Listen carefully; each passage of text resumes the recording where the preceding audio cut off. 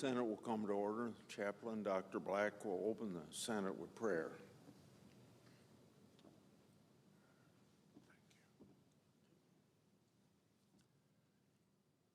Let us pray. O God of grace, awaken the members of this body to the opportunities of this day. Help them to hear your call to move forward and accomplish great things for your glory. Lord, enable them to discover unused resources among themselves that they can mobilize, dreams that have yet to be dreamed, talents that have yet to be awakened, and commitments that have yet to be made. Kindle a divine light on the altar of their souls that will guide them in the pursuit of your wisdom and truth. May they confidently face their duties, knowing that you are their sufficient shield and defense.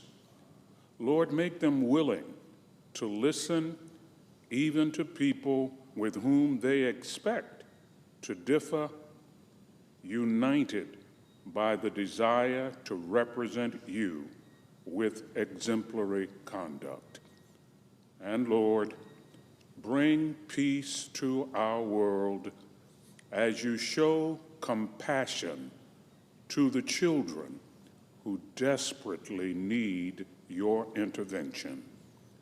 We pray in your abiding name. Amen.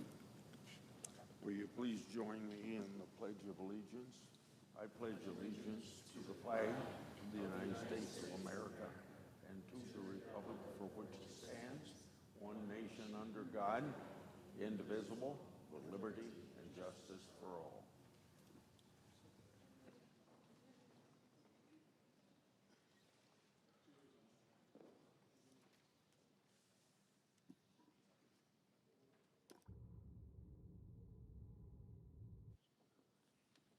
See, you're on my schedule.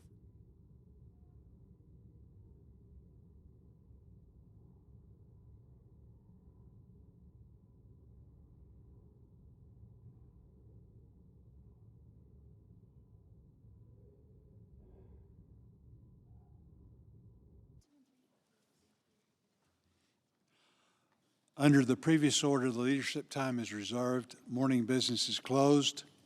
Under the previous order, the Senate will proceed to executive session and resume consideration of the following nomination, which the clerk will report. Nomination, Department of Justice, Thomas Geiser of Ohio to be an Assistant Attorney General.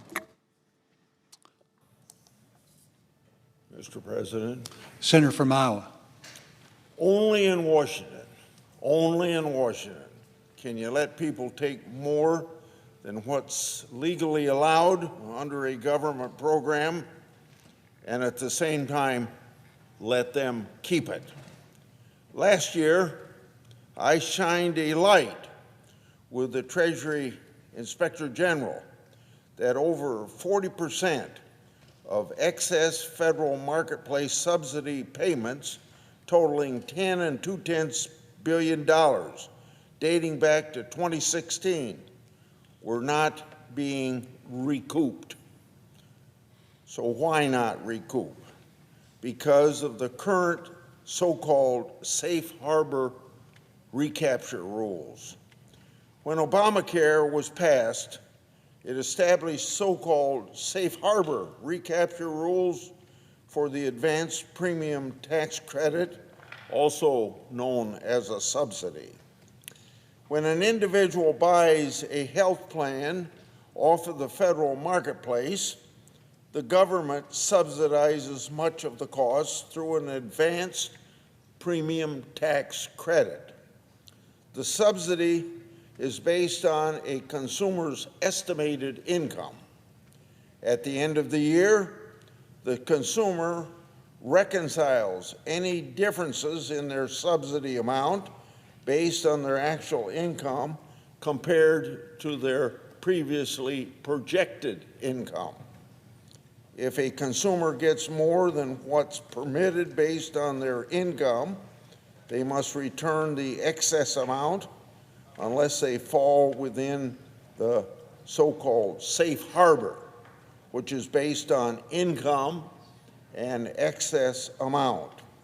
As a consumer could misestimate their annual income and not be required to pay back any excess subsidy or maybe just a small portion. Until now, safe harbor rules permitted keeping up to $3,250 in excess. This policy actually rewarded fraud and wasted taxpayers' money. This is especially concerning since I've also found that insurance agents are also using targeted internet ads to fraudulently enroll consumers with false income. Congress has tightened and simplified these safe harbor rules before. Senate Republicans, through the One Big Beautiful Bill, ended this legal theft for those over the poverty limits. This policy will save over $19 billion in the next 10 years. Senate Republicans also established pre-enrollment verification requirements with flexibilities for special enrollment periods. This will save over $40 billion. This is good news for the taxpayers, but particularly fairness in this program. I yield the floor and suggest the absence of a quorum. The clerk will call the roll. Ms. Alsobrooks.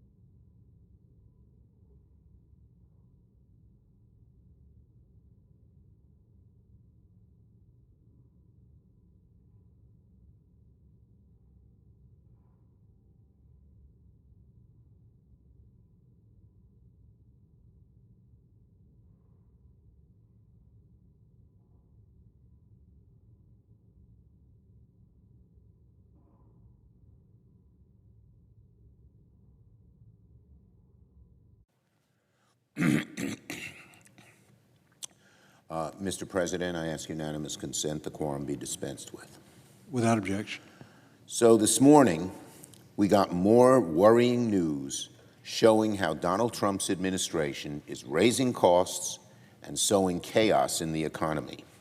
The New York Times headline put it succinctly: U.S. economy slowed in the first half of 2025 as tariffs scrambled data.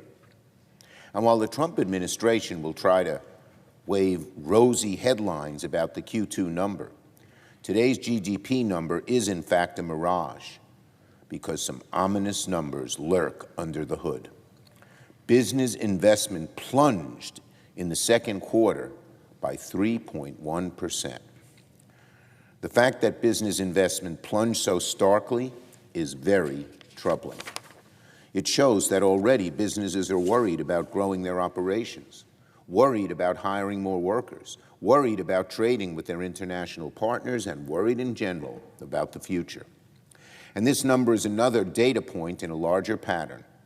Donald Trump's tariffs are weighing down the U.S. economy, spiking costs for small businesses and families alike. And if Donald Trump keeps up the chaos, the dangers for the economy will continue to get worse. Now I come to the floor this morning with some news. Today, Senate Democrats take additional action to try and uncover the truth about the Epstein files.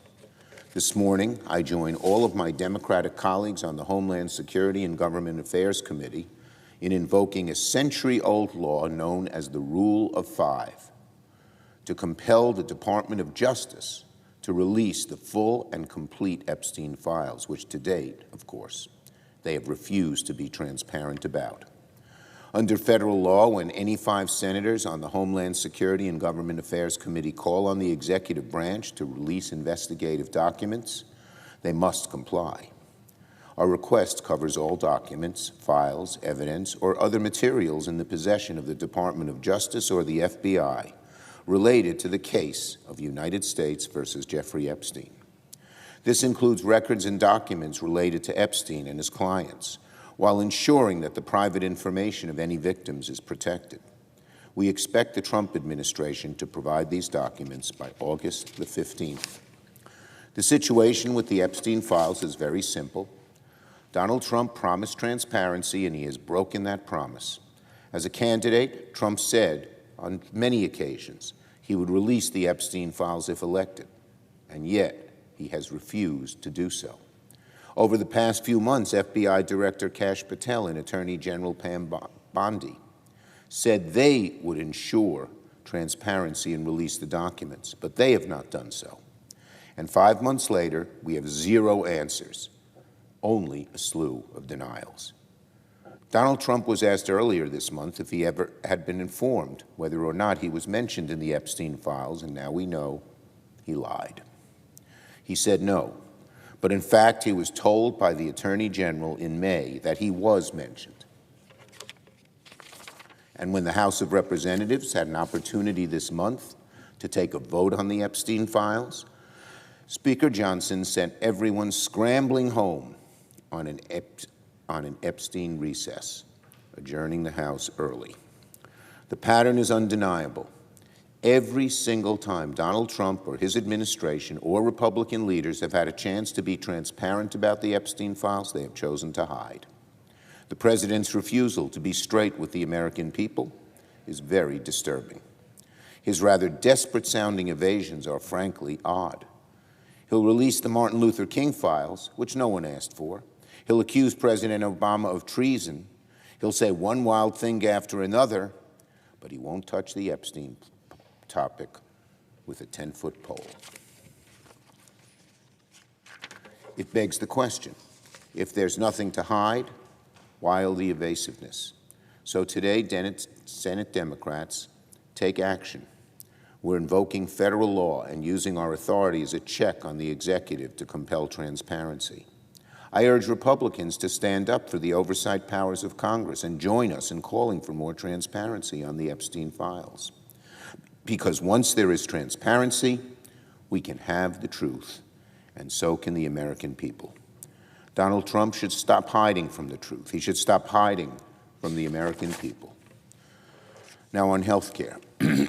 60 years ago today, Lyndon Johnson signed into law two of the most popular, successful, and life-saving programs in the history of America, Medicare and Medicaid. These programs provide health care and dignity for 134 million Americans. They're a lifeline. They're sacrosanct. But today, Medicare and Medicaid are facing their greatest threat because Donald Trump and congressional Republicans want to decimate these programs. The Republicans' big, ugly betrayal, their so-called BBB bill, codified the largest cut to Medicaid in history. Imagine calling a bill beautiful that cuts Medicaid more than any other bill has in the past. How cruel, how heartless, how much in a bubble are Republican friends not knowing what people go through to try and get decent health care? With over $1 trillion in health care cuts that will rip away health care from more than 15 million Americans, all to pay tax breaks to billionaires. So later this morning, I'll join my Democratic colleagues at a press conference to introduce legislation to reverse the devastating health care cuts in the big, ugly betrayal. Our bill is straightforward. It repeals the entire health care subtitle of the Republicans' bill and permanently extends the ACA premium tax credits that Republicans are letting expire.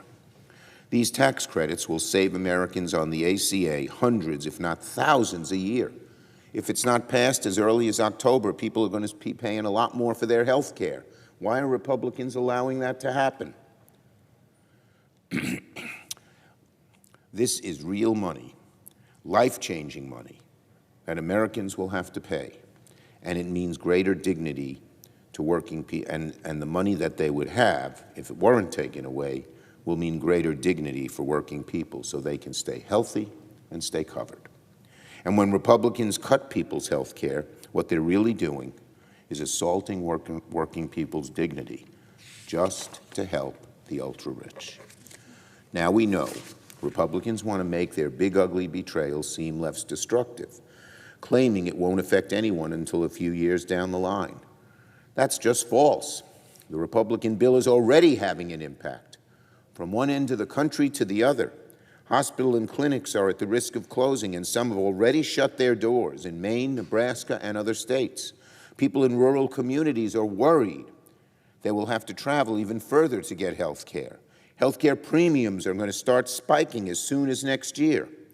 For many Americans, this legislation is quite literally a matter of life and death.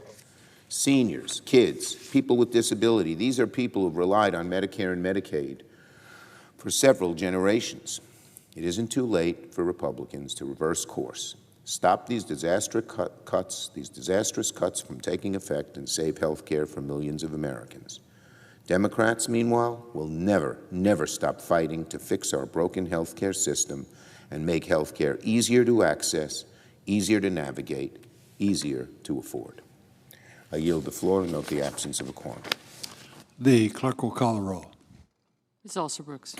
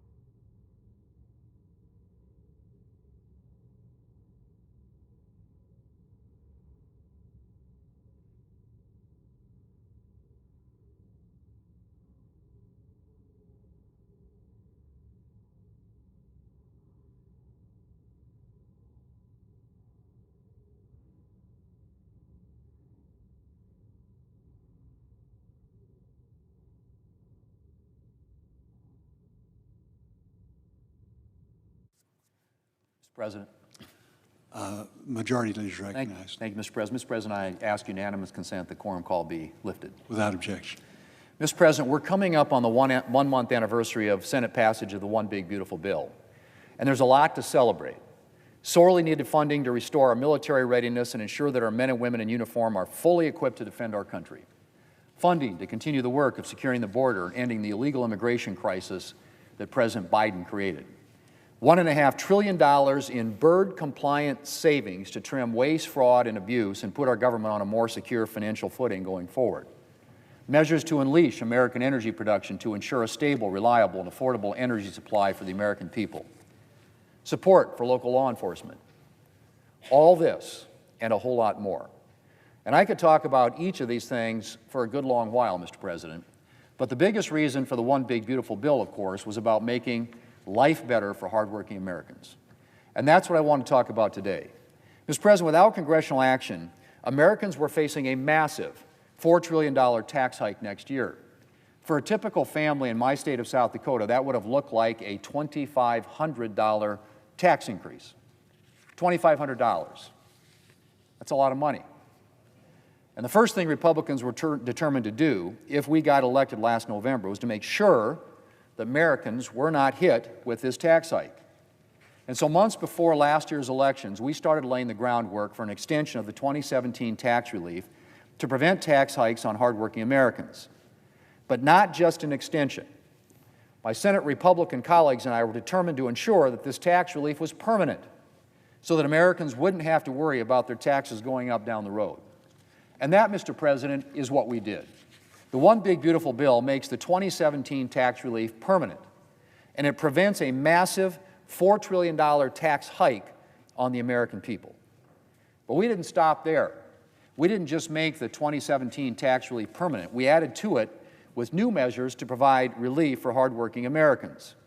We increased the child tax credit to $2,200 and indexed it to inflation so its value would never go down. We increased the standard deduction, exempting additional money from Americans' taxable income. And we added a new $6,000 bonus deduction for seniors, allowing Americans on Social Security to keep more of their money.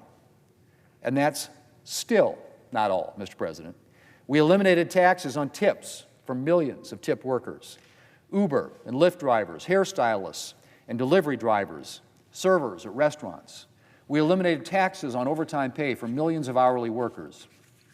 That includes individuals like nurses and police officers, firefighters and paramedics, people who put in extra time away from their families to keep Americans safe. And Mr. President, the list goes on. Americans can now deduct the interest costs of a new car that's made here in America. Parents can save for their children's futures with new investment accounts funded by an initial $1,000 deposit from the government. And then there's the small business tax relief and the other measures to unleash economic growth to create new opportunities for workers. This bill, Mr. President, is going to make life better for hardworking Americans. And now it's time to make sure they know the details. Mr. President, as I indicated, this bill is the product of more than a year of work, and incredibly intense work in the last few months.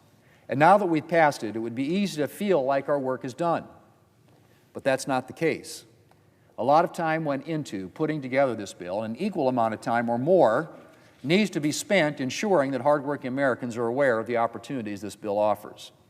And that means not just talking about the bill here in Washington, but going back to our states and talking about it with our constituents face to face. We're extremely familiar with the details of our legislation. We've been working on them for a long time. But that doesn't mean that all those details have made their way out of Washington. And our job now, Mr. President, is to make sure that they do. To make sure that our constituents have the chance to learn about everything that's in the One Big Beautiful Bill in face-to-face conversations with all of us, the people who know this bill best. Communicating about this bill should be a priority when we're in Washington, but especially when we're in cities and towns across America. Mr. President, it's been a tough few years for the American people. Let's make sure they know that a brighter future is on the way. Mr. President, I yield the floor. I don't yield the floor. Okay. Mr. President, I move to proceed to legislative session. The question is on the motion. All those in favor say aye. Aye. All opposed, no. The ayes appear to have it. The ayes do have it. The motion is agreed to. Mr. President, I move to proceed to executive session to consider calendar number 90. The question is on the motion. Those in favor say aye. Aye. All opposed, no.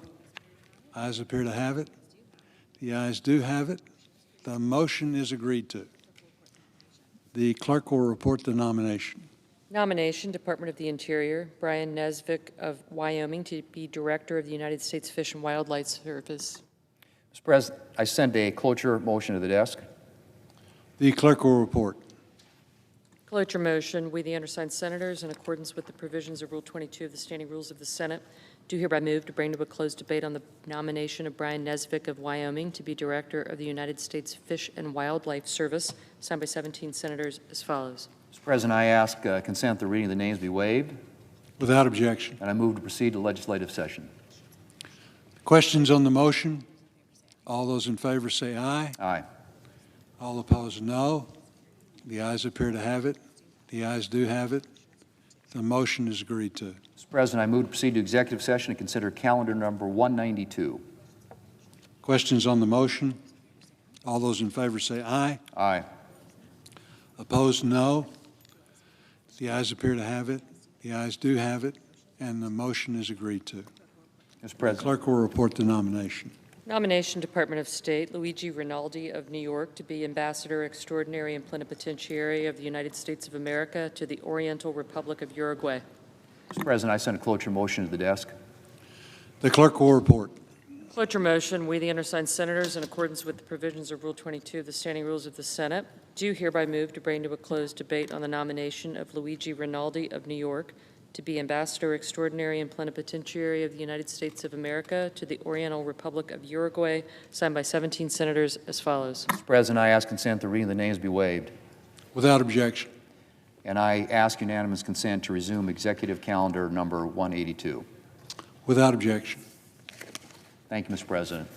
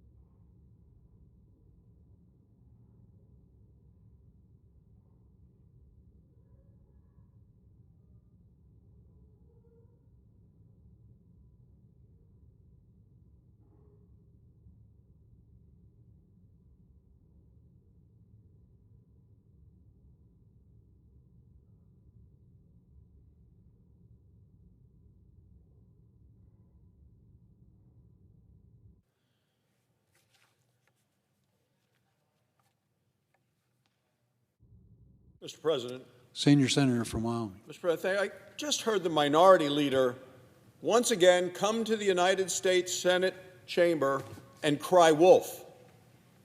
This time it's about Medicaid reform. Let's be very clear. We need to strengthen Medicaid. And we did that in the bill that we just passed and was signed into law. But the minority leader once again puts fear above the facts. He's upset. He's upset because Republicans are asking able-bodied adults to work if they want to receive taxpayer-funded health care benefits. He also is upset because Republicans believe that illegal immigrants should not receive Medicaid benefits.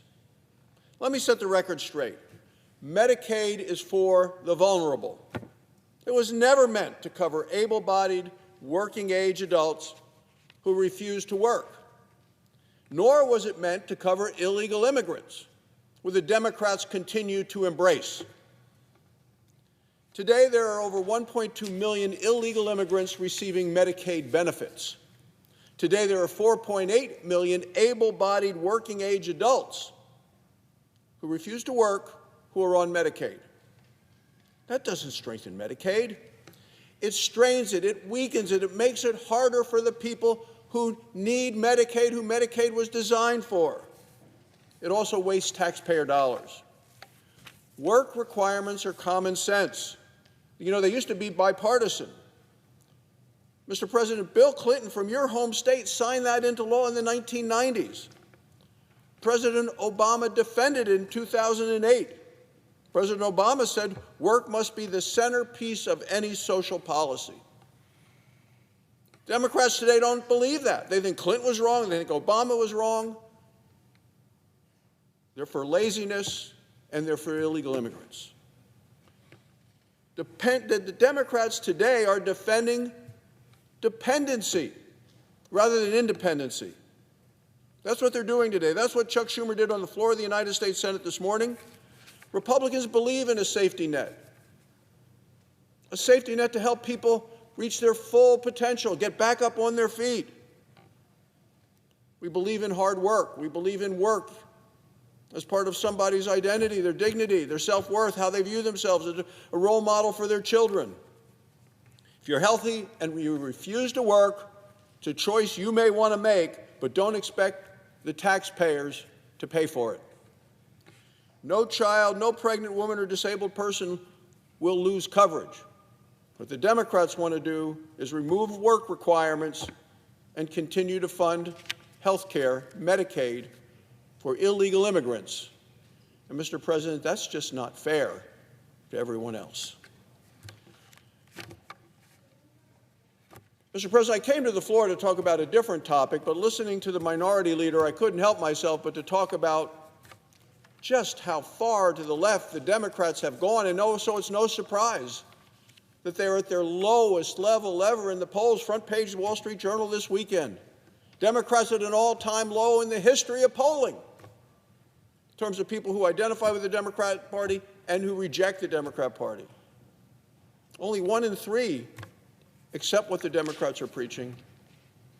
63% of the American people do not identify with that at all, and that's no surprise, given the Democrats' goal of raising taxes, making illegal immigration easier for England to continue to recruit more illegal immigrants to this nation by a lot of free things that the Democrats want to continue to do. But that's not what the reason I came to the floor today, Mr. President. I came to the floor to talk about another critical issue facing our nation. And, Mr. President, that's to speak about an arms race that America is currently engaged in. It's an arms race regarding artificial intelligence. And energy is the ammunition in that arms race. Whoever powers the AI revolution will win the AI arms race. As we unleash affordable, reliable American energy, America will lead the world when it comes to artificial intelligence. The fact is, artificial intelligence takes power, brain power, computing power, and above all else, it takes literal power, energy, electricity to power these powerful computers. Artificial intelligence is groundbreaking technology. It's more than just chatbots and search engines. It is next-generation defense systems. It's life-saving medical breakthroughs. It's revitalized manufacturing and real-time data. These are huge advantages of artificial intelligence. But to harness artificial intelligence's potential, we need computer servers, and to power those servers, we need energy and lots of it. Because of AI, we're seeing the biggest surge of energy demand in decades.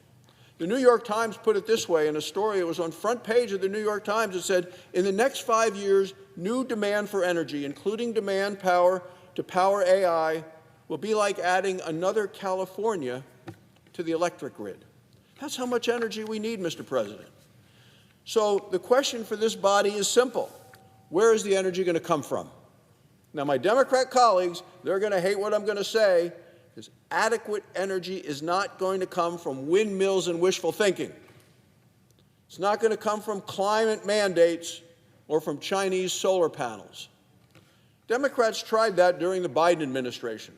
Remember, Joe Biden told the Environmental Protection Agency to prioritize climate over energy that was affordable, available, and reliable. How'd that turn out?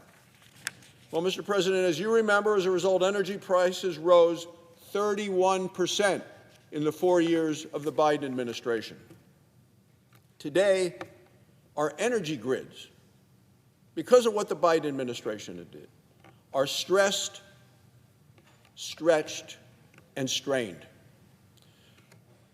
One informed advisor said this week the largest grid in America simply has no new capacity to meet the new demand. America is going to lose the AI race unless we break our dependence on foreign minerals and foreign energy. The energy we need is not going to come from Democrat Green Deal fantasies. It's going to come from America's energy breadbasket. My home state of Wyoming is at the heart of America's energy breadbasket.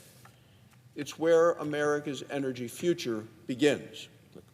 Wyoming has powered America for more than a century, and now, once again, Wyoming is answering the call. We're drilling, we're mining, we're producing, and we are building. Earlier this month, I visited Brook Mine. It's located just outside Sheridan, Wyoming. The Brook Mine is the first new coal mine in Wyoming in 50 years. It's also the first rare earth mineral mine in America in 70 years. This mine holds over 1 billion tons of coal and nearly 2 million tons of critical rare earth minerals. This is how Republicans are bringing jobs, energy, and security back to America. We're doing so at a time when the world needs American energy more than ever. President Trump just this weekend announced a historic energy trade deal with the European Union. President Trump secured an agreement for the EU to buy $750 billion of American energy. The deal also brings $600 billion in new investments right here home into the United States. President Trump is a master deal maker, and he's proved so once again this week. Wyoming energy workers are ready to power the world. And it's not just with our allies abroad. Private companies are announcing historic investments in America because of our pro-growth Republican policies. Just look at what Senator Dave McCormick was able to do with his successful summit in Pennsylvania this month. We've seen the stories, we've seen the headlines, we've seen the reports in terms of what Dave McCormick was able to do in Pennsylvania with energy. He brought members of industry together to focus on energy innovation. That made commitments, and they made commitments to invest more than $90 billion right here in America.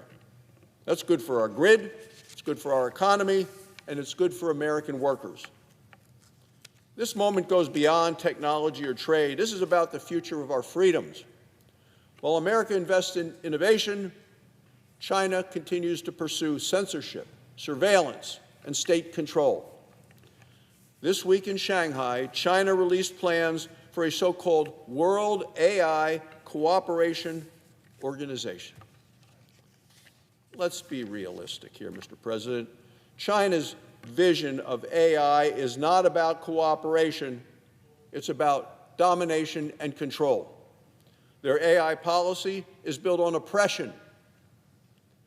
Ours is built on freedom, privacy, innovation. America must lead the AI revolution, and President Trump recently announced an AI action plan. The plan releases American innovators from the painful, punishing regulations they've been living under. It tears down barriers to building new data centers. It encourages more private investors. Most importantly, it recognizes America's AI future depends on America's energy future. Republicans have made great progress in unleashing American energy. But, Mr. President, as you know, this is only the beginning, because American workers are fueling American AI dominance with American energy dominance. Thank you, Mr. President. I yield the floor. Just the absence of a quorum. The clerk will call the roll. Ms. Alsobrooks.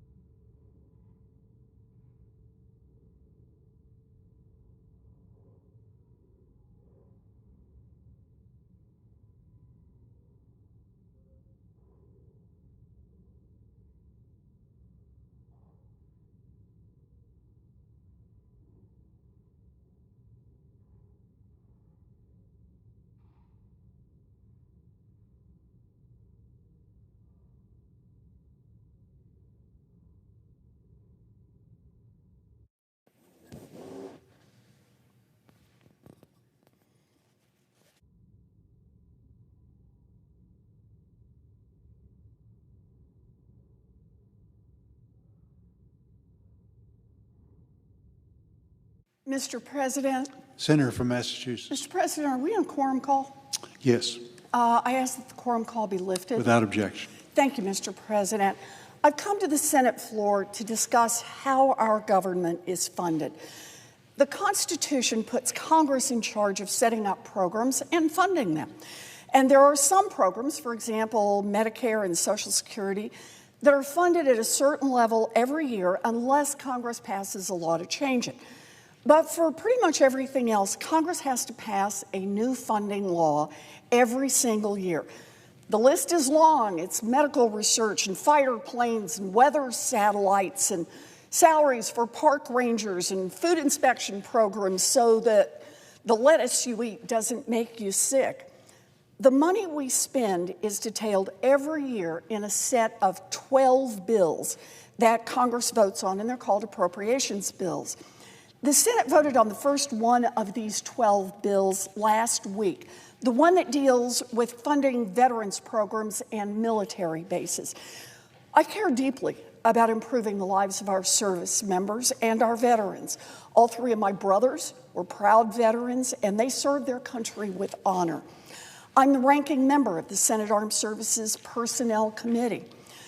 I voted no on that funding bill because even if this bill becomes law, I don't believe Donald Trump has any intention of following that law, and I am not willing to be a helpmate on another one of Donald Trump's scams. Why do I think that Trump won't follow the law? Well, consider his administration's track record over the past 6 months on congressional spending laws. First, Trump tried to freeze billions of dollars that American families and businesses count on, money that Congress set aside to support everything from food assistance programs to scientific research. Multiple federal judges blocked the illegal power grab, saying it blatantly violated the Constitution of the United States. Now, even Republicans are begging the administration to hand out the money for investments that Congress already passed and by law that their communities were promised. Second, Republicans in Congress are bowing down to Donald Trump and ratifying some of his worst efforts. They are using an obscure piece of federal law to zero out federal funding after it was approved by both Republicans and Democrats in Congress. This process is called rescission, and it only requires 50 Republican votes to do Donald Trump's bidding. And if that wasn't bad enough, Trump is already plotting to use a shady loophole to defund even more programs, demanding cuts so late in the year that Congress doesn't have time to do anything about it. The director of Donald Trump's Office of Budget and Management, Russ Vought, has already said that the loophole is, quote, on the table. Now let's be clear about what's happening here. Step one, Congress negotiates a compromise that both Republicans and Democrats support, and it's signed into law. Step two, Trump tells Republicans what parts of that deal that he wants to cancel. Step three, Republicans in the Senate bend the knee and follow Trump's orders to cancel the money. But wait, there is more. Apparently, step four is Republicans turn around and with a straight face ask Democrats to negotiate more deals for the next year's funding, starting the whole rinse and repeat process again, beginning with this bill to fund veterans services. Are you kidding me? Do we really look that gullible? Why should Democrats come to the table and negotiate in good faith and throw our support behind a quote-unquote bipartisan bill only for Republicans to turn around after the deal is done and somewhere down the line delete any parts of the deal that Trump doesn't like? That's like Republicans saying, let's cut a deal and that you're going to sell us a car today, and then a month from now, the Republicans come back and steal the wheels.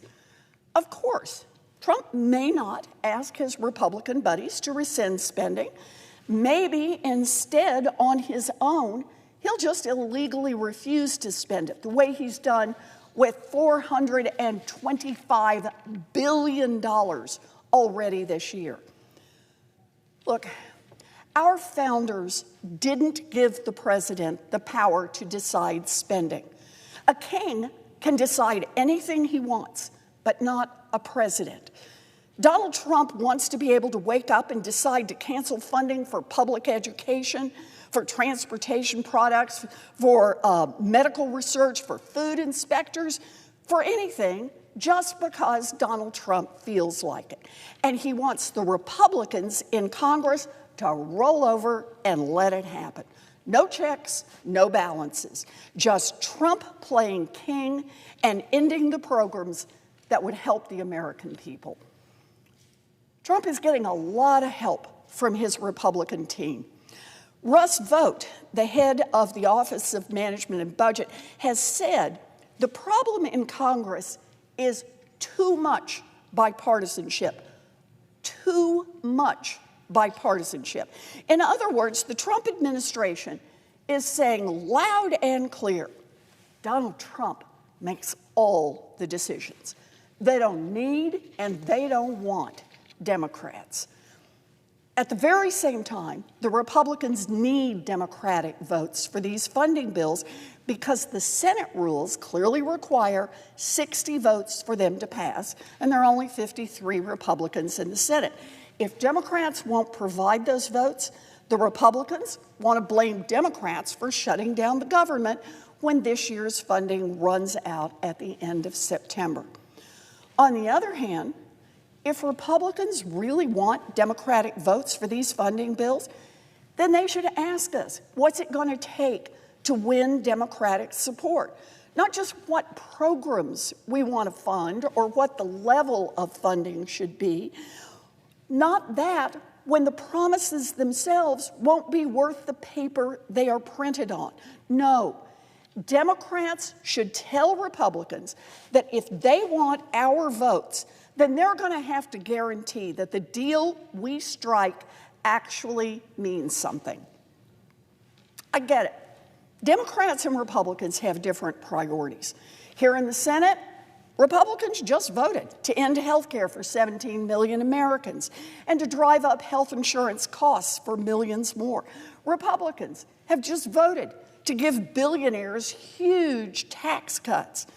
Democrats are willing to make a deal, but our deal is about bringing down costs for families, including the cost of health care, of groceries, and of housing. If Republicans want to make a deal, then let's make a deal, but only if Republicans include an agreement that they won't take back that deal a few weeks later. Congress is a co-equal branch of government. We swore an oath to the Constitution, not to a king. I'm asking my Republican colleagues to grow a spine and stand up for Americans instead of bowing down to their pretend king. And I'm asking my Democratic colleagues to join me in using the power we have to fight back. Mr. President, I yield the floor.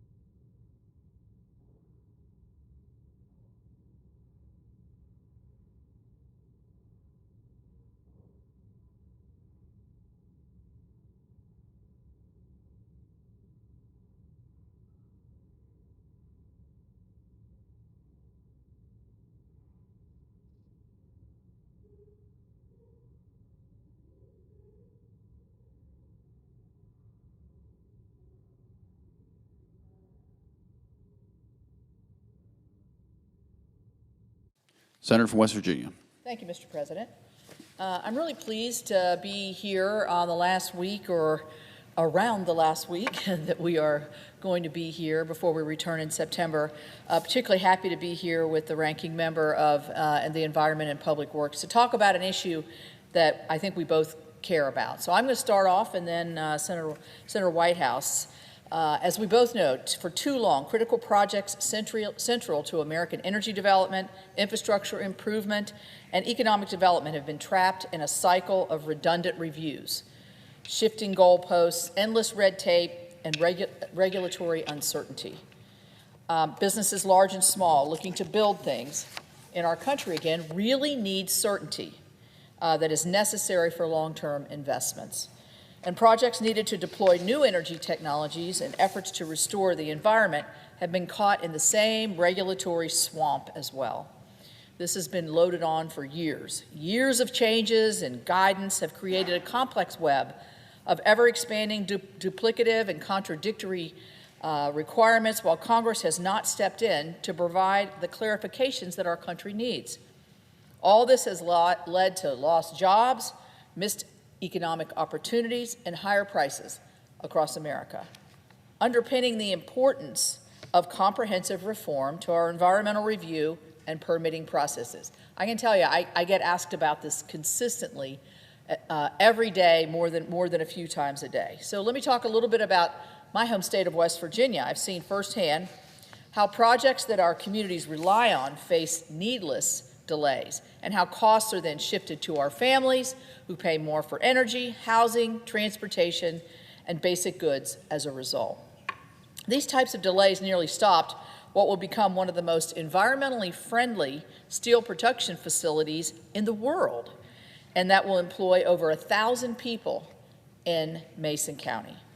Top highway projects like Corridor H that would improve both safety, mobility, and create economic development have encountered multiple permitting delays and uncertainty under a litany of environmental statutes. And even West Virginia water extensions, broadband deployment, bridge replacements have all faced delays from the federal permitting process. If you spent time in my state, visit our communities, and travel across our mountains, it's obvious how important these projects are to our state of West Virginia. They impact everything from how we heat our homes to how we connect our schools with internet and maintain the roads and bridges that our residents travel on every single day. Point blank, these delays are holding our state and every state back from reaching our full potential, robbing our people of investments and economic development that would improve the quality of their lives. So I believe it is time for Congress to act. Clearly, I'm no stranger to the ever-elusive topic of permitting reform. Throughout my time in the Senate, I've introduced multiple bills on the subject and have been involved in the regulations on this topic. And while we were able to include some reforms in the Bipartisan Fiscal Responsibility Act, it is very clear that much more needs to be done. The fact of the matter is, each one of us in this chamber has a critical need in our state that could be addressed by improving our permitting and environmental processes, like building more housing. We always hear about a housing shortage, or bringing energy projects online. We hear about the expansion of nuclear that are going to be held to the permitting, into the permitting process, or improving the conditions of surface transportation infrastructure, just to name a few. No matter what our constituents need, we all know that permitting reform is needed to deliver projects more quickly and more efficiently.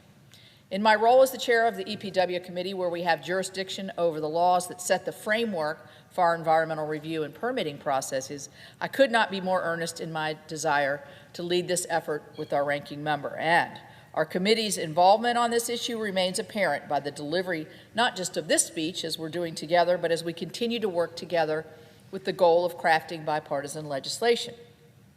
Together, we started bipartisan conversations in our committee in February when we held a hearing to gain the perspectives of leaders who are directly involved with navigating these processes, to ensure that we would gather a complete look at all of the issues.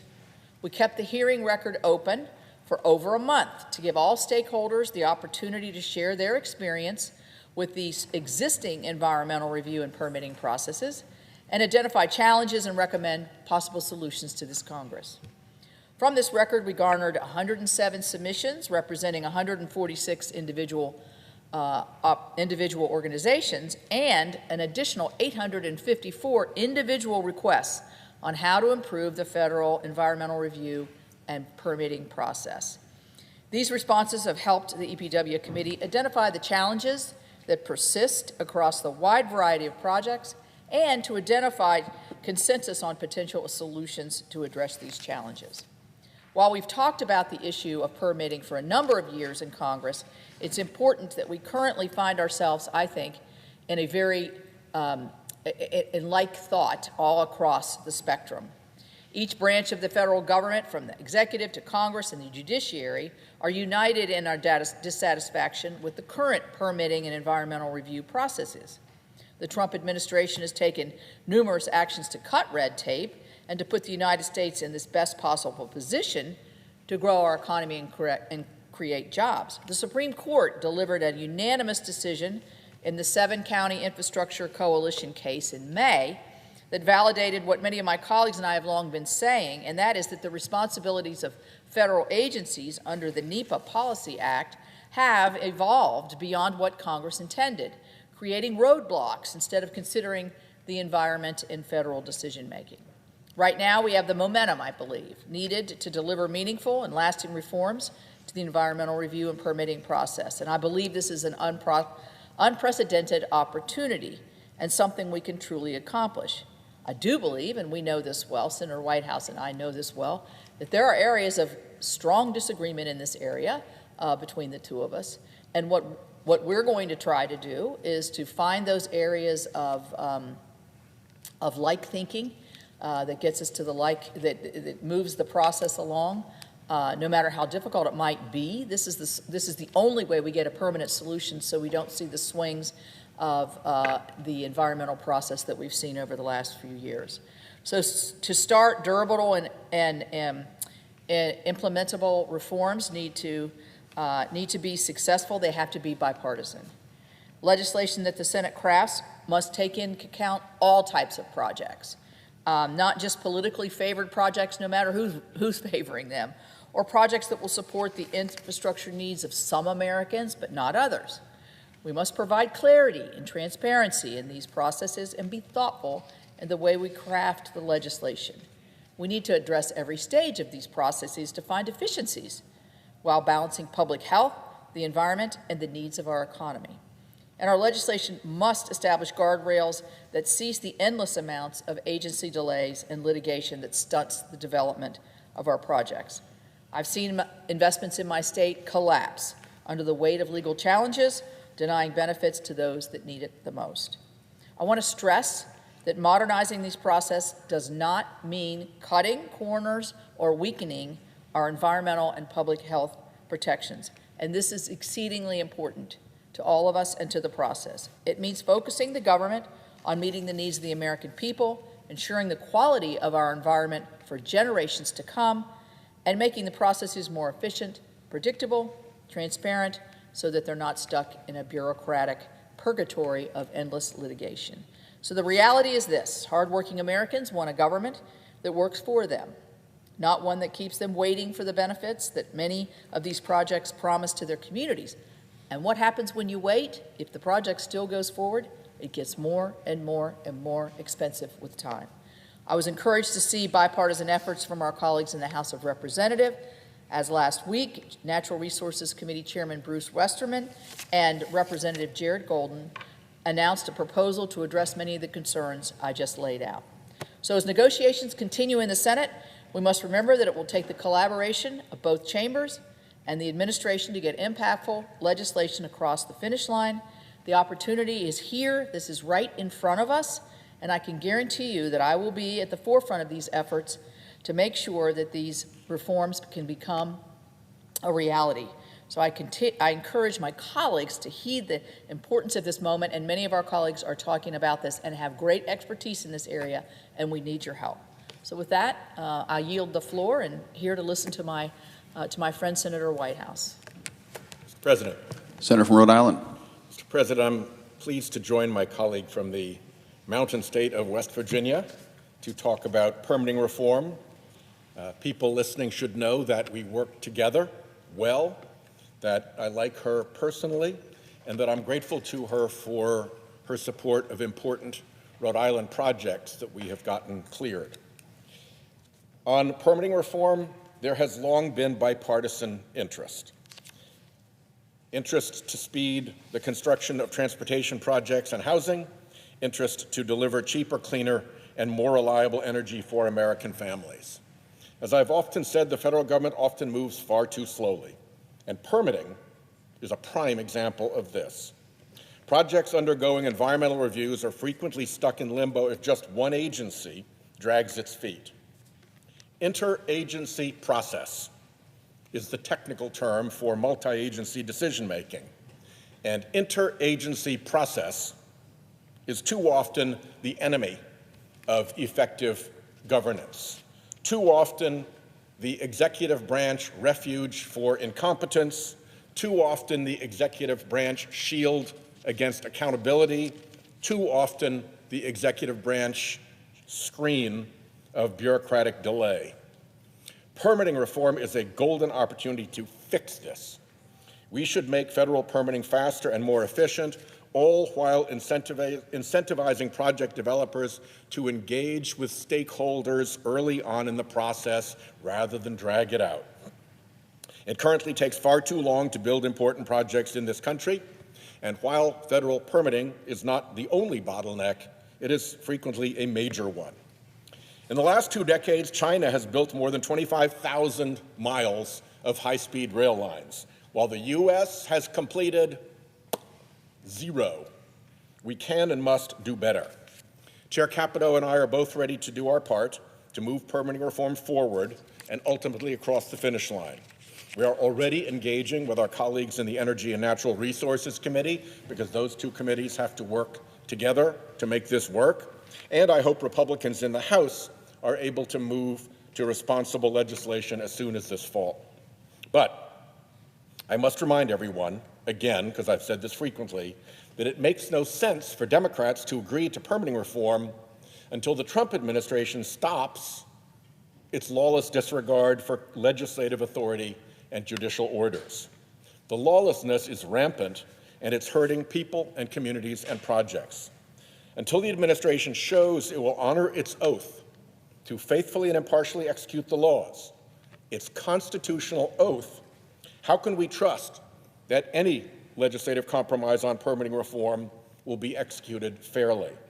And if we can't trust that, what's the point?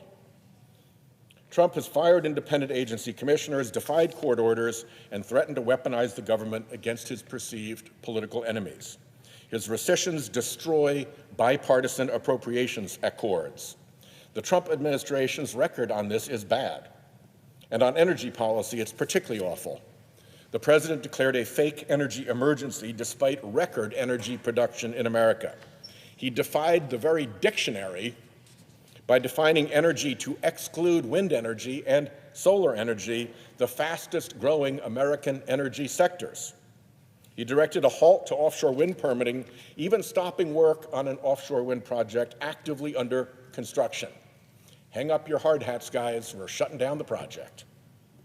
So, if we want a permitting bill, this lawlessness, this unconstitutional lawlessness, has to end. It's raising utility bills and it's endangering our energy supply. Just last year, 95% of the new energy on the grid was wind, solar, and batteries. 95%. This lawlessness kills that growth. And I'll add, we need offshore wind. I have a permitting reform proposal for offshore wind. With demand skyrocketing, we need clean, reliable, and domestic resources like offshore wind. Just ask the head of the North American Electric Reliability Council, the impartial source on grid reliability. Our constituents are now facing higher costs on everything from groceries to homeowners insurance, thanks to climateflation. Permitting done right will deliver cheaper, cleaner, and more reliable energy and help stave off the worst economic harms of climate change. Let's be clear. Without domestic clean energy, we are looking at a vastly more expensive future. Renewable resources have near zero marginal cost. They drive down the cost of electricity demand. States with more renewable resources do better heading off electricity price increases than states with fewer renewables. And without domestic clean energy, we're looking at an energy future for America driven by Chinese innovation, Chinese industry, and Chinese power. The global future of energy is clean. We're either part of it or we're left behind. Peak demand is expected to grow by 15% for summer peaks and 18% for winter peaks over the next 10 years, raising concerns about energy shortfalls. What would reduce the risk of shortfalls? Better permitting, bringing more renewables onto the grid, building transmission lines. Instead, we're moving backwards in the opposite direction. 70% of transmission lines are more than 25 years old, and they're showing their age. Last year, we managed to complete all of 322 miles of high-voltage transmission lines. It's the third slowest year in the past 15 years. Thousands of electricity generation projects are waiting to connect to the grid. As of last April, they added to 2.6 terawatts of power stalled for grid connections. And millions of engineering, construction, and manufacturing jobs also stalled, in part because of our inability to build the transmission lines for those connections. We're entering a climate economic danger zone as climate upheaval hits property insurance markets and threatens to upend mortgage markets, which count on insurance, which threatens in turn to tank property values if you can't get mortgages, which could take down our whole economy. This is the path that we are now on. The Fed chairman testified in the Banking Committee that in the next 10 to 15 years, there will be entire regions of our country where you can't get a mortgage anymore. Entire regions. Failing to permit and build the clean, modern grid we need isn't just foolish, it's dangerous. It helps put us on a path to climate and economic disaster. Let's stop pretending fossil fuel giveaways are energy policy. Let's stop pretending that solar and wind are not energy. Let's stop revoking funds for transmission projects that we need. And let's stop acting like the clean, modern grid we need will build itself. Instead, let's build the clean energy future that brings down costs, creates jobs, and protects our communities with the urgency this moment demands, and let's do it, Madam Chairman, together. I yield the floor.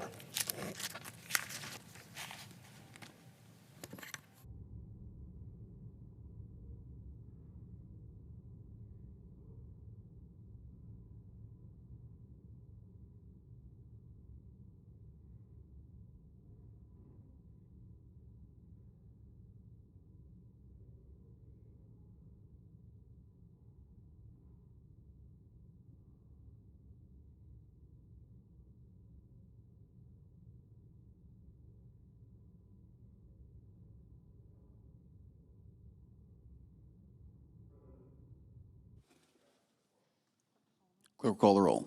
Ms. Alsobrooks.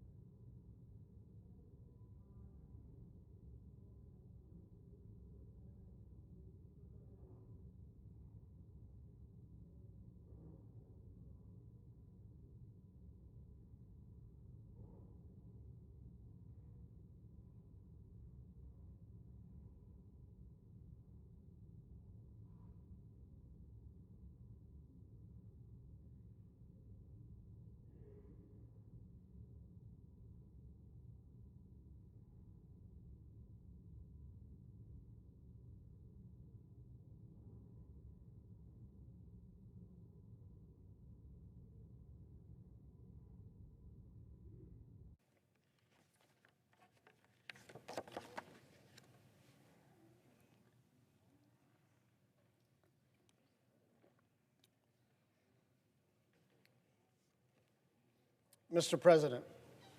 Senator from Hawaii, Mr. President, I ask unanimous consent to get rid of the quorum call.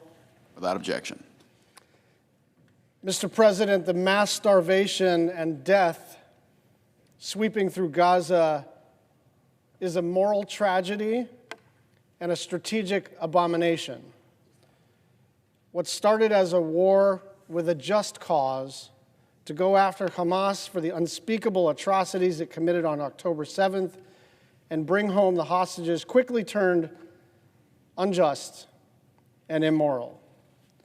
Now, everybody knows how complicated and fraught the Middle East is. Everyone knows that navigating this generations-long conflict requires nuance and depth and a historical understanding in order to try to get it right. Everyone knows that smart and sincere and decent people can disagree on this issue. But what is happening today is entirely different. There is no excuse for this horrific suffering. It is not making Israel or Israelis or Jews any safer, nor is it helping to bring home the 50 remaining hostages who've been in brutal captivity for almost 2 years. The fact that this catastrophe was preventable is precisely what makes it so indefensible. People have been warning for months that the Israeli government's actions would result in exactly this kind of tragedy, where children are dying by the dozens and hundreds of thousands of people have been starving for days. The Gaza Humanitarian Foundation, which Israel scrambled to set up 2 months ago, has failed. According to the BBC, where there used to be 400 UN aid distribution sites all across Israel and Gaza, there are now just 4 run by the GHF. And as a result, a third of Gazans are going multiple days in a row without eating. The World Health Organization reports that at least 63 people, many of them children, have died from malnutrition this month alone.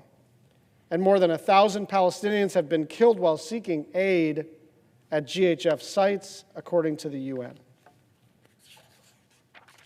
In May, the GHF's first executive director resigned, saying, quote, "It is clear that it is not possible to implement this plan while also strictly adhering to the humanitarian principles of humanity, neutrality, impartiality, and independence," end quote. Whether you believe that this organization was set up to fail intentionally from the start, or more charitably that the Israeli government established it without understanding that it couldn't succeed, it doesn't matter. What is plainly obvious now is that it is not working. You don't have to be some left-wing organization or get your data from the Hamas government to acknowledge that the GHF is failing at its fundamental mission of feeding people. Which raises the question, why? Here, we have an Israeli security apparatus that can and did synchronize an attack of exploding pagers across an entire country. They can reach and gather intelligence from the high command of their greatest adversaries. The IDF is widely viewed as punching way above its weight in almost every way. And yet Israel is asserting that given all of those capabilities, the one thing they can't do is facilitate aid distribution. That's too hard for them. Food and medical assistance routinely gets into conflict zones around the world: Yemen, Sudan, Syria, Iraq, the Democratic Republic of Congo. Gaza should not be any different. What is different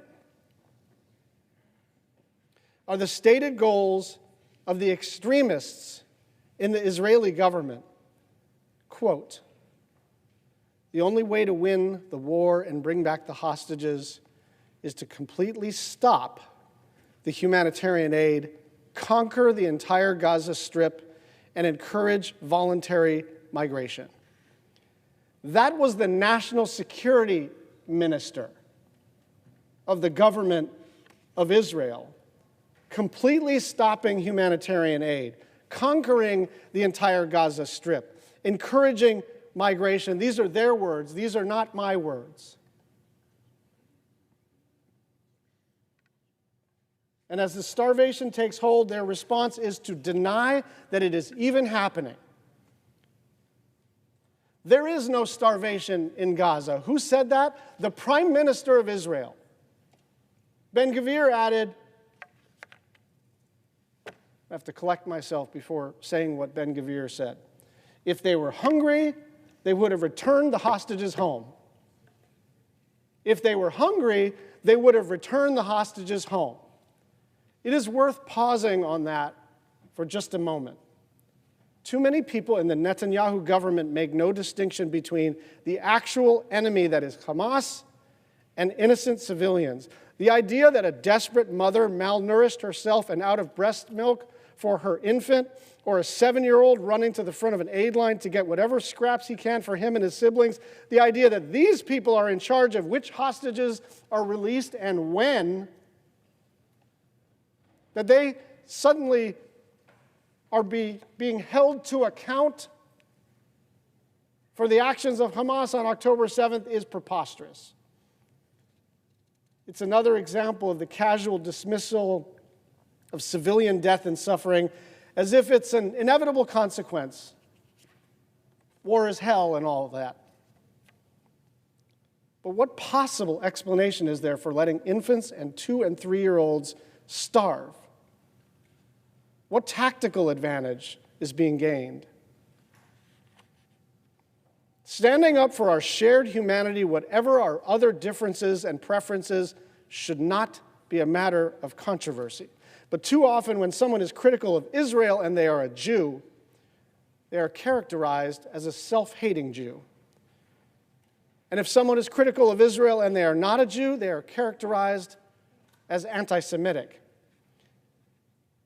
I want to be crystal clear. Anti-Semitism is among the oldest and most vile prejudices that exist. It is real, it is scary, and it is on the rise in the United States. It should be fought at every turn, left, right, and center, and anyone who simply waves it away or denies the urgency of addressing it is either not paying attention or lying. But criticizing the conduct of this war, criticizing Minister Ben-Gvir who talks about ethnic cleansing, criticizing the withholding of aid, criticizing the excessive tolerance for civilian casualties, criticizing Prime Minister Netanyahu's apparent willingness to cling to power at the expense of Israel, Israelis, and Jews everywhere, that is a separate matter. Everybody gets to do that, just like Americans get to criticize their president without hating America or the people within it. People are more than their governments. The government of Israel is behaving terribly.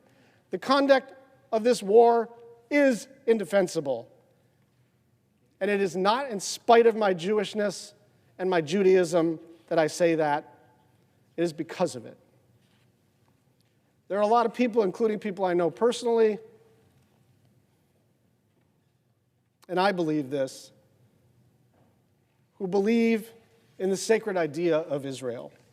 They are good people, and this cannot be about vanquishing one side of the political spectrum, whether that's the left and center left or the right and the alt-right. This is about grounding ourselves in the very basic principle, which is whatever else we are fighting about, can we please hold the children harmless? I yield the floor. Mr. President. Senator from West Virginia. Thank you, Mr. President. I ask unanimous consent to waive the mandatory quorum call with respect to the Geyser nomination. Without objection. The clerk will report the motion to invoke cloture. Cloture motion, we, the undersigned senators, in accordance with the provisions of Rule 22 of the Standing Rules of the Senate, do hereby move to bring to a close debate on the nomination of Thomas Geyser of Ohio to be an Assistant Attorney General, signed by 17 senators. Under the previous order, the mandatory quorum call under Rule 22 has been waived. The question is that the sense of the Senate that debate on the nomination of Thomas Geiser of Ohio to be an Assistant Attorney General shall be brought to a close. The yeas and nays are mandatory under the rule. The clerk will call the roll. Ms. Alsobrooks, Ms. Baldwin, Mr. Banks, Mr. Barrasso, Mr. Bennett, Mrs. Blackburn, Mr. Blumenthal, Ms. Blunt Rochester, Mr. Booker, Mr. Bozeman, Mrs. Britt, Mr. Budd, Ms. Cantwell, Mrs. Capito.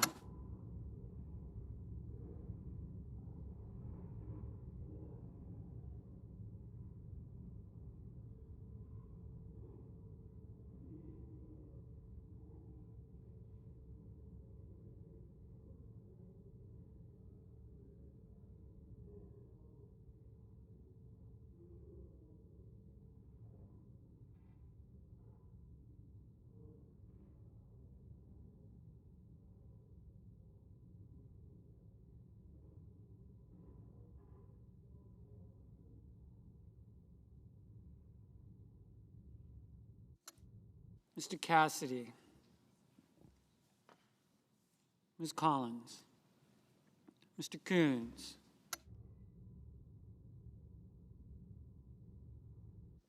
Mr. Cornyn, Ms. Cortez Masto, Mr. Cotton,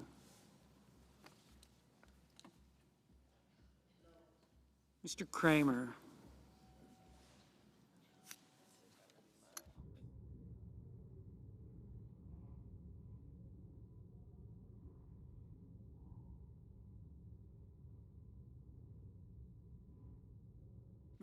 Mr. Crapo,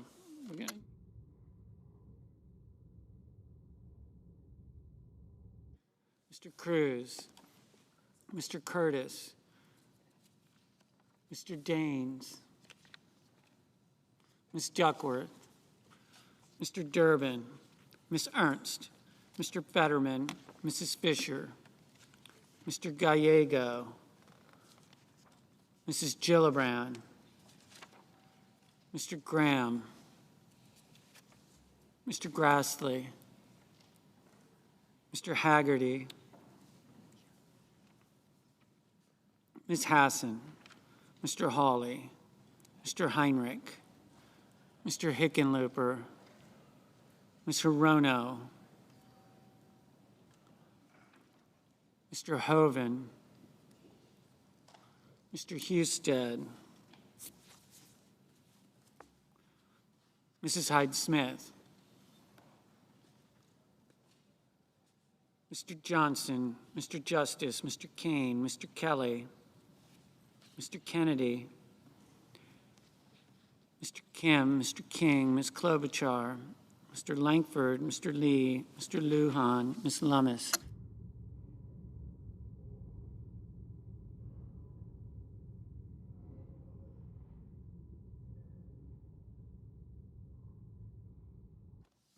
Mr. Markey, Mr. Marshall, Mr. McConnell, Mr. McCormick, Mr. Merkley, Mrs. Moody, Mr. Moran, Mr. Moreno, Mr. Mullen, Ms. Murkowski, Mr. Murphy,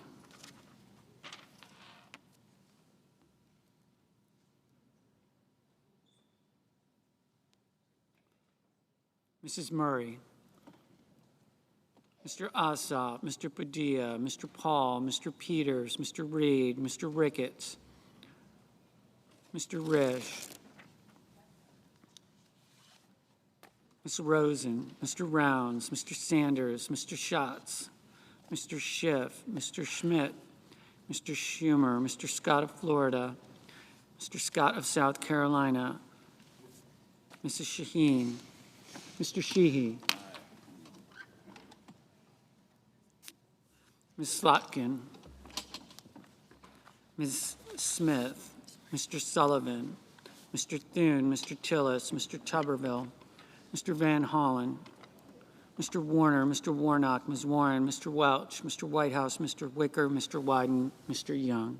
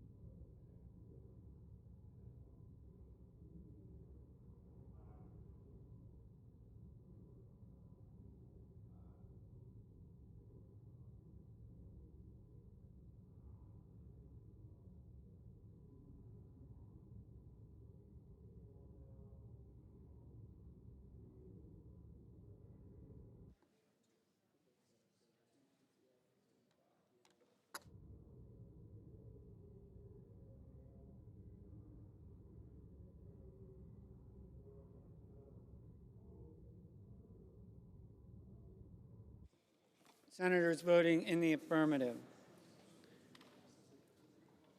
Capito, Crapo, Fisher, Grassley, Haggerty, Hyde-Smith, Johnson, Justice, Langford, McCormick, Moreno, Mullen, Paul, Sheehy, Tuberville. Senators voting in the negative: Hassan, Kelly, Kim, Klobuchar, Merkley, Murray, Ossoff, Schatz, Schumer, Slotkin.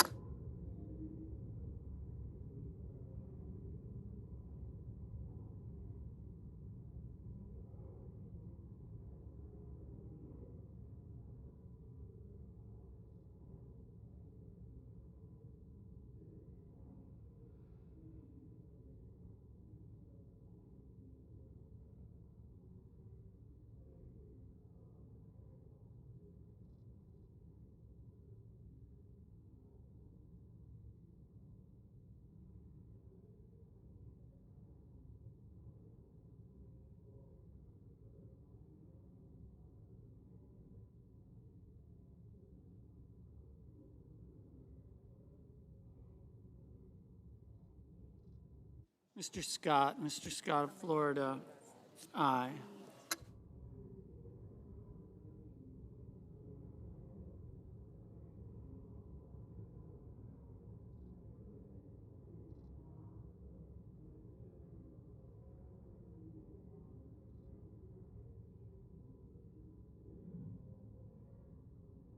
Mr. Booker, no.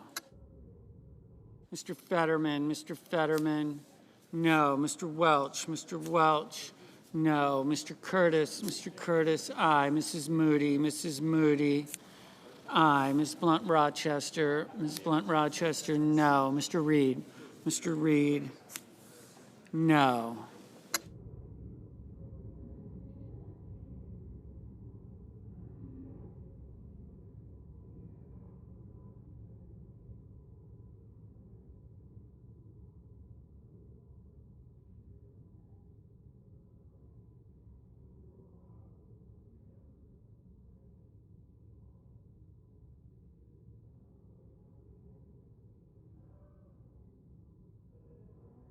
Miss Ernst, aye.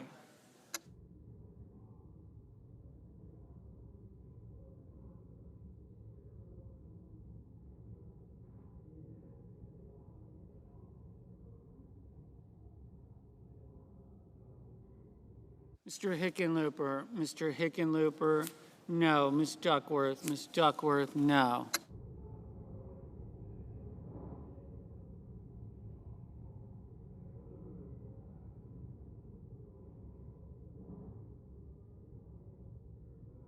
Mr. Rounds,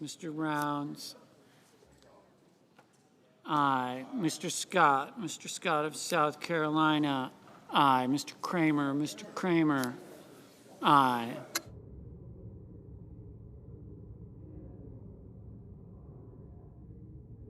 Mr. Bozeman, aye.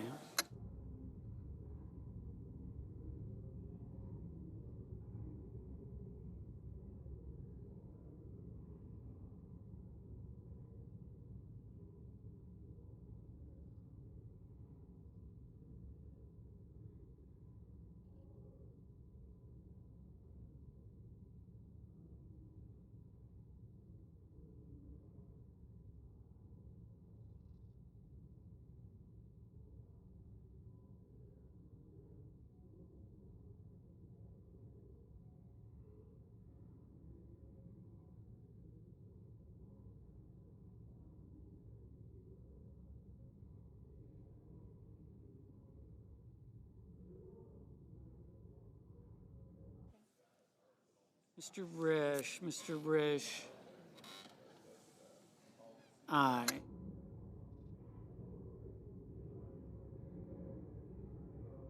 Mr. Gallego, no. Mr. Padilla, no. Mrs. Brett, aye. Mr. Young, aye.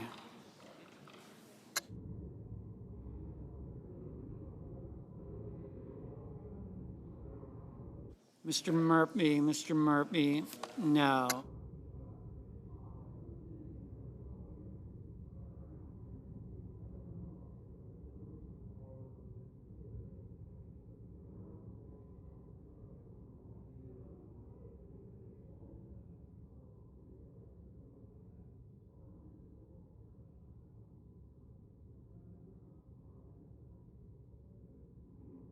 Ms. Alsobrooks, no.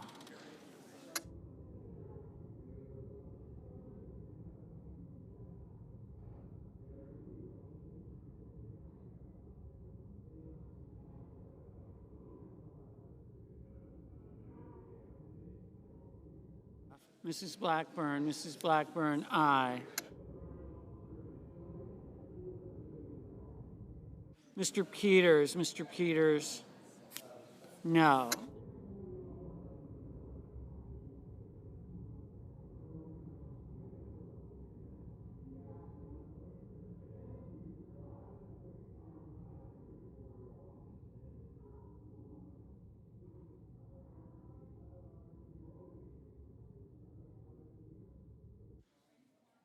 Mr. Kennedy, aye.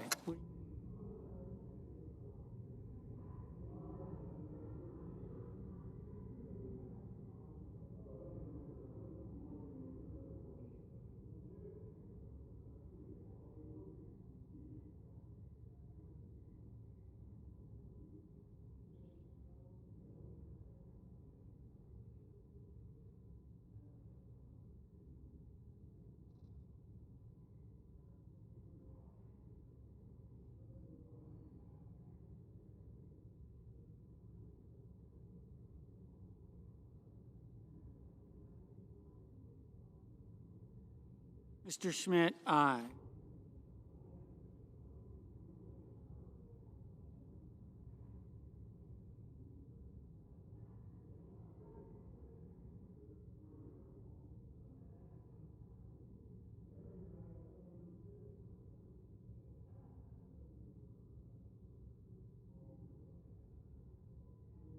Mrs. Shaheen, no.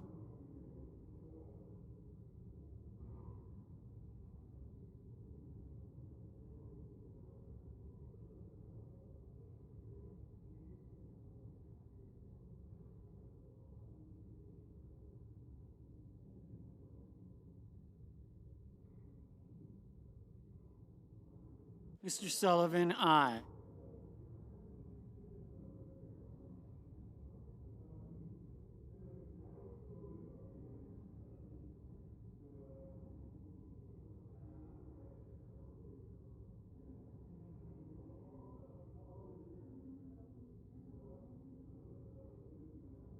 Mr. Moran, aye.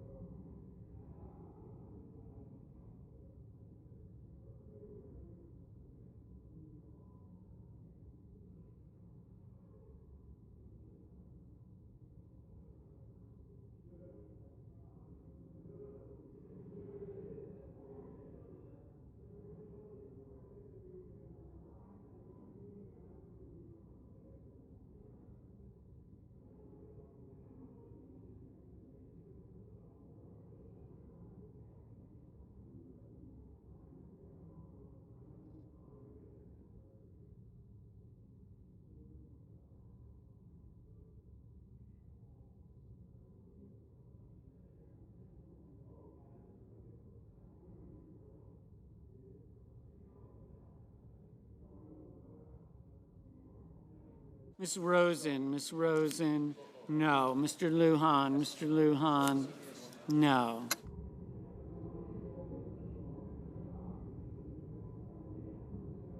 Mr. Thune, aye.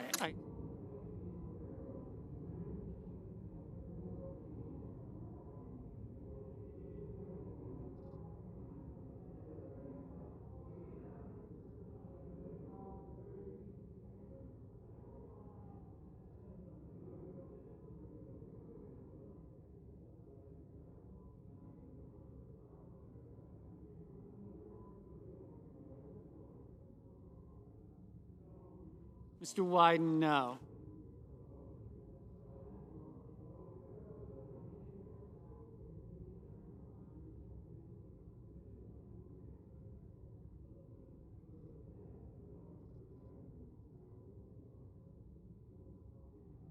Ms. Collins. Ms. Collins, aye. Mr. Schiff. Mr. Schiff, no.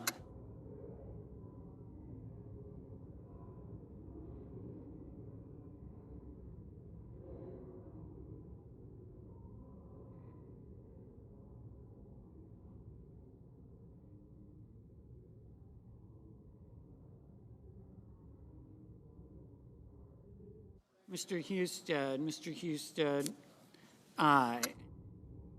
Mr. Blumenthal. Mr. Blumenthal, no.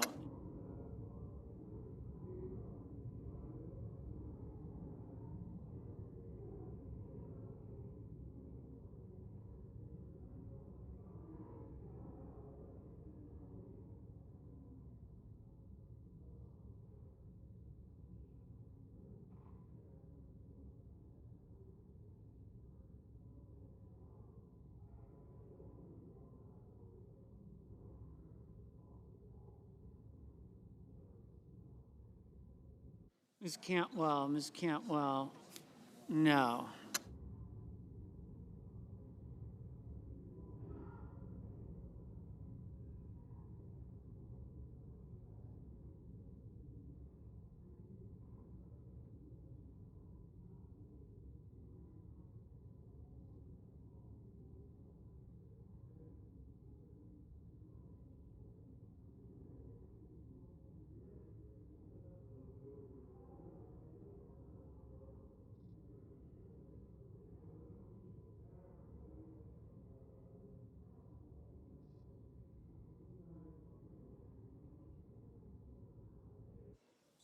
Mr. Tillis, aye.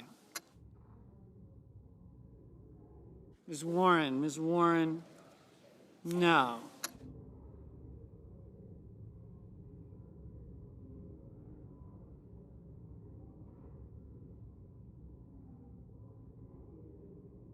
Mr. Banks. Mr. Banks, You're looking great here. aye.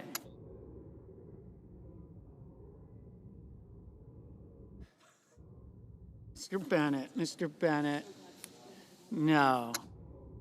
Mr. Cotton. Mr. Cotton, aye.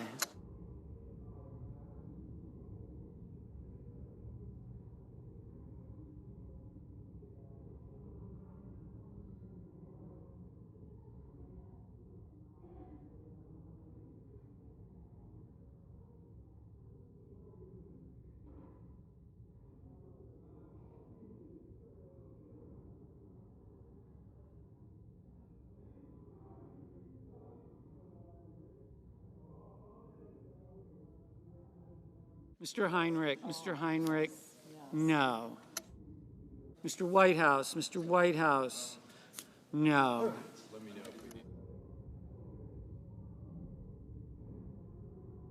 Mr. Sanders. Mr. Sanders, no. Ms. Lummis. Ms. Lummis, aye.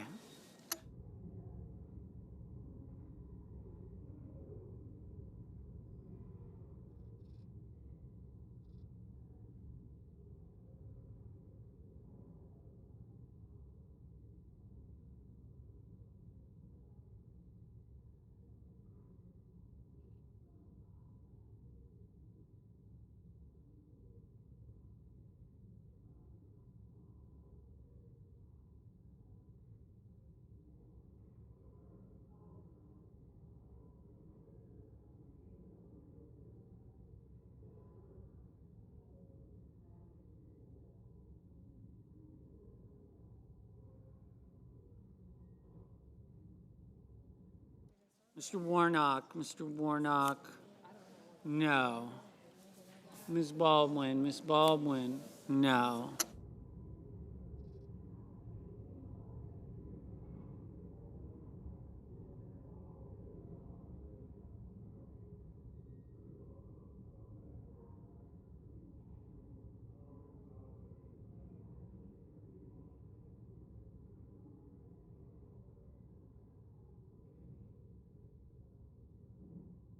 Mr. Cornyn, aye.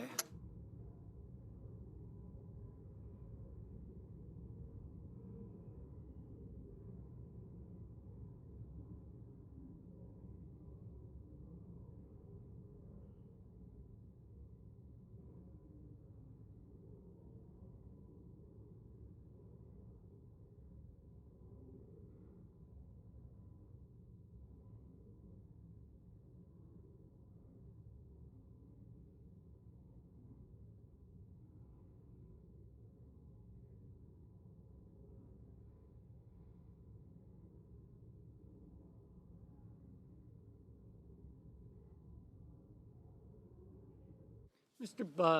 Budd, aye.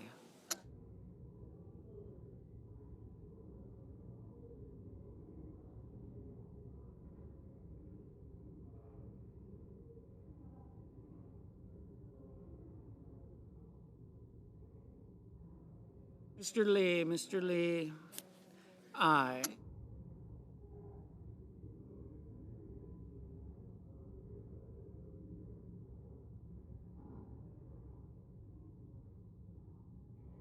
Mr. Barrasso, aye.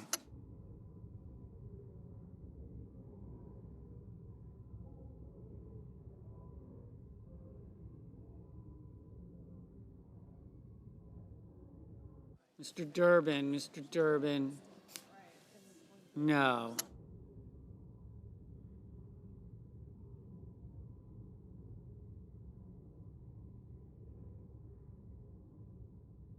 Mr. Warner, no. Mr. Daines, aye.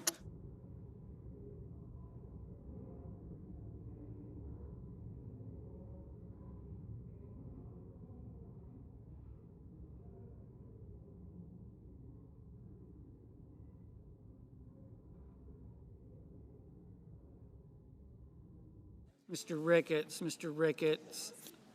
aye.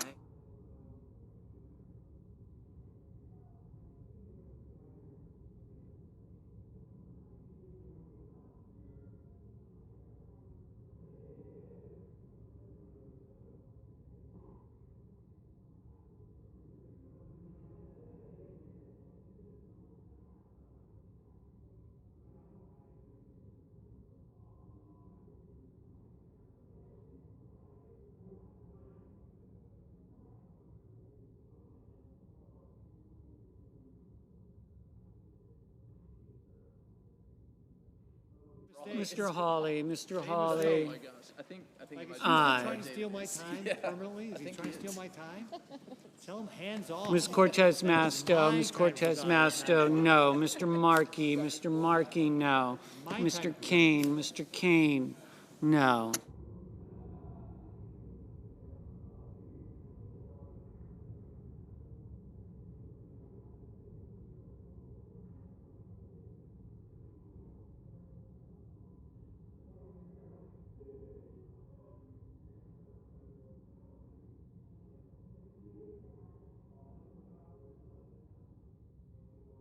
Mr. Marshall, aye.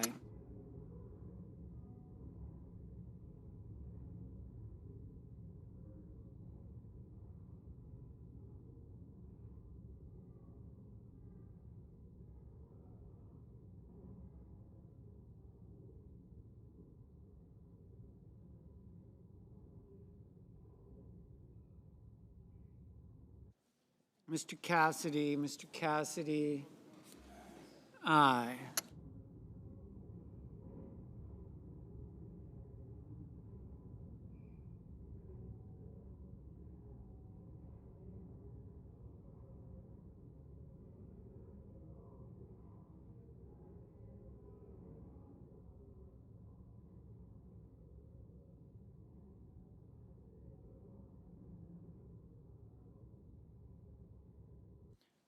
Mr.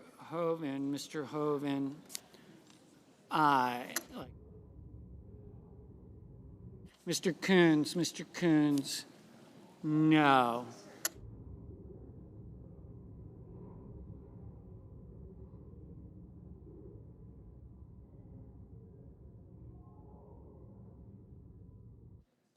Ms. Markowski, aye. Mr. Van Hollen, no.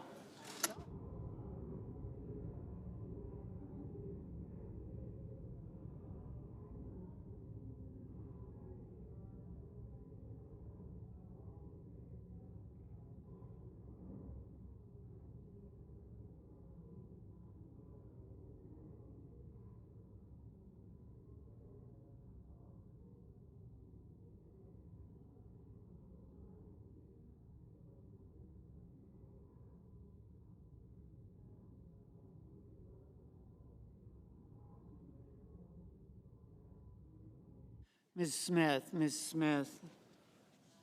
no.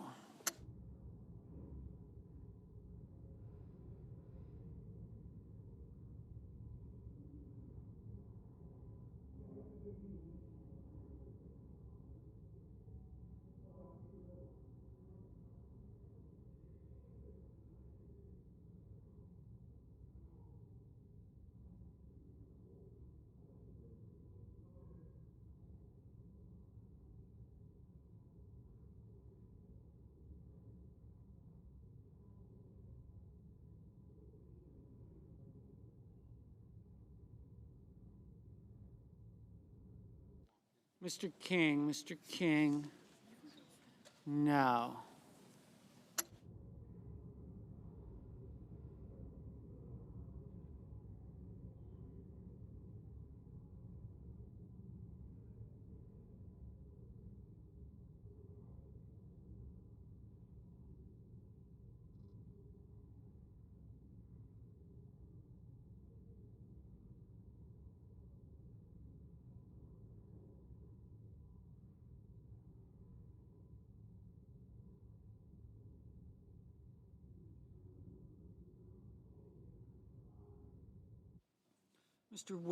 Mr. Wicker, aye.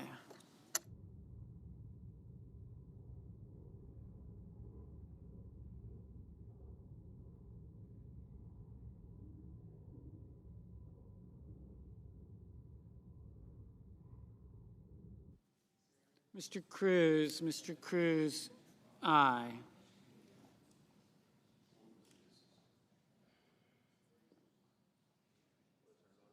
Mr. Rono, no.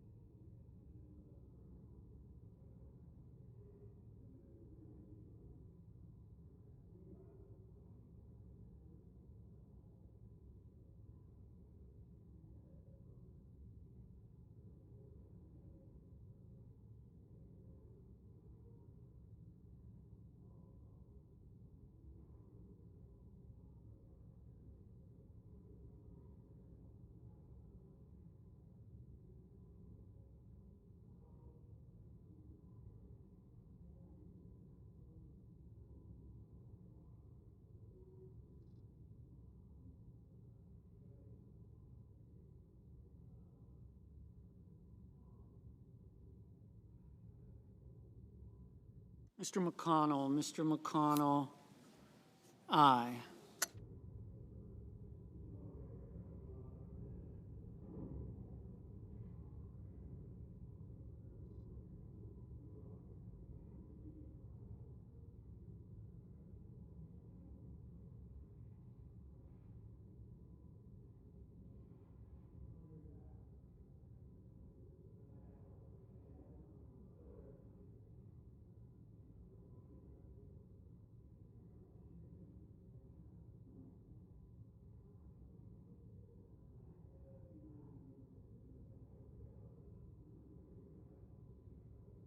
Mrs. Gillibrand, no.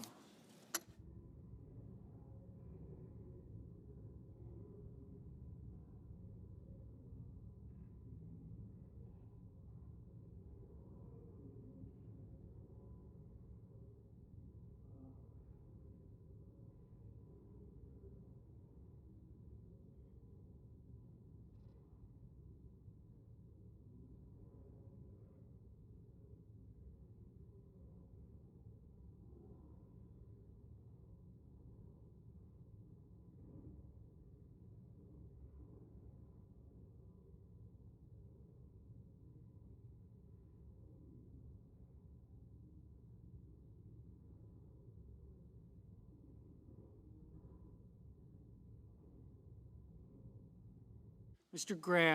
Graham, aye.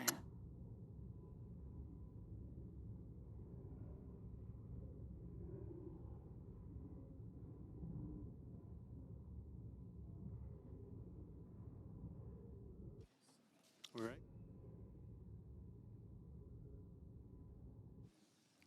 On this vote, the yeas are 53 and the nays are 47. The motion is agreed to.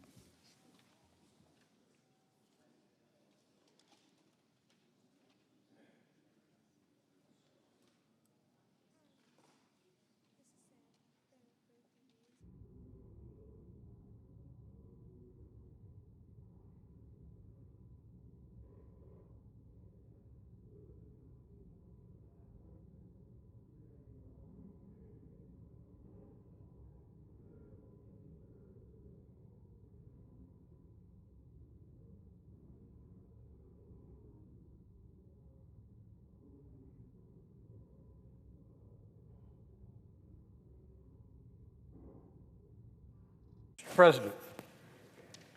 Senator from Texas.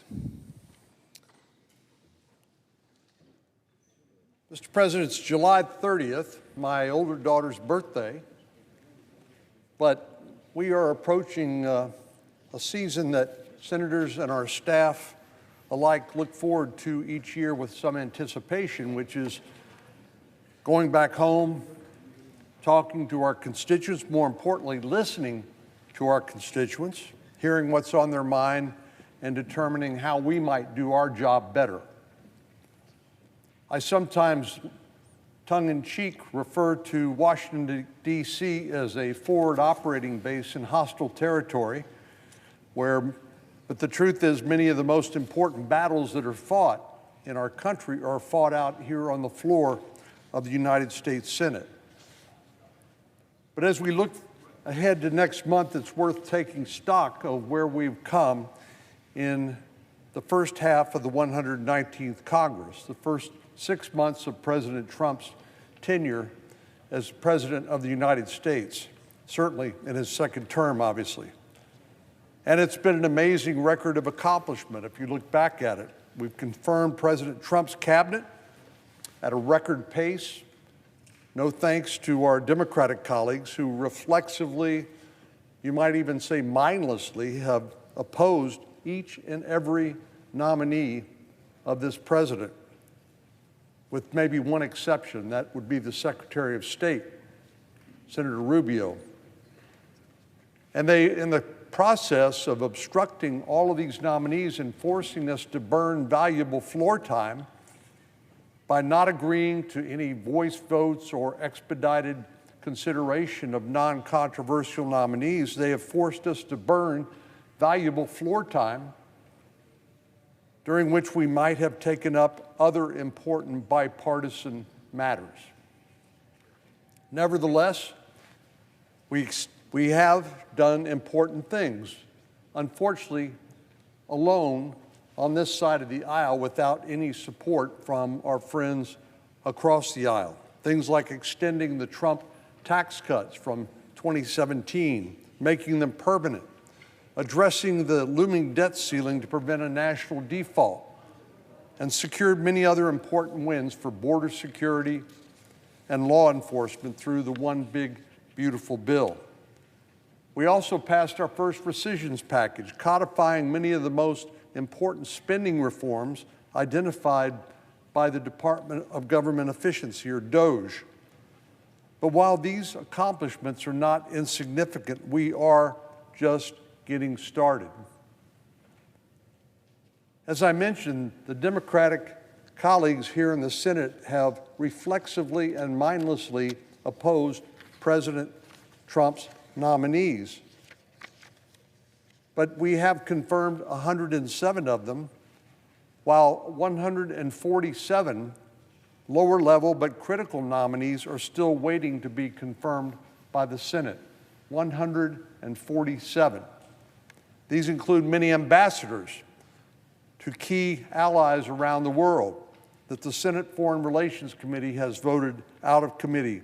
They are waiting for their day on the Senate floor. To date, Senate Democrats have allowed voice votes or given unanimous consent on exactly zero of President Trump's civilian nominees. Mr. President, this is the only time in recorded history that the minority party has refused to do so on any nominees at this point in the presidency. And it's shameful. It's inexcusable. They're not hurting Republicans.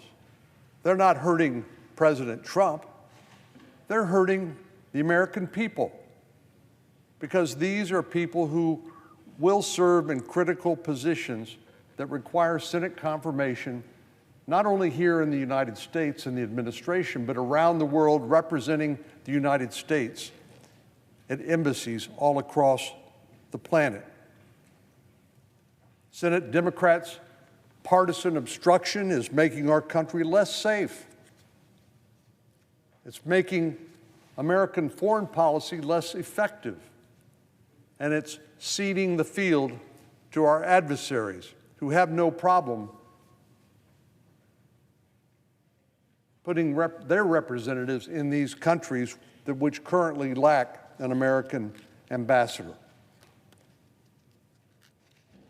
I, for one, believe that if our Democratic colleagues do not relent on this needless and mindless obstruction, Senate Republicans will have to consider what additional steps we need to take in order to expedite this process.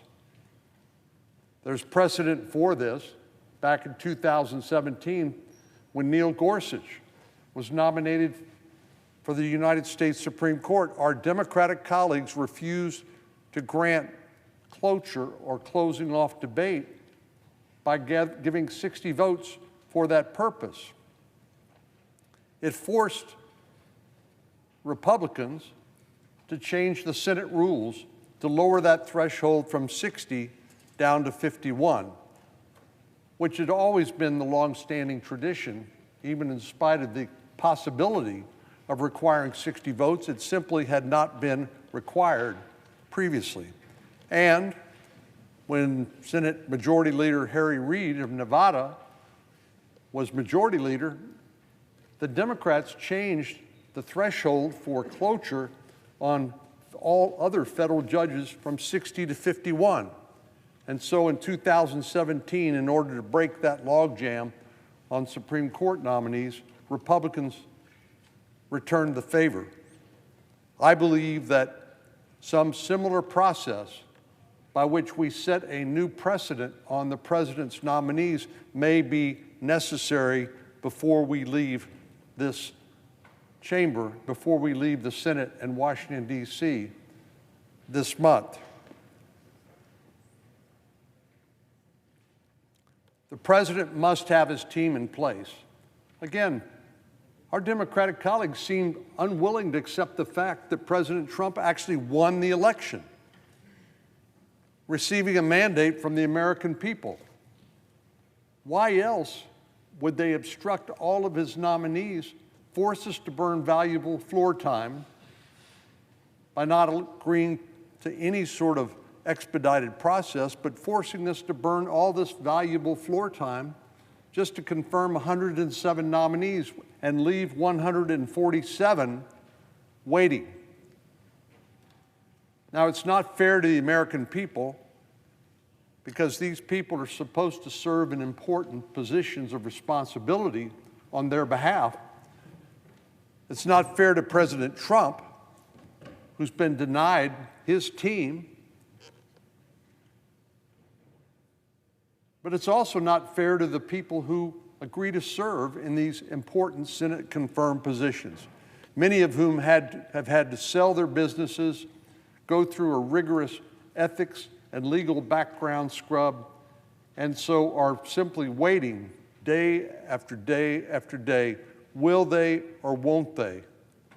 Will they or won't they vote to confirm me to this position, which for many of them, maybe all of them, is an honor of a lifetime? So we owe it to the American people. We owe it to President Trump. We owe it to these nominees who've volunteered to serve their country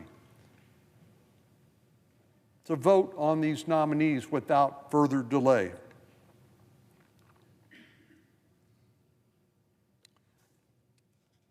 And there's more work to do, Mr. President. In addition to confirming President Trump's nominees, another task that awaits the Senate upon our return is the National Defense Authorization Act. This is the necessary authorization that Congress passes each year to support our men and women in the military, to make sure that we remain the preeminent military strength in the world. And as President Trump has said time and time again, to make sure that our main national security policy is peace through strength. We don't want to fight any unnecessary wars, but the best way to avoid fighting wars is through deterrence, and that comes with peace through strength. The Defense Authorization Bill is the main legislative vehicle for ensuring that our military has the resources they need to achieve the missions of today and to rise to the challenges of tomorrow. We are, I believe, living in the most dangerous world since World War II. And we must take seriously our obligation to authorize additional resources and support the men and women and the families who serve in the United States military. We passed the Defense Authorization Act for 63 consecutive years. And 2025 cannot be the year that we break that streak. The Senate Armed Services Committee, under the leadership of Chairman Wicker, has done an excellent job on a bipartisan basis. His committee has already completed the markup of the Defense Authorization Bill and filed it for consideration on the Senate floor. Last year, in contrast, the senator from New York, the Democratic leader, Senator Schumer, we did not see the Defense Authorization Act come to the floor until more than 2 months after the September 30th deadline. But I'm optimistic now with new leadership and with Republicans at the helm, we will pass the Defense Authorization Bill on a timely basis. Finally, in addition to confirming the President's nominees and ensuring our military readiness, Congress needs to fund the government. The end of the fiscal year is the end of September. But our Senate Democratic colleagues are already threatening not to work with us on funding the government, which perhaps is the most basic responsibility of Congress, threatening a harmful and unnecessary government shutdown. But it's clear that their reluctance to work with us to make sure that doesn't occur, that the risk of that happening is squarely on their shoulders. Now, their stated excuse is that they don't agree with some of the things that the Trump administration has been doing. Well, I'll remind our colleagues across the aisle that the American people are ultimately the ones who will have to pay the price if they continue to persist in delay tactics that lead to a government shutdown. It's simply mind-boggling to me that our Democratic colleagues would choose to impose a punitive shutdown on the American people as some sort of partisan payback. for Republican efforts to put our country on a more sustainable fiscal path. Yes, we are trying to look for efficiency. We are trying to avoid waste, fraud, and abuse due to the efforts of the Department of Government Efficiency and other leaders in the Trump administration. But the fact remains our country is more than $36 trillion in debt. And the only way to ensure that our social safety net programs remain viable for generations to come and that we continue to be the preeminent military power in the world and maintain that deterrence that I spoke of a moment ago, the only way we can do that is by responsibly funding the government. And that has to happen between now and September the 30th. As the Senate winds down this week, and with a recess approaching, I'll remind our Democratic colleagues that our work is cut out for us upon our return. And we have important work to do yet before we leave, particularly with regard to this backlog of 147 nominees. We've had a productive and successful Senate, notwithstanding Democratic obstruction. But I look forward to doing even more, not only in the remaining time before we leave for the recess, but when we return from that recess. After all, we should not get bogged down by partisan battles that cause us to neglect our larger responsibility. We are here to represent the 350 million people that call this country home. And it falls to us on their behalf to do the job they sent us here to do and not to engage in this mindless partisanship and increase the dysfunction and inefficiency of that government. Mr. President, I yield the floor, and I note the absence of a quorum. Clerk will call the roll. Ms. Osterbrooks.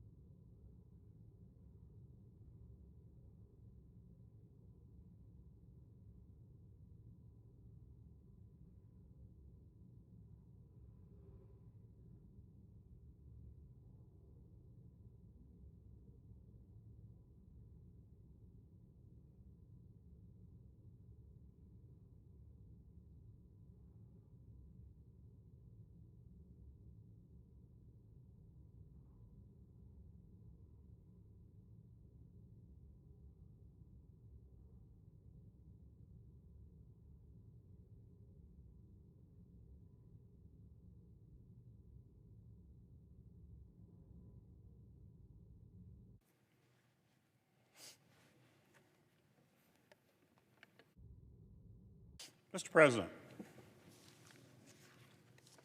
Senator from Michigan.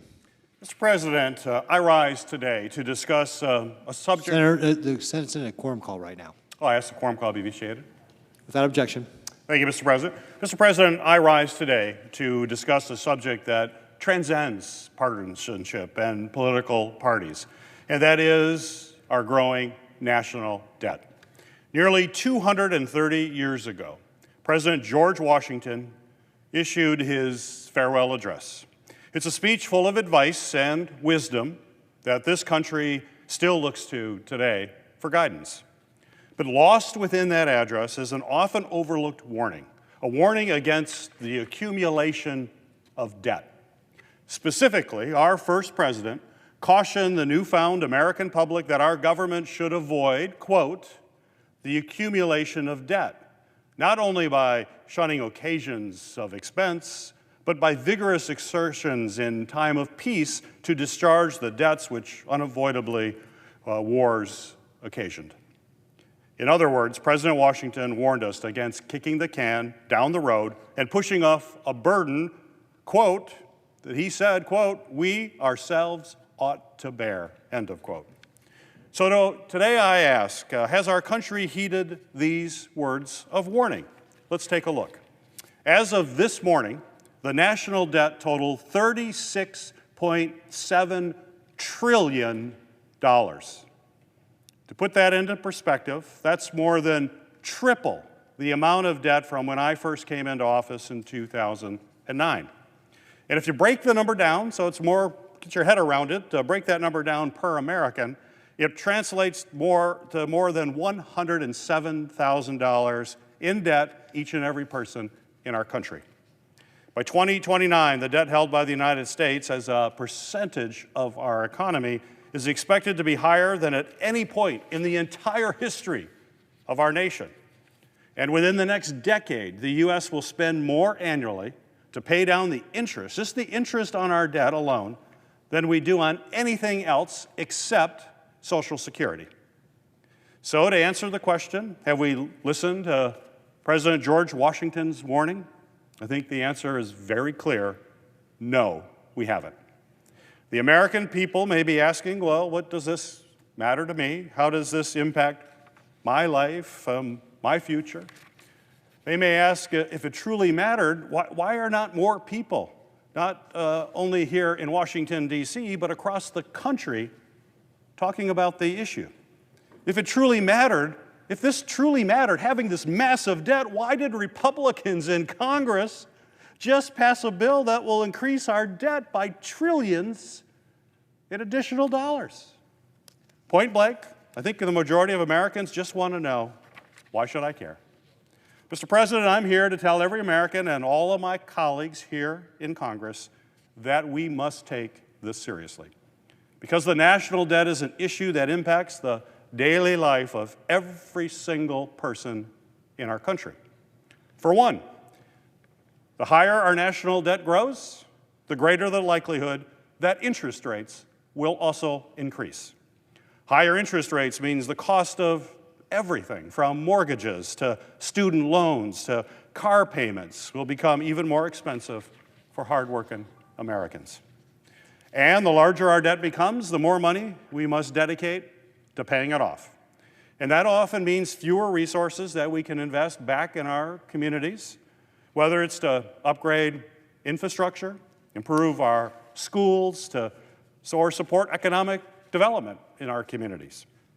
It means fewer resources for critical programs that support early childhood education, boost workforce development, expand access to quality, affordable housing, and more. Things that actually benefit every person in this country. So the moral of the story is, as debt grows, life becomes more expensive for all Americans. And at a time when the price of gas, groceries, housing, and everyday needs are already too high, the American people simply cannot afford this added cost. Our growing debt also presents real threats to our national security. If we face another major emergency like a pandemic or a global financial crisis, There's serious concern that we may be too hamstrung by our debt to respond effectively. This fact should concern every American. And as we work to address this issue in a tangible way, we need to make sure we understand the full scope of how our growing national debt threatens our national security. That's why just last week, I helped introduce bipartisan legislation that would require administration officials to look at these national security concerns and explain to the American people how our ballooning debt impacts our ability to keep them safe in an emerging crisis. But despite these things, Congress has, unfortunately, time and time again, chosen to add to the problem instead of being part of a solution. So consider this. In every presidential administration since President George W. Bush, at least $5 trillion has been added to the national debt. Since 2002, which was the first year we experienced a deficit following 4 years of a budget surplus, the United States has incurred 20 of the largest deficits in our entire nation's history. And this is an important fact. The two largest deficits came out of the Trump administration. The Trump administration, the two largest deficits this country has ever faced. This means that the imbalance between our revenues and spending has been at an all-time high. And just last month, my Republican colleagues took this problem and supercharged it when they passed their reckless so-called Big Beautiful Bill. It should have been called the One Big Deficit Bill. The bill that President Trump signed into law on the 4th of July will kick millions of people off their health care and make it harder for families to put food on their table by cutting food assistance. All the while, they added $3.5 trillion to the national debt. Basically, my Republican colleagues betrayed working families and mortgaged our nation's economic future, all to give the wealthiest Americans a tax break. Instead of putting us on a sustainable fiscal path, this bill has kicked the can down the road once again. Our fiscal house is on fire, yet year after year, Washington chooses to add a little more gasoline. But despite the grave situation we face, I do have some good news. We still have time to turn this around. There are ways to get our fiscal house back in order and stave off potential crises. But it's going to take cooperation from all of us. Instead of the political gamesmanship and polarization that has taken root in our democracy, the situation will require everyone rowing in the same direction. Congress will have to come together in a bipartisan manner to find common sense measures that strategically address our nation's debt while investing in economic growth and hardworking middle-class families. At the root of this effort is correcting the ever-present imbalance between revenue and spending.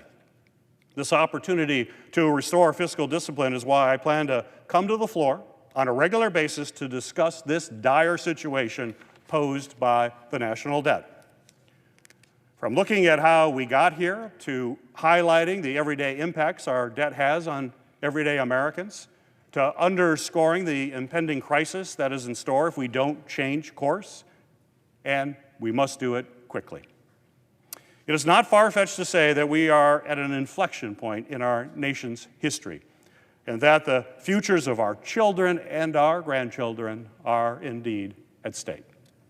We have all played a part in the deterioration of our fiscal health, and Mr. President, it is time, it's past time, that we all play an important part in restoring it. Mr. President, I yield the floor.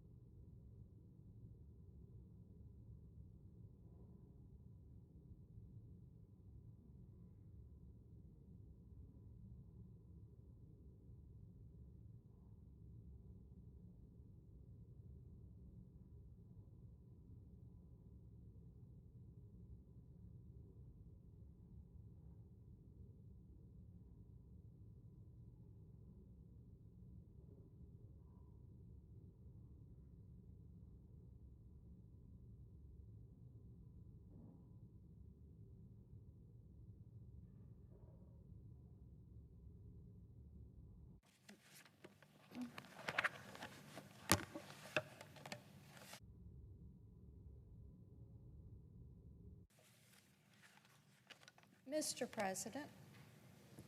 Senator from Tennessee. Thank you, Mr. President. Are we in a quorum call? We are not. Thank you, Mr. President. I have 15 requests for committees to meet during today's session of the Senate. They have the approval of the majority and minority leaders. Duly noted. Thank you, Mr. President. If there are 4 words to describe the first 7 months of the Senate Republican majority, it would be promises made, promises kept. The American people gave us a mandate to secure the border, strengthen the economy, rein in wasteful spending, and make America great again. And that's exactly what we have done while working with President Donald Trump and his administration. You can start with the Laken-Riley Act, which was the first bill signed into law, and this strengthens the Homeland Security Department's efforts to detain criminal illegal aliens and get them out of our communities. We passed the HALT Fentanyl Act, which empowers the administration to take the fight to the cartels and to end our drug crisis. We passed Senator Hagerty's Genius Act, which promotes economic freedom and helps ensure that America leads in the development of cryptocurrencies. We passed a $9 billion rescission package permanently eliminating wasteful spending on everything from biased media outlets to far-left NGOs. This is just the first of many rescission packages that we are going to send to President Trump's desk.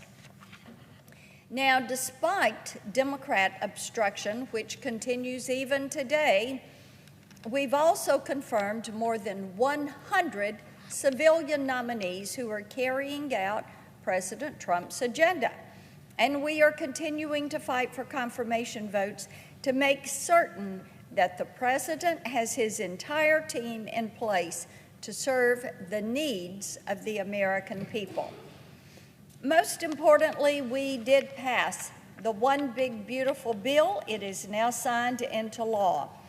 There is so much good that is in this legislation that benefits all of the American people, and when I talk to Tennesseans, one of the most important things for them is the permanent extension of President Trump's 2017 Tax Cuts and Jobs Act. By extending these provisions, Republicans prevented the largest tax increase in history. It would have been a $4 trillion tax hike. Now, that is more than just a number. When you look at what goes into that $4 trillion of a tax hike, it would have meant fewer jobs, fewer opportunities, fewer small businesses getting the doors open, hanging out the shingle. Just the other day, I was talking to a small business owner in Tennessee, and we were discussing the Big Beautiful Bill and the 2017 law. And he went on to talk about the 2017 tax cuts when they first went in. This enabled him to hire 2 new employees, 2 individuals that were desperate for work. Bear in mind, we had come through the Obama years with high inflation, with shrinking economies, and the 2017 Tax Cuts and Jobs Act was really that spur that our economy needed to get moving. Now, this gentleman talked about these 2 employees and the impact that they had made on his business. He was so concerned that if those tax cuts expired, that he would struggle to keep these individuals on the payroll. And his take was, if we did not pass the Big Beautiful Bill, make the tax cuts permanent, restore bonus depreciation, interest expensing, R&D expensing, that for so many small businesses like his there in Tennessee, the results would be catastrophic. But what we do know is with the One Big Beautiful Bill, millions of small businesses can now see their way forward to grow their workforce, especially with some of the new provisions that are there. No tax on tips, no tax on overtime. And as one restaurant owner in Knox County recently said to me, the reduced taxes on tips will help his servers get about $1,000 more in their pocket every single year. And he also knows that that helps in making it competitive when you're trying to recruit people to come work in the restaurant business. A server over in Chattanooga said these tax cuts will be beneficial for every server. We did earn that money, they said. So they think it's great that they are going to be able to keep that money in their pocket. These tax cuts are just some of the provisions in that bill that will ensure that more Americans are going to keep their hard-earned money. What we do know is because of this law, and it is now the law of the land, it was signed on July 4th, we know that Tennessee households are going to save about $2,600 per household per year on their tax filing. Millions of seniors can now count on a bonus enhanced deduction of $6,000. That is $6,000 every senior every year. That would offset what they have paid in income taxes on their Social Security benefits. American families will benefit from a permanent $2,200 enhanced child tax credit. Working moms and dads are going to benefit from the employer-provided child care tax credit as more employers move forward to offer child care for their employees. Family farms can pass their legacy of hard work on to the next generation due to much-needed death tax relief. We now see that raised, $15 million for an individual, $30 million for a couple filing jointly. Tennessee small businesses make up 99.5% of businesses in our state. That's 99.5%. They're small businesses. They will keep their tax breaks and be able to hire more workers. While these tax cuts will benefit all Americans, it is hard-working people, middle-income workers, lower-income workers who are going to see the largest reduction in federal taxes as a percentage of their previous tax bill. After 4 years of Bidenflation, this is much-needed relief for hardworking Americans. Of course, tax cuts are just one part of the big, beautiful bill. We secured the largest ever investment in border security to complete the border wall and hire thousands of Border Patrol agents. We strengthened Medicaid for those who truly need it by enacting common sense work requirements for able-bodied childless adults. We restored fiscal sanity by eliminating hundreds of billions of dollars in far-left Green New Deal spending. These are huge wins for the American people, and the good news is that President Trump and congressional Republicans are only getting started on delivering on our mandate to make America great again. Mr. President, I note the absence of a quorum. Clerk will call the roll. Ms. Also-Brooks.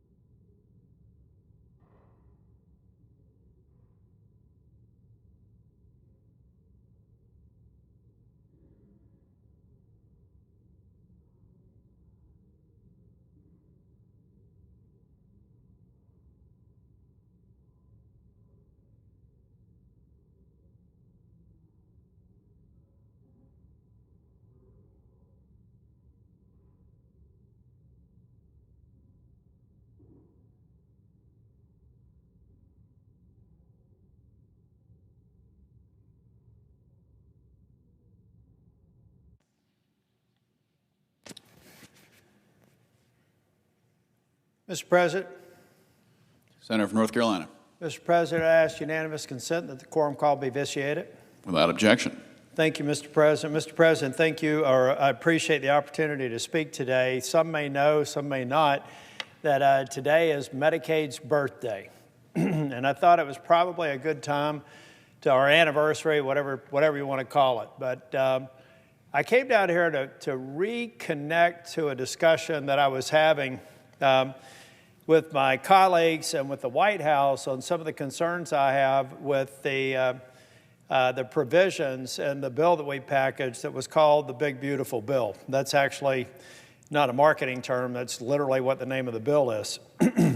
First, I have to stipulate that there are aspects of this bill that I would love to vote on 10 times. For example, the tax reform. The tax portions of this bill were something I worked very hard as a member of the Finance Committee to get passed back in 2017. And what we did there was to avoid the single largest tax increase in U.S. history. And for those who said it was tax breaks to billionaires and corporations, probably ought to read the language or have somebody who has to explain it better. The tax reform measures help people that grew up like I did first and foremost. Go to that trailer park that I lived in on Richards Road in Antioch, Tennessee, just south of downtown Nashville, or the one that I lived in Jacksonville, Florida, and ask them what happens when you overtax businesses to their jobs.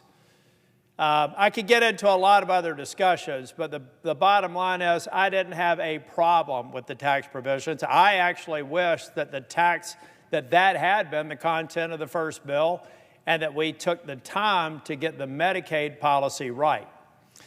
But I'm back here again to talk about the Medicaid policy because we have to get it right. One of the reasons why I decided to resign when I was confronted with the challenge of opposing this bill, and I should say retire, not resign, I'm still here, was to make the point that getting this policy right is more important than me getting reelected.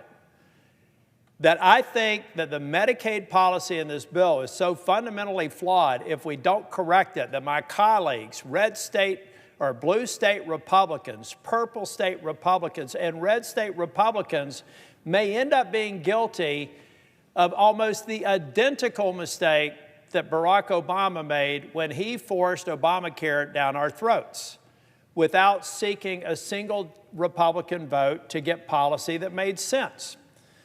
I was so convinced that Obama was wrong that I quit my job and worked full-time to get the North Carolina legislature ready for only being in the majority for the second time since the Civil War. I was so convinced the policy was going to be wrong a year before it got implemented. The Democrats overreached, and I became the second Republican Speaker of the House in North Carolina since the Civil War, based on a bad health care decision. The policy that the House sent us in the reconciliation bill was good policy for Medicaid. It had a work requirement, which I support. It had all kinds of policies for waste, fraud, and abuse that made sense, and it saved $100 billion over 10 years. But then somebody in the White House tried to convince the Senate that they should up the ante for $200 billion more in revenue to pass policy that will have, I think, irreparable damage, not only in the policy, but the politics. But we have time to fix it. And the reason I came to the floor today on the birthday of Medicaid, Mr. President, is to say I believe the President does not want to harm qualified beneficiaries of Medicaid. This bill will, in its current form. There's a way to fix it. There's a way to have President Trump's legacy on delivering on his promise to not push people off of Medicaid and government support systems who qualify for it.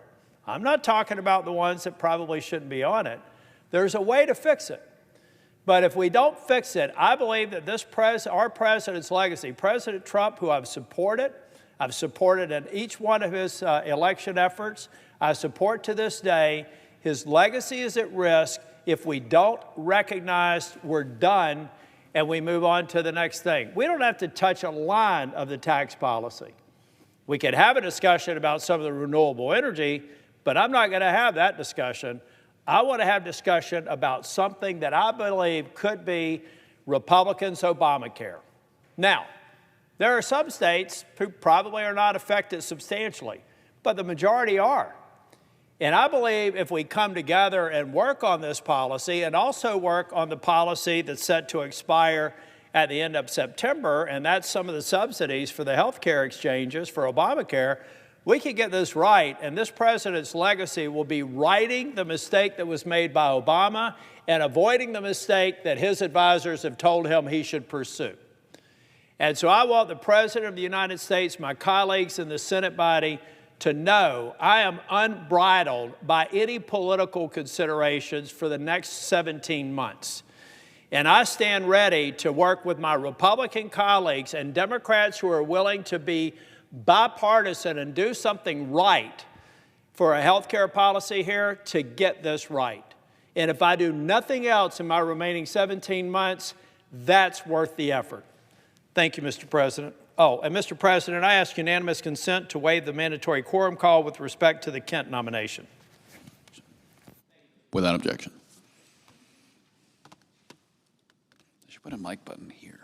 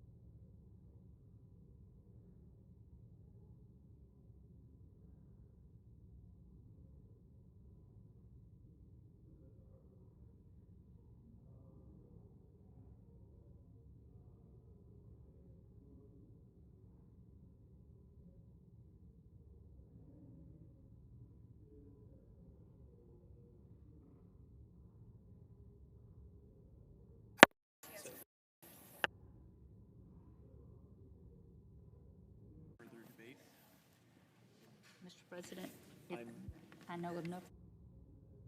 Mr. President, Senator from Mississippi. I know of no further debate. Is there further debate? If not, the question occurs on the Geyser nomination. I need the yeas and nays. Is there sufficient second? There appears to be. Clerk will call the roll. Ms. Alsobrooks, Ms. Baldwin, Mr. Banks, Mr. Barrasso, Mr. Bennett, Mrs. Blackburn, Mr. Blumenthal, Ms. Blunt-Rochester, Mr. Booker, Mr. Bozeman.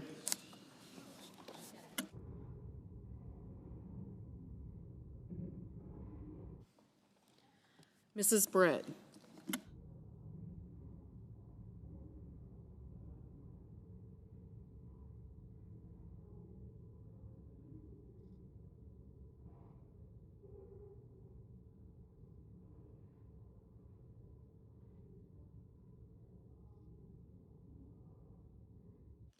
Mrs. Britt, Mr. Budd, Ms. Cantwell, Mrs. Capito, Mr. Cassidy, Ms. Collins, Mr. Coons, Mr. Cornyn,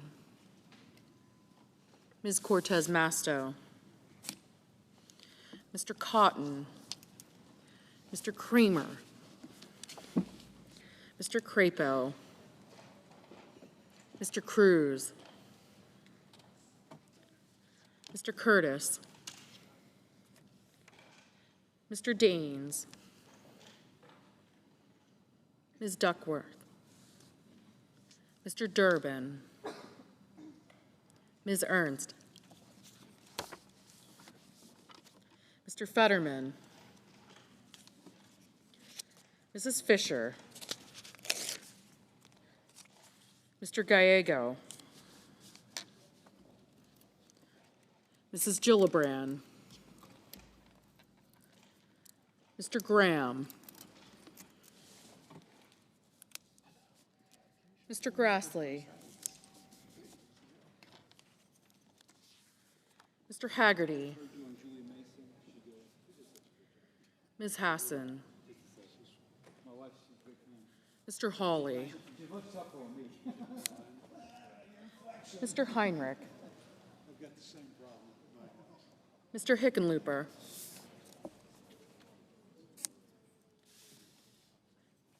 Ms. Hirono, Mr. Hoven, Mr. Husted, Mrs. Hyde-Smith,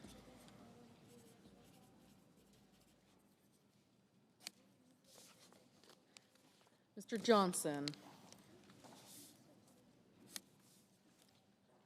Mr. Justice,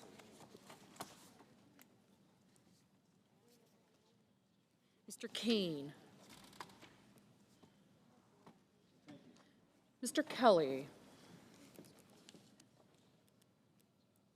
Mr. Kennedy,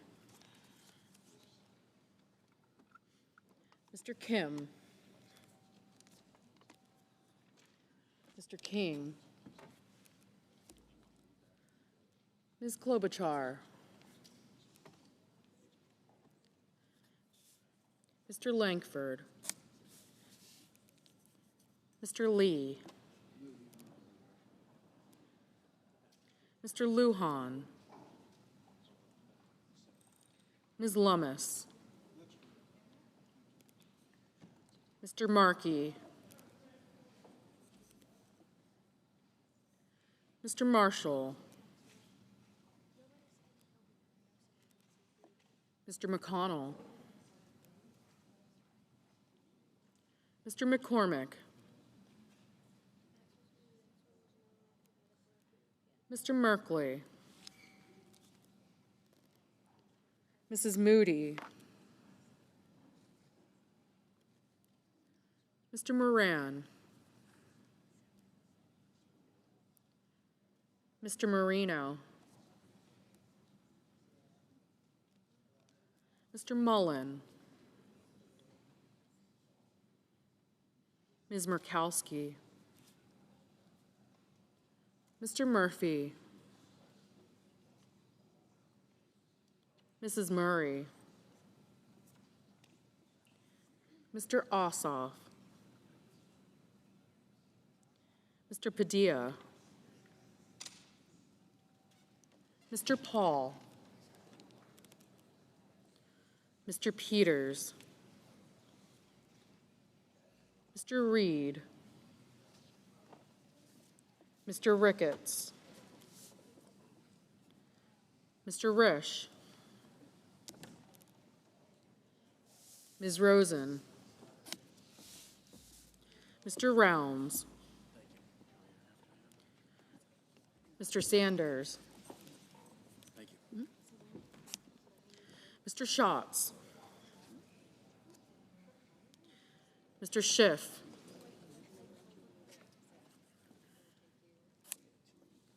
Mr. Schmidt,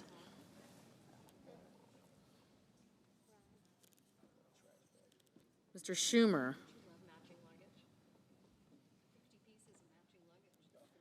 Mr. Scott of Florida, Mr. Scott of South Carolina,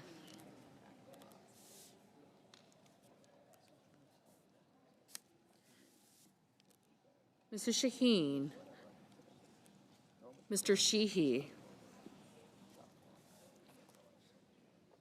Ms. Slotkin,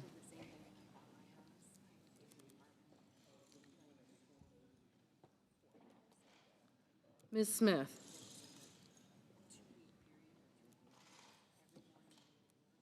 Mr. Sullivan,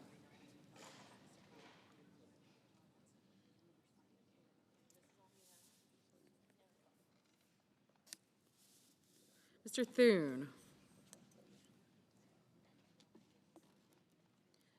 Mr. Tillis,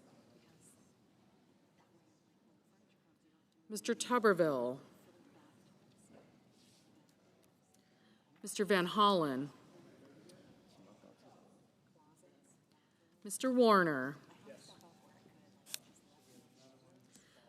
Mr. Warnock, Ms. Warren, Mr. Welch, Mr. Whitehouse, Mr. Wicker, Mr. Wyden, Mr. Young,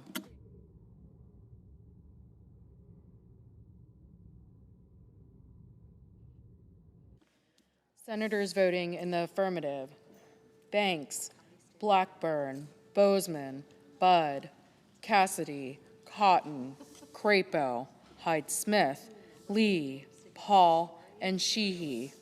Senators voting in the negative: Cantwell, Duckworth, Lujan, Murphy, and Padilla.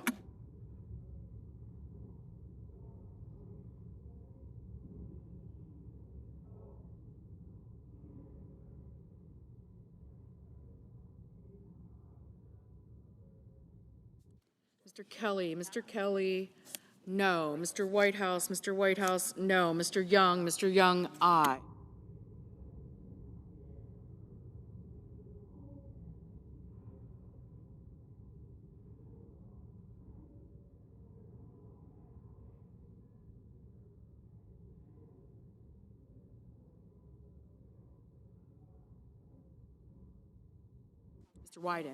Mr. Wyden, no.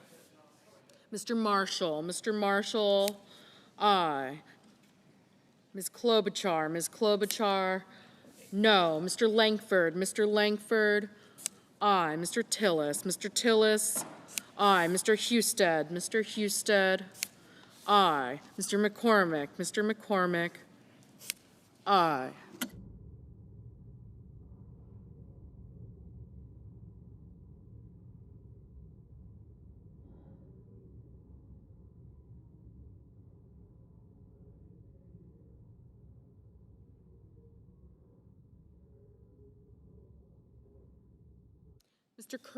Mr. Curtis, aye. Ms. Ernst, aye. Mr. Johnson, aye.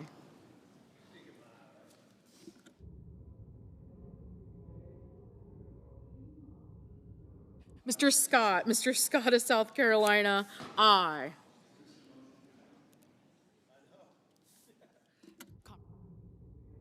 Mrs. Moody, aye. Mr. Wicker, aye. Mr. Schmidt, aye. Mr. Cruz, aye.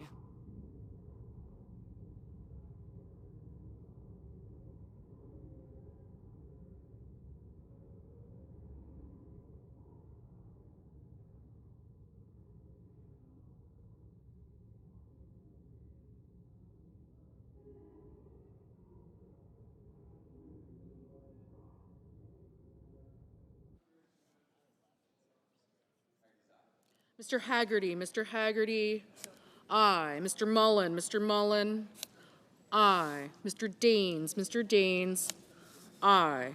Mr. Cornyn, aye. Ms. Baldwin, no.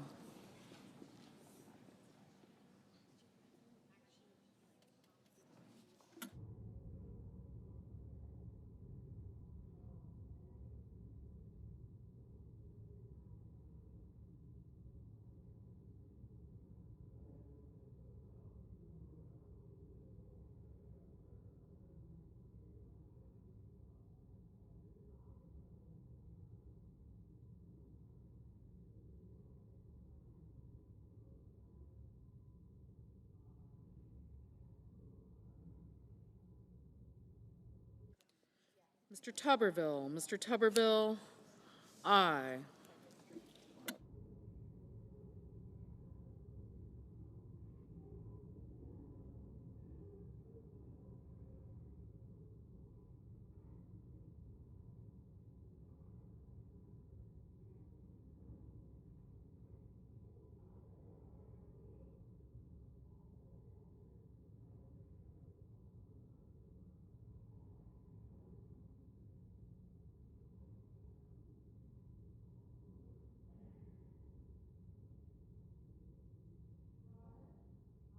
Ms. Lummis, aye. Mr. Kennedy, aye.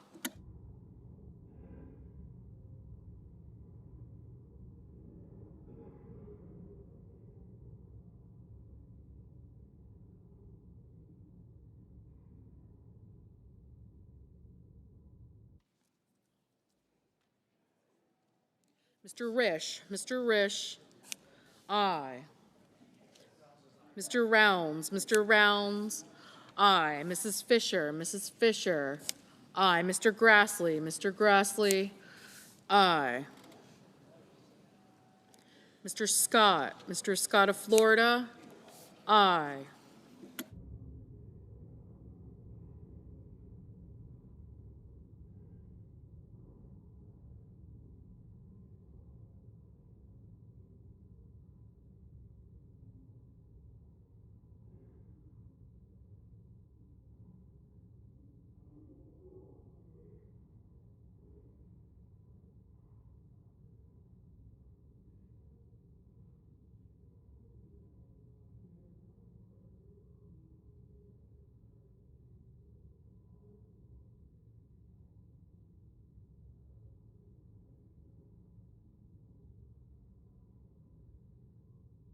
Mrs. Britt, aye.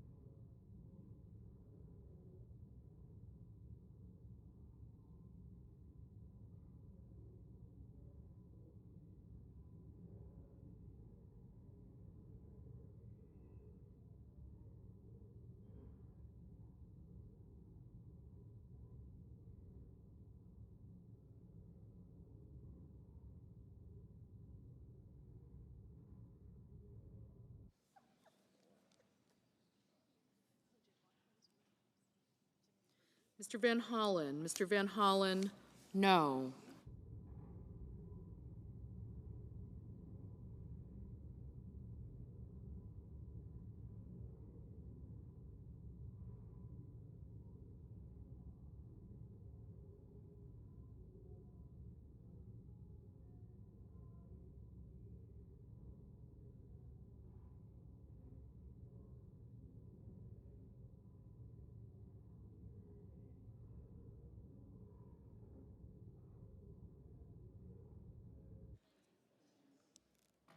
Mr. McConnell. Mr. McConnell, aye. Mr. Graham. Mr. Graham, aye. Mr. Barrasso. Mr. Barrasso, aye.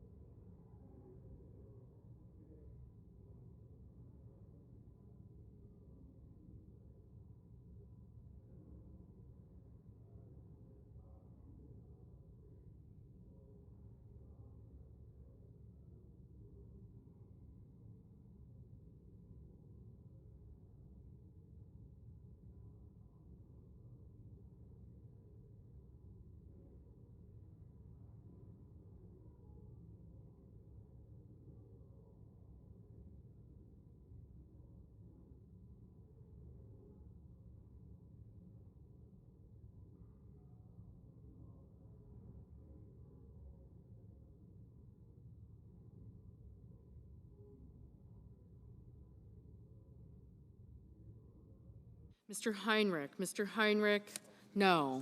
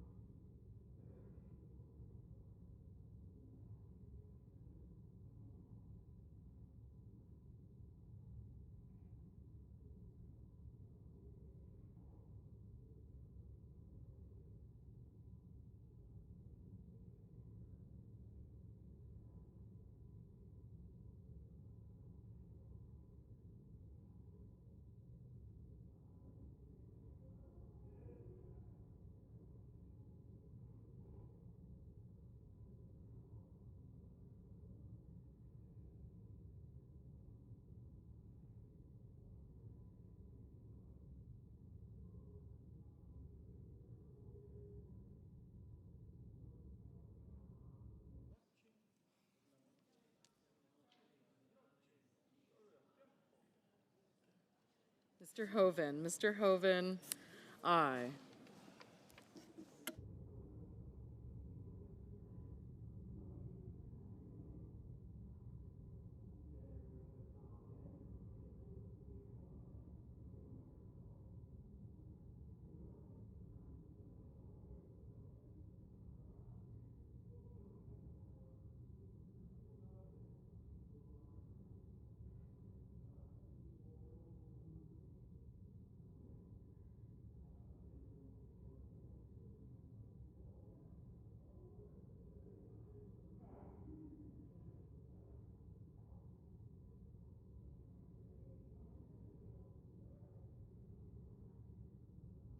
Ms. Collins. Ms. Collins, aye. Mr. Kramer. Mr. Kramer, aye.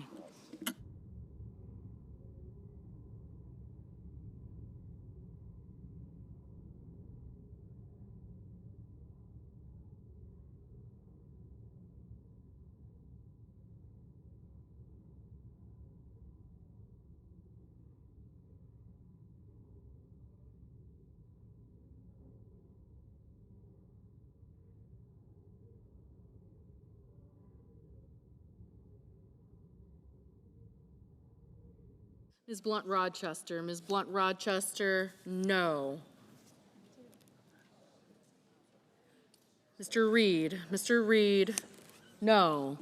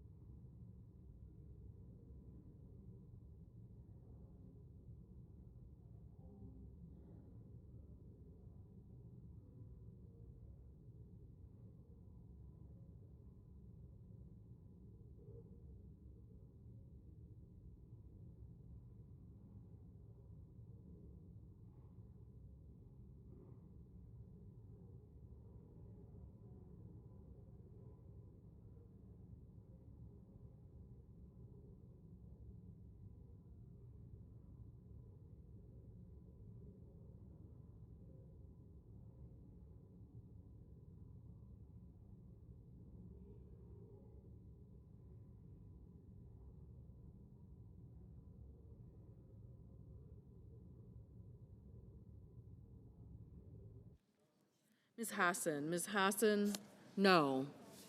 Mr. Schiff, no. Ms. Smith, no.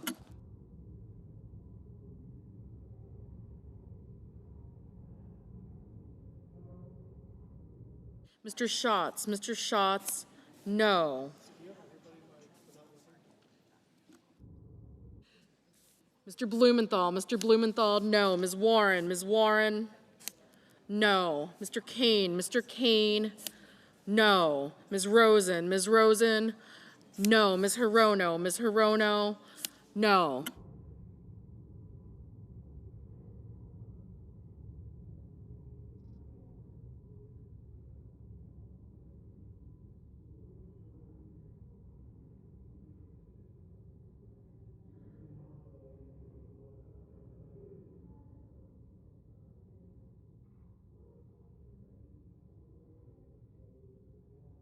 Mr. Booker, no.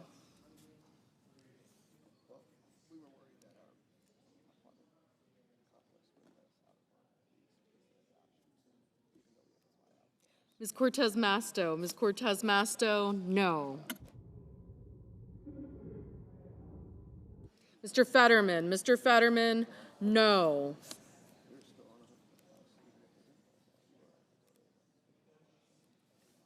Mr. Merkley, no.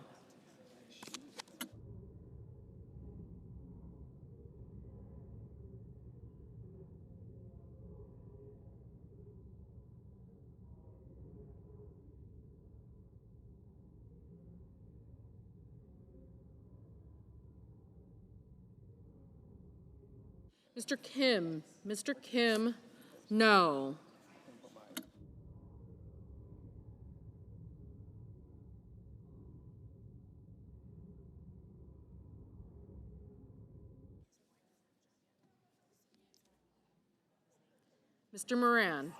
Mr. Moran, aye.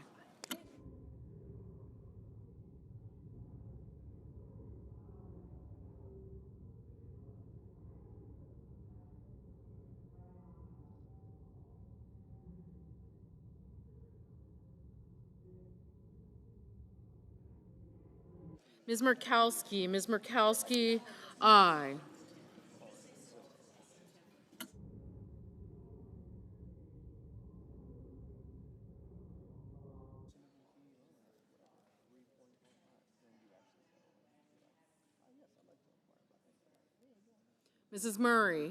Mrs. Murray, no.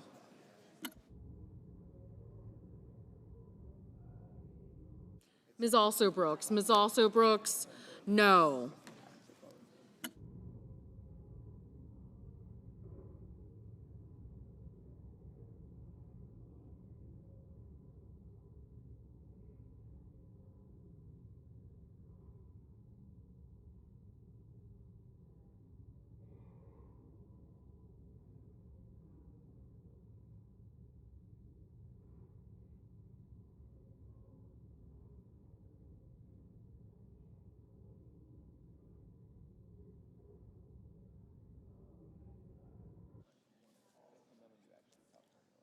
Mr. Warner. Mr. Warner, no.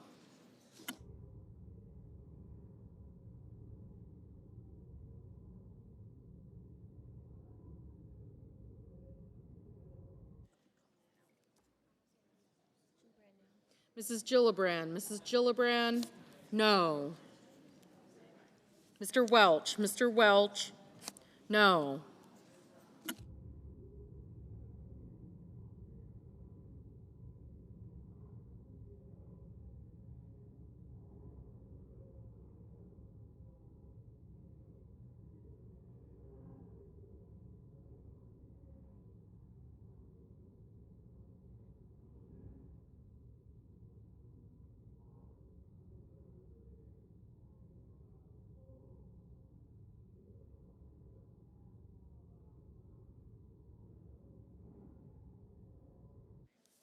Mr. Coons, no. Mr. Ossoff, no. Mr. Hickenlooper, no. Mr. Justice, aye. Mr. King, no. So we have to just update them. I mean, they can get.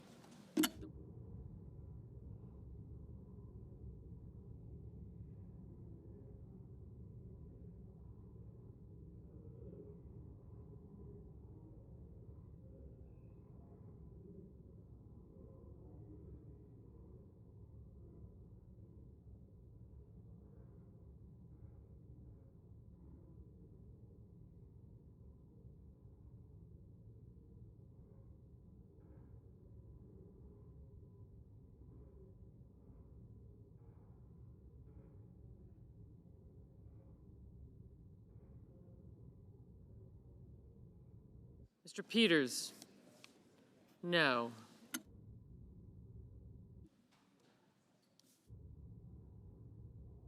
Mr. Sanders, no.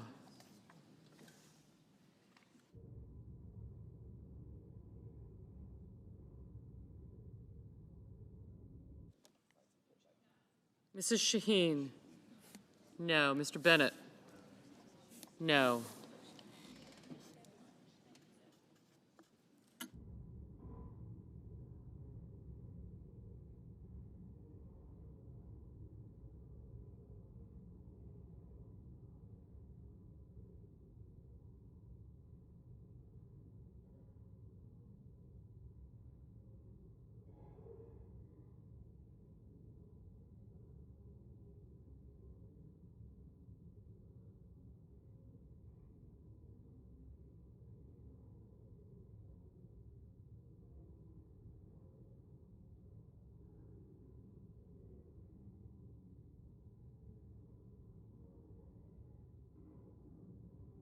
Mr. Sullivan, aye.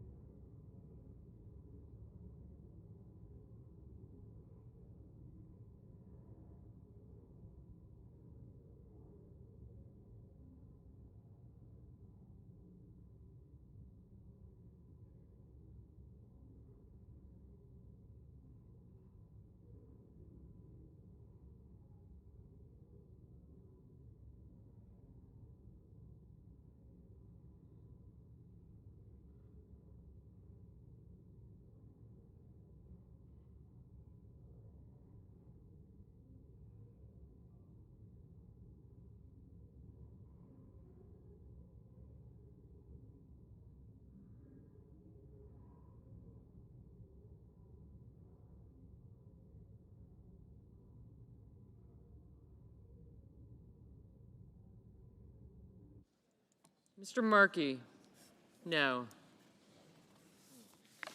Mr. Schumer, no.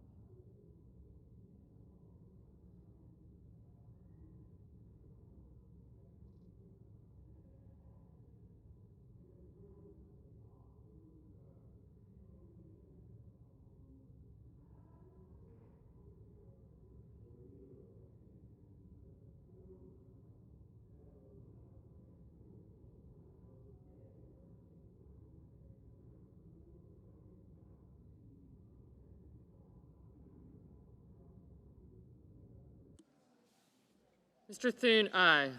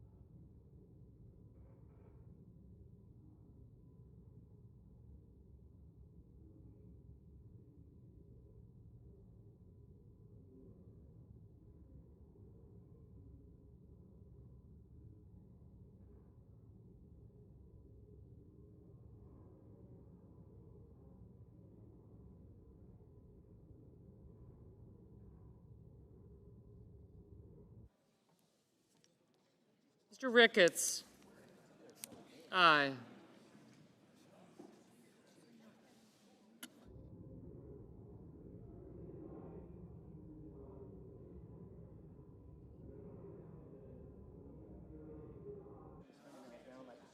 Mr. Marino, aye.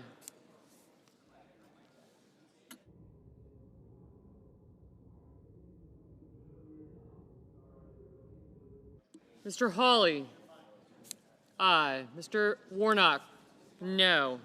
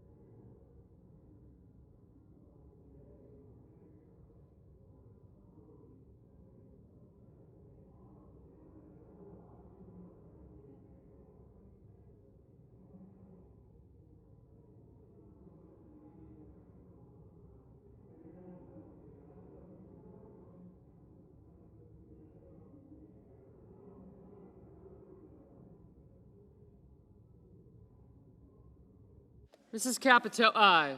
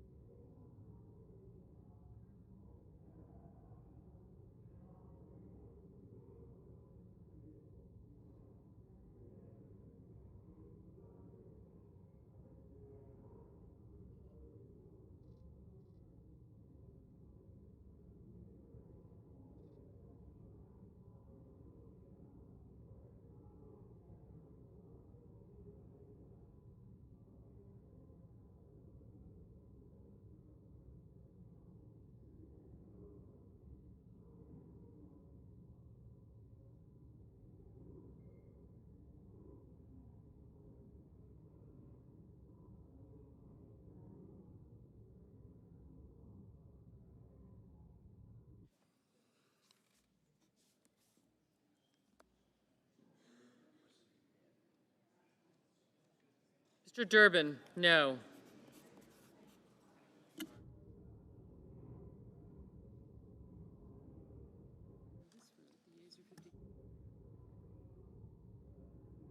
On this vote, the yeas are 53, the nays are 45. The nomination is confirmed. Under the previous order, the motion to reconsider is considered made and laid upon the table, and the President will be immediately notified of the Senate's action. Under the previous order, the clerk will report the motion to invoke cloture. Cloture motion. We, the undersigned senators, in accordance with the provisions of Rule 22 of the Standing Rules of the Senate, do hereby move to bring to a close debate on the nomination of Joseph Kent of Washington to be Director of the National Counterterrorism Center, Office of the Director of National Intelligence, signed by 17 senators. Under the previous order, the mandatory quorum call under Rule 22 has been waived. The question is it the sense of the Senate that debate on the nomination of Joseph Kent of Washington to be the Director of the National Counterterrorism Center, Office of the Director of National Intelligence, shall be brought to a close? The yeas and nays are mandatory under the rule. The clerk will call the roll. Ms. Alsa Brooks, Ms. Baldwin, Mr. Banks, Mr. Barrasso.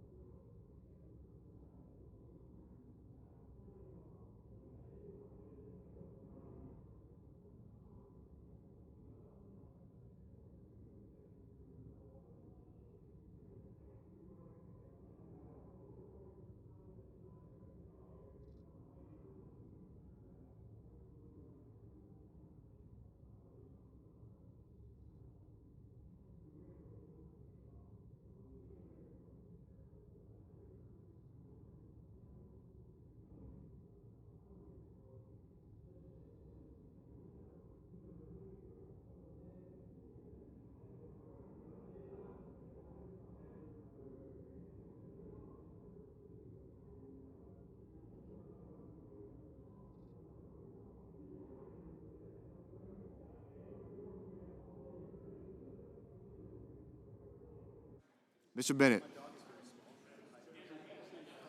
Mrs. Blackburn. Mr. Blumenthal.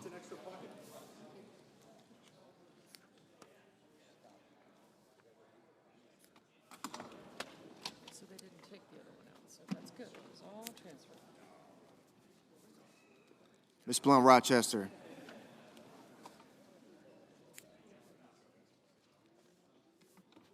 Mr. Booker.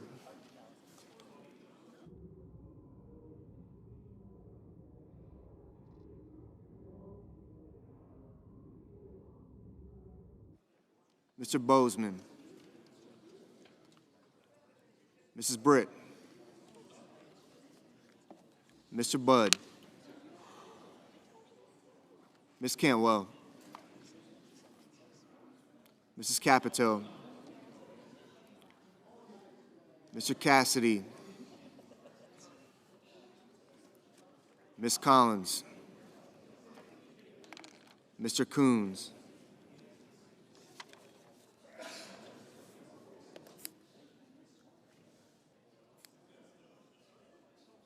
Mr. Cornyn. Ms. Cortez Masto. Mr. Cotton.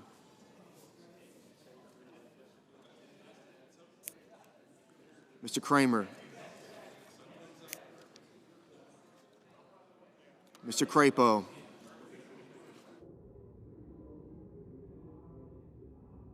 Mr. Cruz. Mr. Curtis.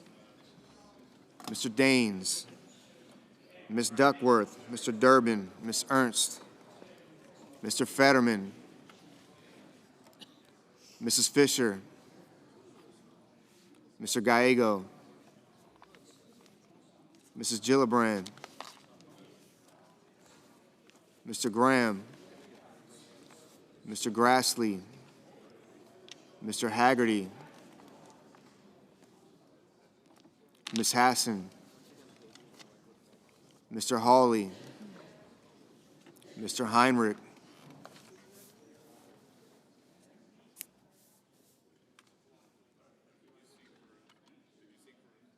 yep, I got it.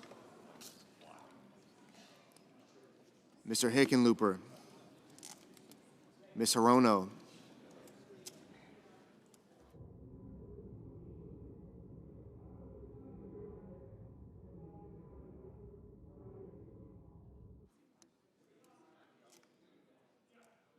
Mr. Hoven,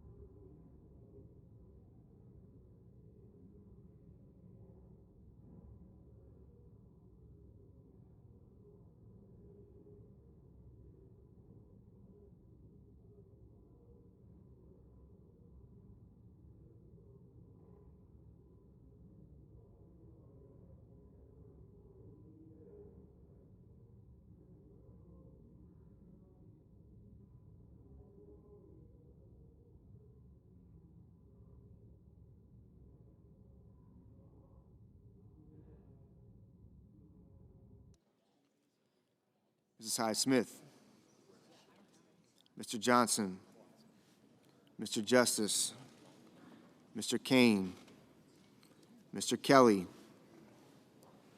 Mr. Kennedy,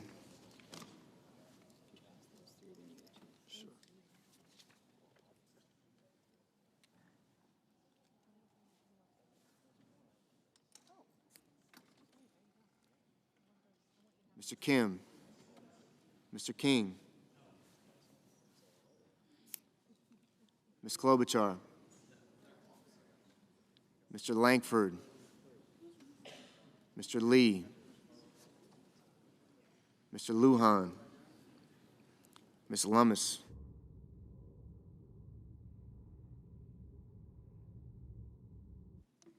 Mr. Markey, Mr. Marshall,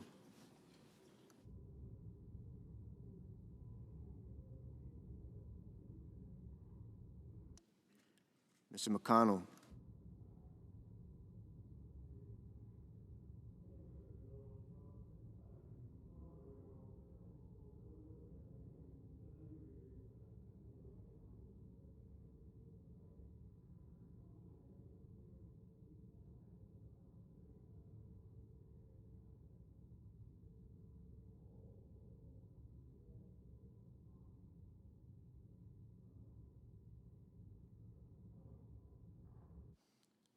Mr. McCormick, Mr. Merkley, Mrs. Moody, Mr. Moran, Mr. Moreno, Mr. Mullen, Ms. Murkowski,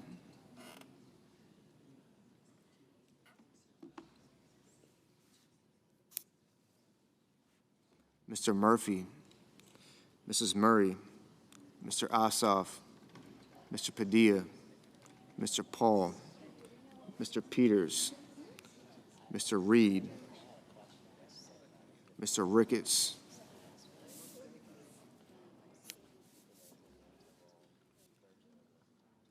Mr. Risch, Ms. Rosen,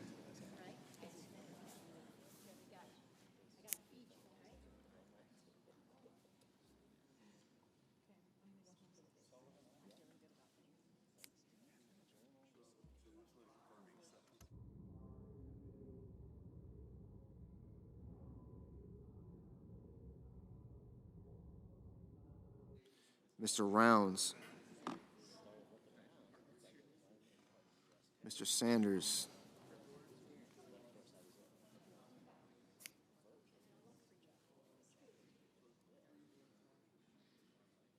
Mr. Schatz, Mr. Schiff,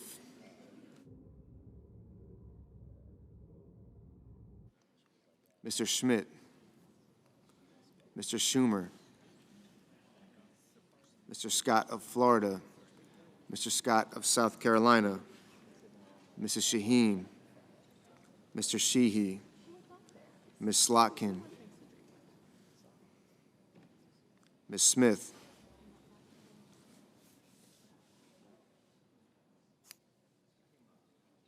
Mr. Sullivan, Mr. Thune, Mr. Tillis, Mr. Tuberville, Mr. Van Hollen, Mr. Warner, Mr. Warnock, Ms. Warren, Mr. Welch, Mr. Whitehouse, Mr. Wicker, Mr. Wyden, Mr. Young.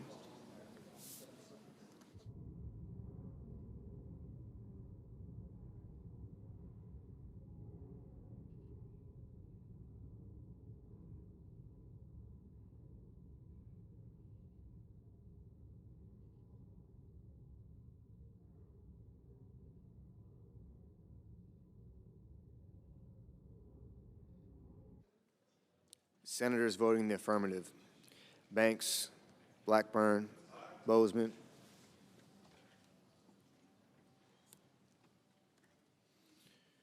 Budd, Capito, Collins, Cornyn, Cotton, Kramer, Crapo, Cruz, Curtis, Daines, Ernst, Graham, Hawley, Hoven, Husted, Hyde-Smith, Kennedy, Lee, McConnell, Moran, Moreno, Mullen, Murkowski, Ricketts, Scott of Florida, Scott of South Carolina, Sheehy, Sullivan, Wicker, and Young.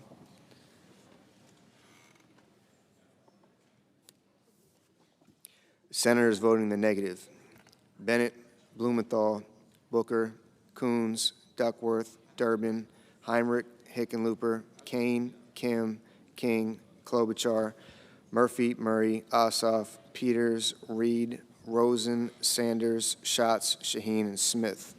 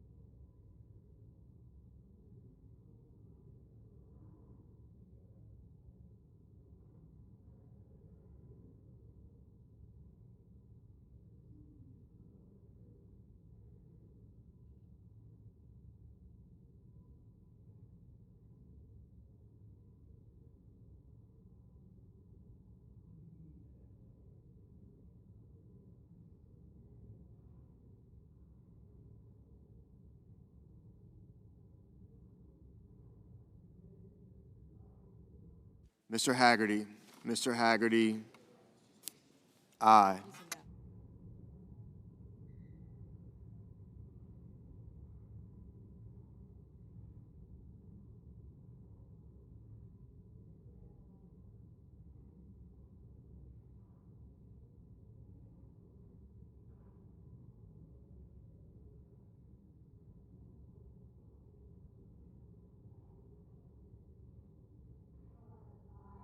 Ms. Lummis, aye.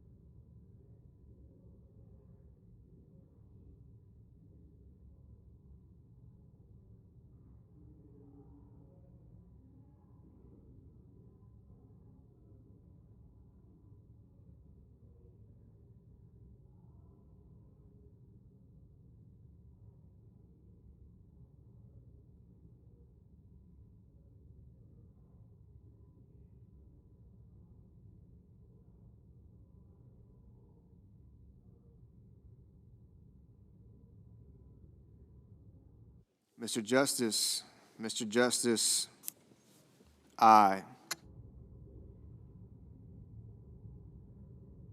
Mr. Barrasso, Mr. Barrasso, aye. Mr. Schmidt, Mr. Schmidt, aye.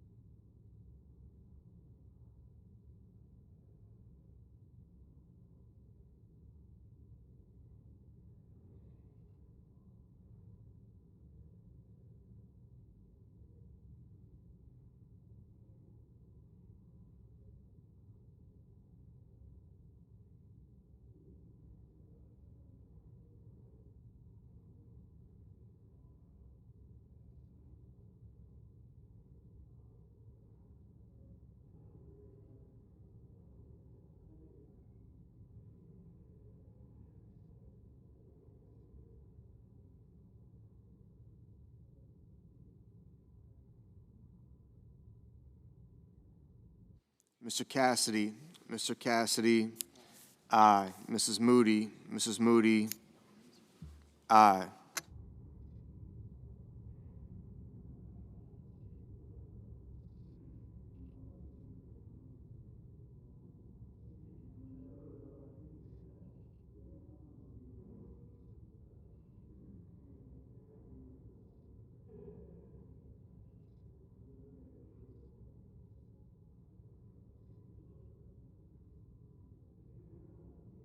Mr. Marshall, aye. Mrs. Fisher, aye.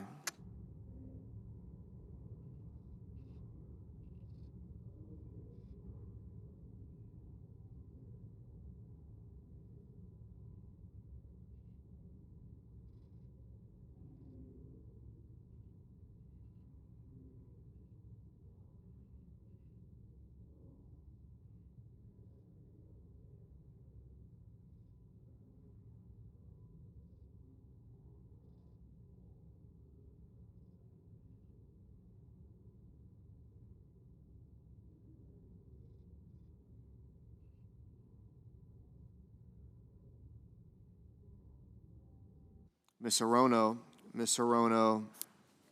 no.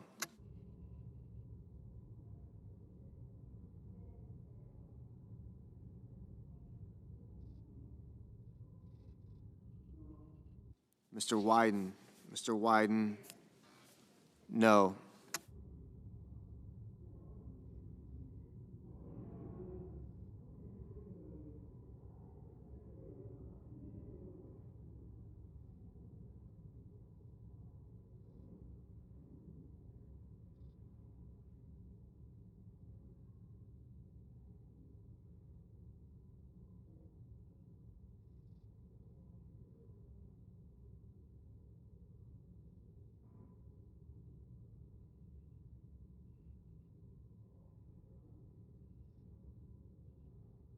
Ms. Warren. Ms. Warren, no.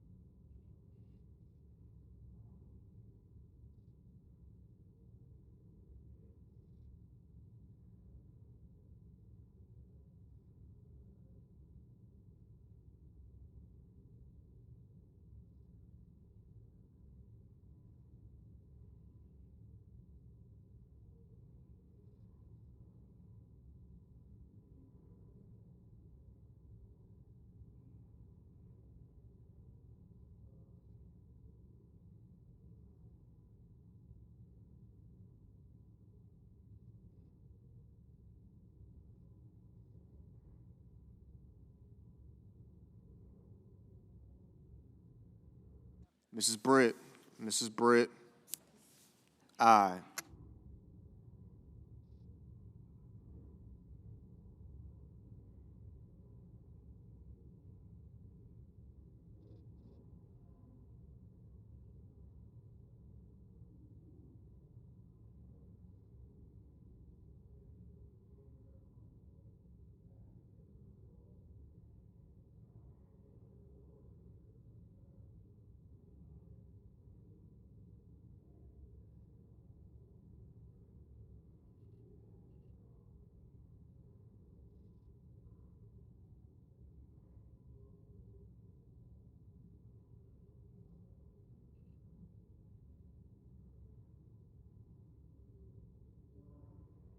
Mr. Warner. Mr. Warner, no.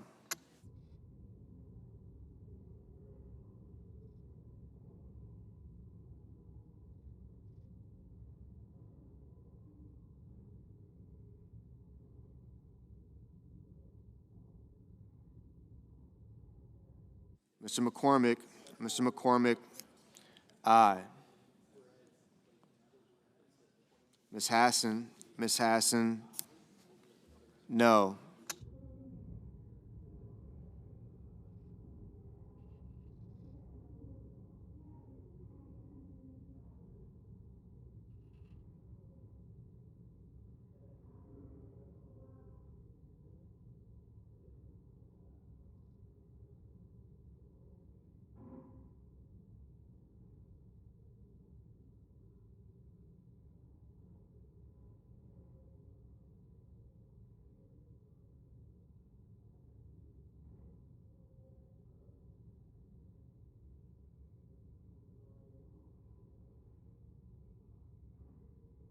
Mr. Tuberville.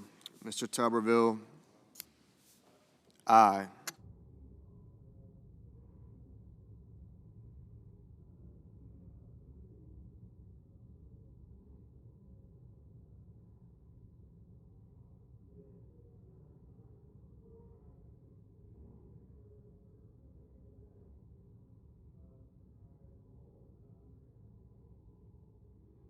Mr. Johnson. Mr. Johnson, aye. Mr. Schiff. Mr. Schiff, no. Mr. Lujan. Mr. Lujan, no. Mr. Paul. Mr. Paul, aye. Ms. Alsobrooks. Ms. Alsobrooks, no.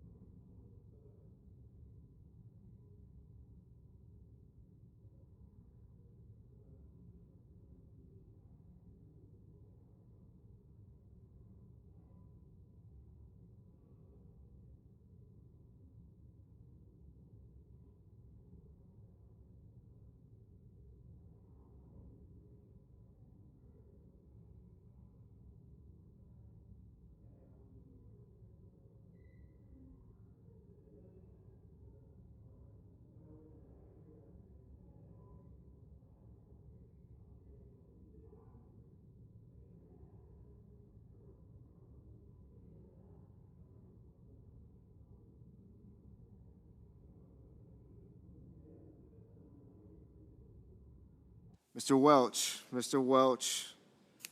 No. Ms. Blunt Rochester. Ms. Blunt Rochester. No. Ms. Cortez Masto. Ms. Cortez Masto. No. Mr. Schumer. Mr. Schumer. No. Mr. Warnock. Mr. Warnock. No. Mr. Grassley. Mr. Grassley. Aye.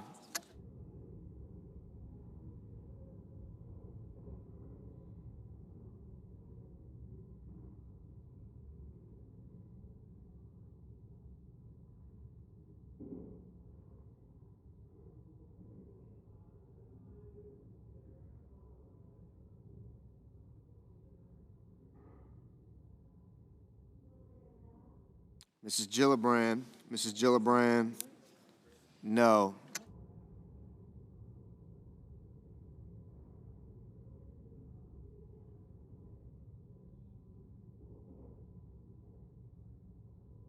Mr. Risch. Mr. Risch. Aye. Mr. Tillis. Mr. Tillis. Aye.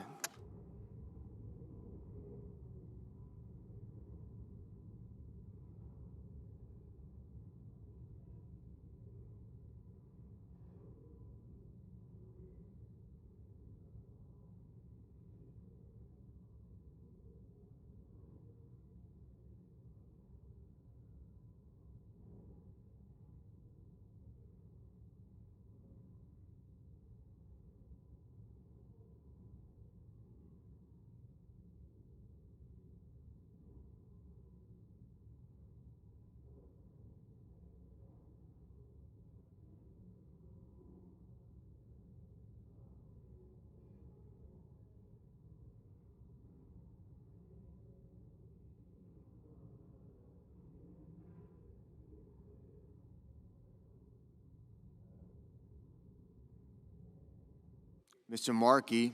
Mr. Markey. No.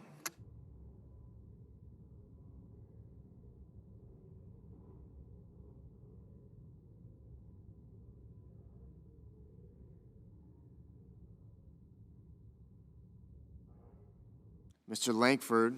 Mr. Lankford. Aye. Mr. Kelly. Mr. Kelly. No.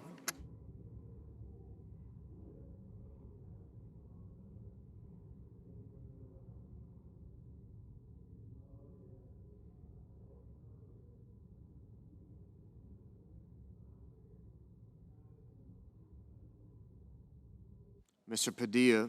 Mr. Padilla. No. Mr. Van Hollen. Mr. Van Hollen. No.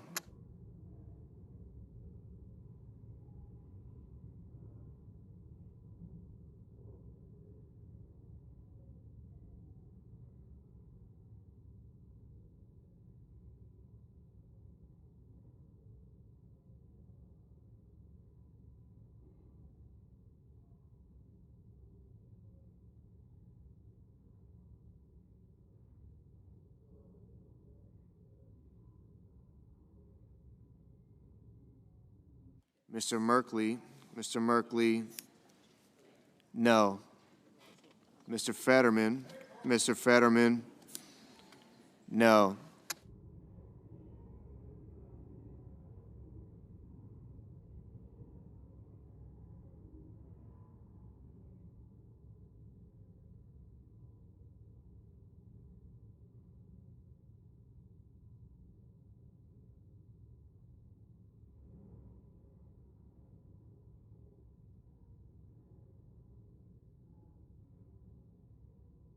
Mr. Thune. Mr. Thune. Aye.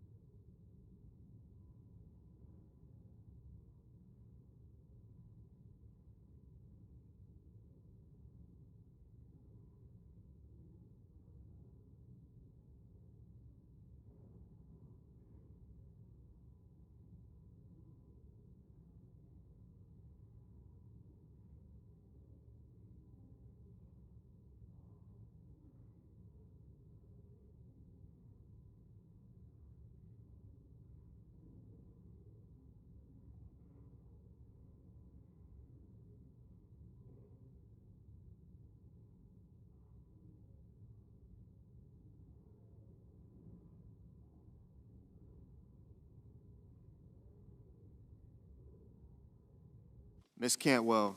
Ms. Cantwell, no.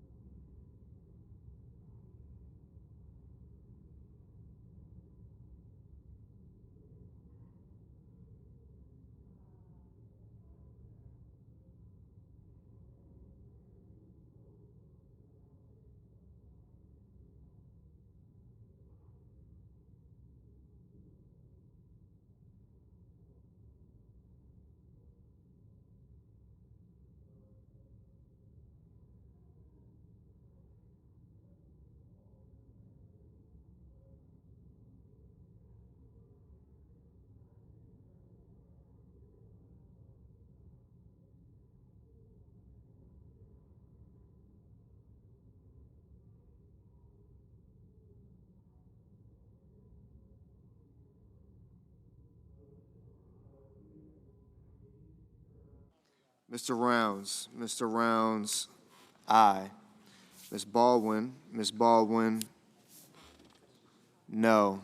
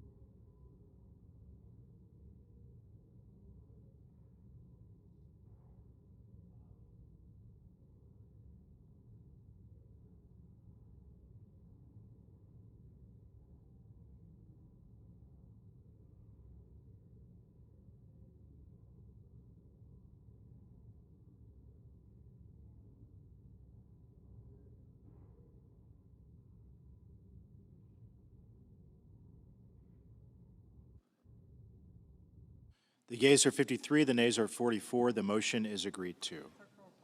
The clerk will report the nomination. Nomination, Office of the Director of National Intelligence, Joseph Kent of Washington, to be Director of the National Counterterrorism Center.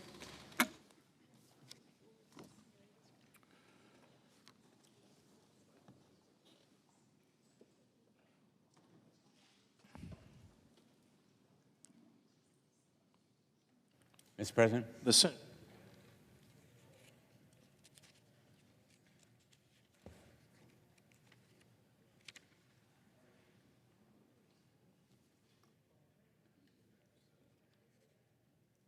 President.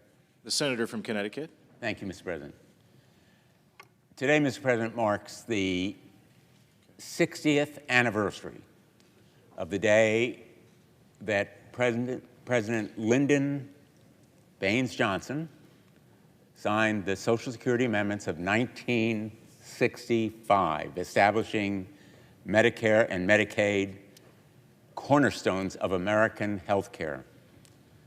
These programs provide millions, including 1.5 million people in Connecticut, with access to comprehensive and affordable health care. Nothing is more important than our health. As the saying goes, if you don't have health, you don't have anything. And if you don't have health care coverage, which for most Americans guarantees treatment, diagnosis, effective health care, you don't have your health. I'm here, I wish I could say, to celebrate these vital programs, but really, I'm here to defend them. To defend them against deep and damaging cuts made by Senate Republicans and the Trump administration.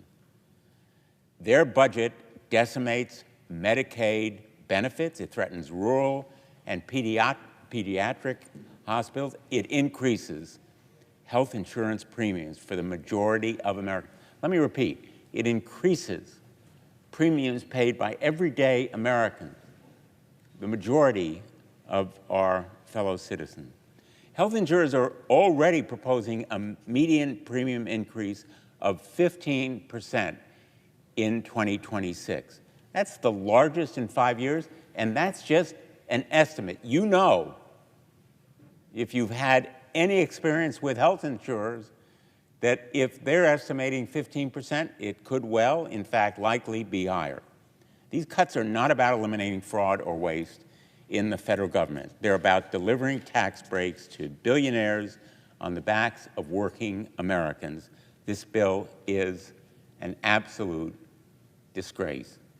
The American people should hold every member who voted for it accountable when they are next up for election. It's the biggest Medicaid cut in our history.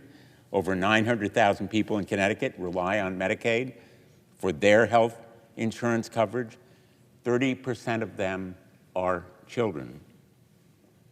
In fact, in Connecticut, Medicaid covers 41% of births and 68% of people living in nursing homes. The majority of people in nursing homes, in other words, depend on Medicaid, and they could well be thrown out of those nursing homes. Under this bill, up to 158,000 people in Connecticut will lose Medicaid, and 53,000 will lose their ACA coverage. Even those who keep their health coverage will see reduced benefits and strained providers as the state struggles to make up the difference. People in Connecticut are lucky because there will be an effort to make up the difference, but many other states won't have that ability. Just to be clear, these cuts are going to have an impact on everyone because the Medicaid program is a huge source of funding for all hospitals.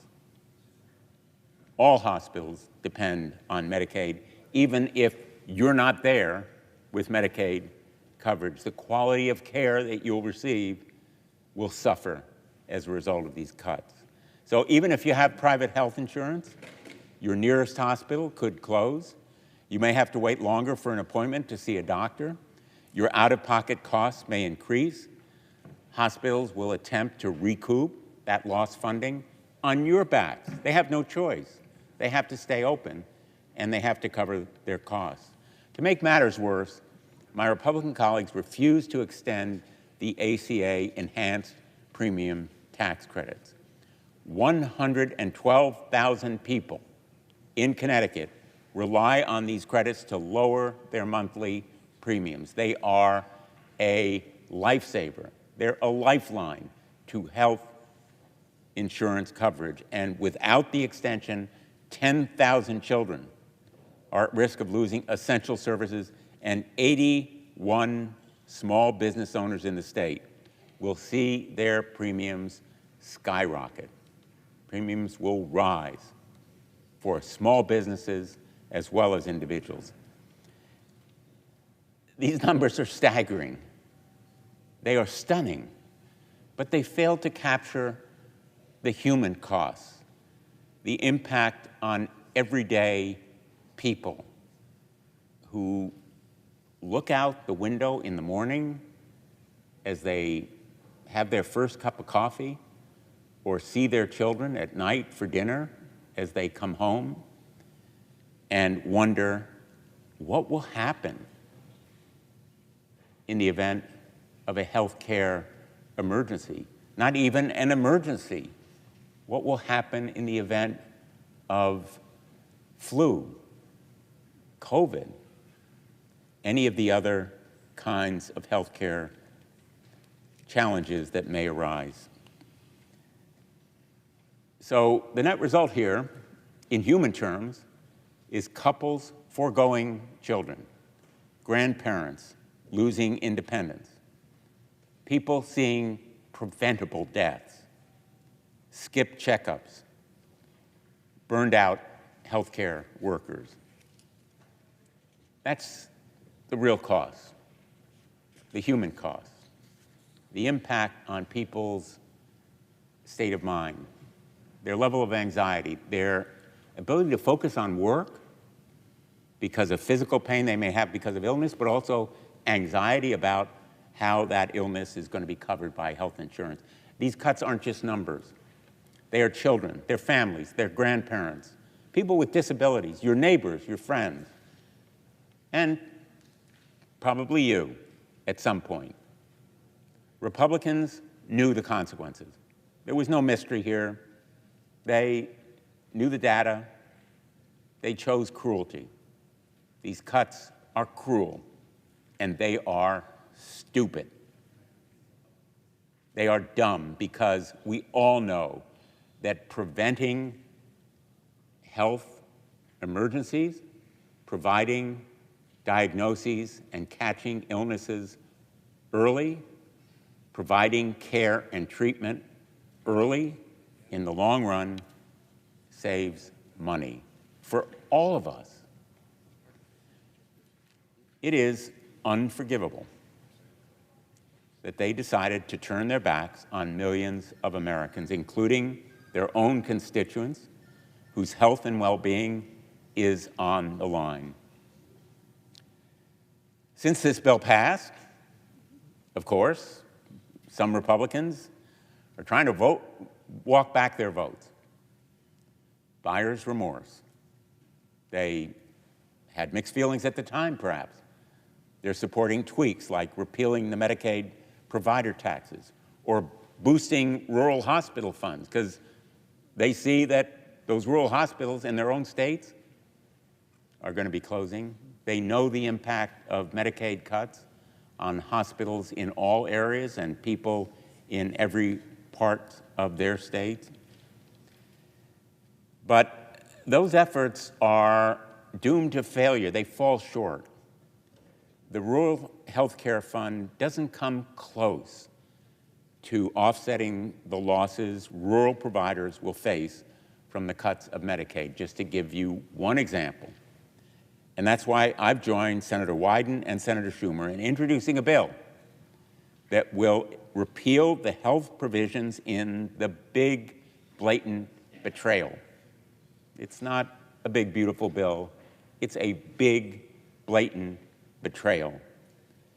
This measure would extend the ACA premium tax credits. Again, Medicaid cuts are reprehensible and reckless. Cutting the ACA premium tax credits affects hundreds of thousands of others in Connecticut and millions around the country, everyday, middle-class, working Americans who have to cover health care bills. I'm going to keep fighting against any legislative efforts that put the interests and desires of billionaires over the needs of working and middle-class Americans. This big, blatant betrayal is, in fact, simply cruel and stupid. And I hope my Republicans will join us in these efforts to truly walk back and compensate for the disastrous impact, the devastating effect it will have on families and working people all across this great country. Thank you, Mr. President. And I'm honored to yield to our distinguished leader. Thank you, and I thank my great friend from Connecticut who cares about these issues so much and is one of our most effective advocates in the whole country for things like this, and thank him. And thank all of my colleagues who have come to the floor, Senator Whitehouse, Senator Markey, and so many others who are just eloquent spokespeople for helping people with health care. So today, Democrats are holding the floor on the 60th anniversary of Medicare and Medicaid being signed into law to talking about the Republican all-out assault on our health care system. Look, the American people are just fed up to here with the soaring costs of health care. They're fed up with Donald Trump and Republicans cutting their health care to help the billionaire class. But unfortunately, Donald Trump and Republicans seem to live in a bubble. Because while they brag about how big and beautiful their bill is, the American people feel the opposite. The more Americans learn about the Republican bill, the more they're realizing that Donald Trump and Republicans sold them a raw deal, a raw deal. The Republicans' big, ugly betrayal is one of the most devastating bills for American health care that we have ever seen. The largest cut to Medicaid in American history, $1 trillion in health care cuts, 15 million people at risk of losing their health care coverage. Why? To pay for tax breaks for billionaires? Telling a mom whose daughter has cancer that she can no longer afford treatment and the child may die because some billionaire needs more money? I don't have anything against the billionaires. God bless them. They made a lot of money. They don't need a tax break at the expense of middle-class, working-class American families, poor American families that desperately need health care. What is big or beautiful about what they're doing? Nothing. It's even nervy to call it big and beautiful. They listen to Donald Trump, who just makes it up as he goes along. And they say, yes, whatever he says, no matter how bad it is for the American people. So the American people don't want their health care cut to help out the ultra-rich. It's a nasty proposition from our Republican colleagues. And if I may add an aside, I want to be clear, it's not just health care that's in danger. It's not just health care. Today we got a rather stunning admission from the administration on Social Security, another part of the safety net. It deserves some mention now before I give up the floor. Today, Secretary Bessent admitted in a podcast that the so-called Trump accounts that the Republicans snuck into the big ugly bill are, in Secretary Bessent's eyes, a backdoor for privatizing Social Security. Let me repeat that. These are Bessent's words. What they put and snuck into the reconciliation bill that they called BBB and we called the big ugly betrayal is, quote, a backdoor for privatizing Social Security. America, do you hear that? From one end of the country to the other, probably the most popular federal program ever passed. And they want to privatize it. You know what privatize means? It means you're in trouble, Mr. or Mrs. Senior Citizen. Because when they privatize it and the big boys get hold of it, it's going to be much less money for you, if at all. But now we have it. Bessent actually slipped and told the truth. Donald Trump and his government want to privatize Social Security. Another great lie from Donald Trump. He just lies at will. Donald Trump promised that Social Security under his watch, quote, would not be touched, while at the same time his administration has strangled the program behind the scenes, laying off staff, shutting down offices, making it harder to claim benefits, and now they're openly talking about privatizing it. Rarely is the end game for Republicans so obvious. They're ramming historic cuts down Americans' throats to help their billionaire buddies.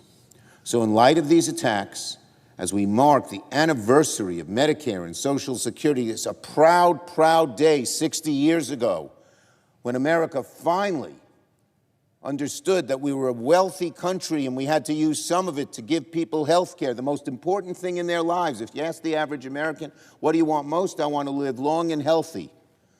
And the reason we're living longer and healthier for all the troubles in the system is because we have Medicare and Medicaid. And this is the anniversary.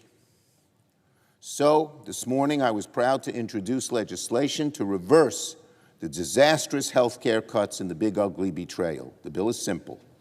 It repeals the entire health care subtitle of the Republicans' bill and permanently extends the ACA premium tax credits that Republicans let expire.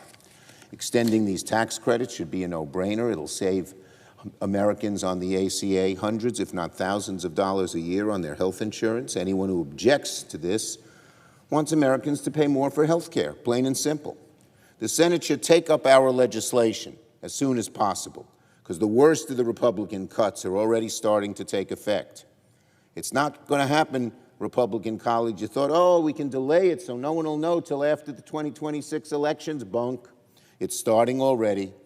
Healthcare premiums are going to start spiking very soon. Hospitals and clinics are at great risk of closing now, not after 2026. Some have already shut their doors in Maine, Nebraska, and other states. People in rural communities are worried sick that they will have to travel even further to get health care. In many rural counties, including some of mine in New York, the local hospital is the biggest employer. Those jobs will go by the wayside. Again, this is not what the American people want. People want health care that's easy to access, easy to navigate, easy to afford. Seniors, kids, people with disabilities, people who rely on Medicare and Medicaid don't want to see their coverage ripped away. Republicans should be working with Democrats to strengthen these programs, not slash and burn them to the ground. And don't go home and tell people lies, that your health care won't be affected by this bill. Of course it will. Even the own Republican gurus say, oh, talk about other things. Don't talk about health care, because they know how bad it is. It isn't too late, not too late for Republicans to reverse course. But Democrats, meanwhile, will never, never, never. Senator Whitehouse, Senator Markey, Senator Hickenlooper, and all of my other Democratic colleagues will never stop fighting to fix our broken health care system. I yield the floor.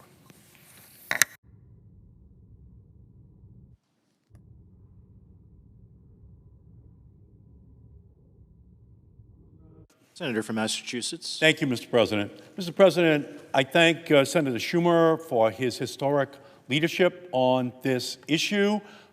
He has framed it perfectly for this chamber and for the American people to understand what is at stake in our country in the year 2025.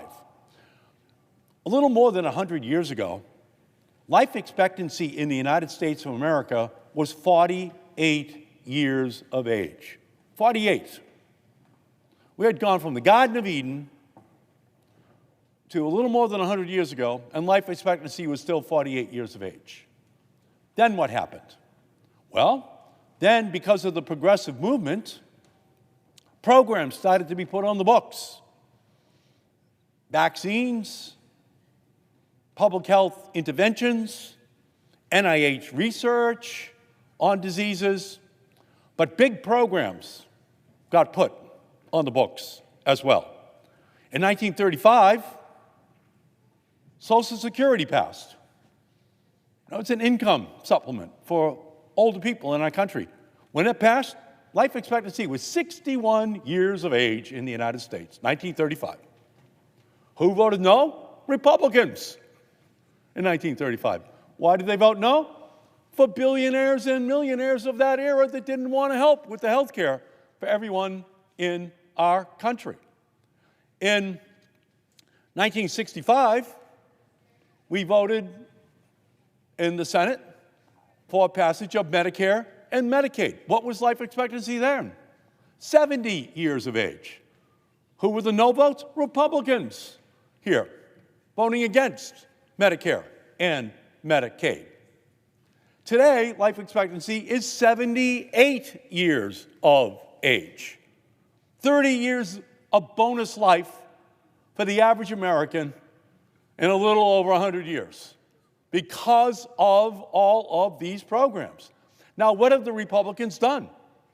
The Republicans have decided, because of their ancient animosity towards Medicare and Medicaid and the Affordable Care Act and NIH funding for research for cancer and Alzheimer's and Parkinson's, to slash all of those programs. They finally have a chance with Donald Trump to listen to the billionaires of the 30s and the 60s and fulfill their dream where we cut the programs for ordinary families in our country. And they just did it a month ago.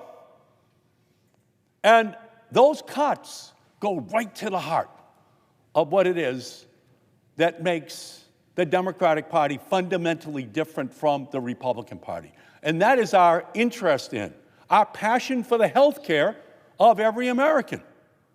The Republicans have opposed these programs throughout their entire history.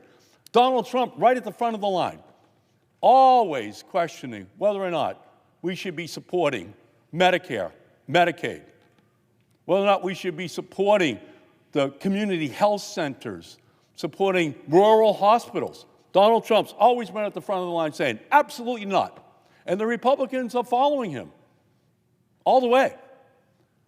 And even when some Republicans say that they have some questions about it, like in The Godfather, Part 1, they got an offer they couldn't refuse. And the ones that refused it, they can't even run for office next year because Trump has already taken them out. And what was it over? Medicaid. It was over Medicare.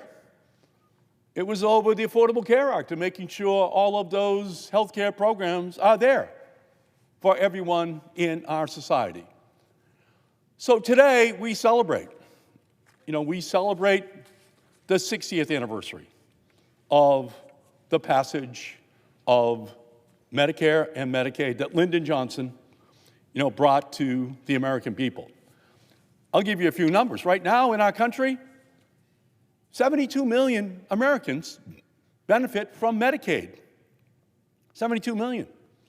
18 million people with disabilities in our country are on Medicaid. They need the program. They have disabilities. 37 million children in the United States are on Medicaid. That's 50% of the kids in the United States. 14 million kids with special needs are on Medicaid in our country right now. And the Republicans on the floor of the Senate slashed all those programs. Kids with special needs, adults with disabilities, 37 million kids. They just slashed it. And by the way, it's just a promise to billionaires and millionaires who want their money back. Ralph Waldo Emerson, he said that Health is the first wealth. So that's what Medicare and Medicaid, what Social Security, what the Affordable Care Act, what NIH funding for research for cancer and diabetes and Alzheimer's, that's what it is. It's providing the first wealth, health, to everyone. But what the Republicans are doing, they've already done it, is they've looted the money for all those programs, all of them, to give it over to the billionaires. And it will lead to a complete and total devastation of the health care system in our country that we have built over the last 2 generations. Millions of people have relied on Medicare, Medicaid to access the health care which they need. And yet, sadly, my colleagues, my Republican colleagues, and Donald Trump have marked this milestone of the 60th anniversary by signing into law unprecedented cuts in Medicare and Medicaid. By the way, I didn't get to know any of my grandparents. It was a foreign concept to my brothers and I. These programs hadn't kicked in yet to extend their life expectancy.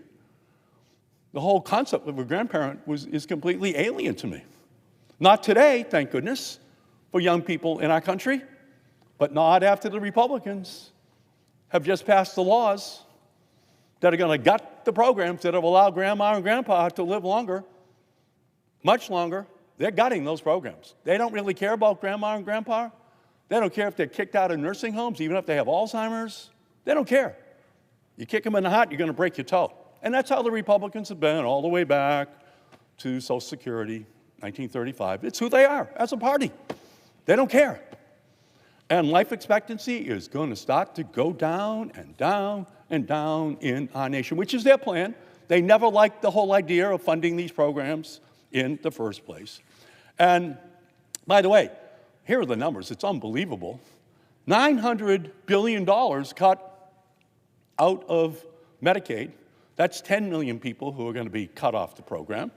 And they're going to gut the health care ultimately, if you take all of the programs combined, of 72 million people.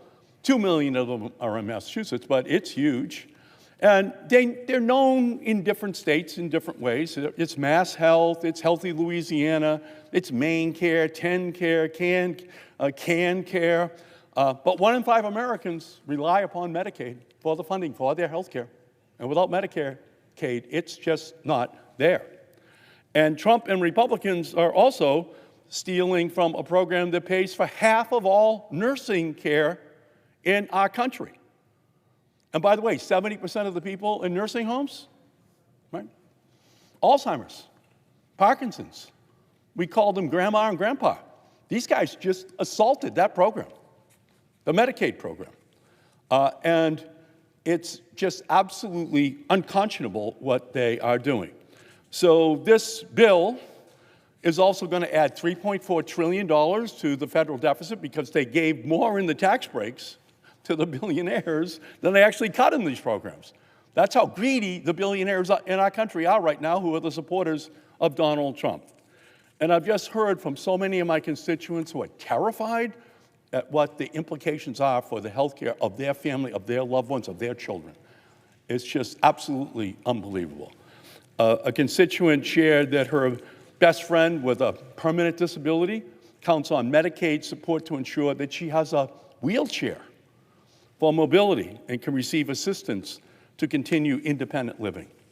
Republicans have cut that program. They've cut that Medicaid program.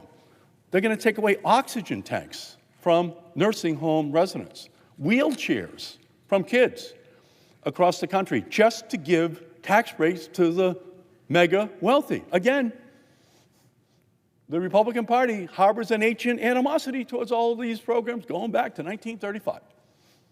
This was their moment. The Billionaire Boys Club comes together.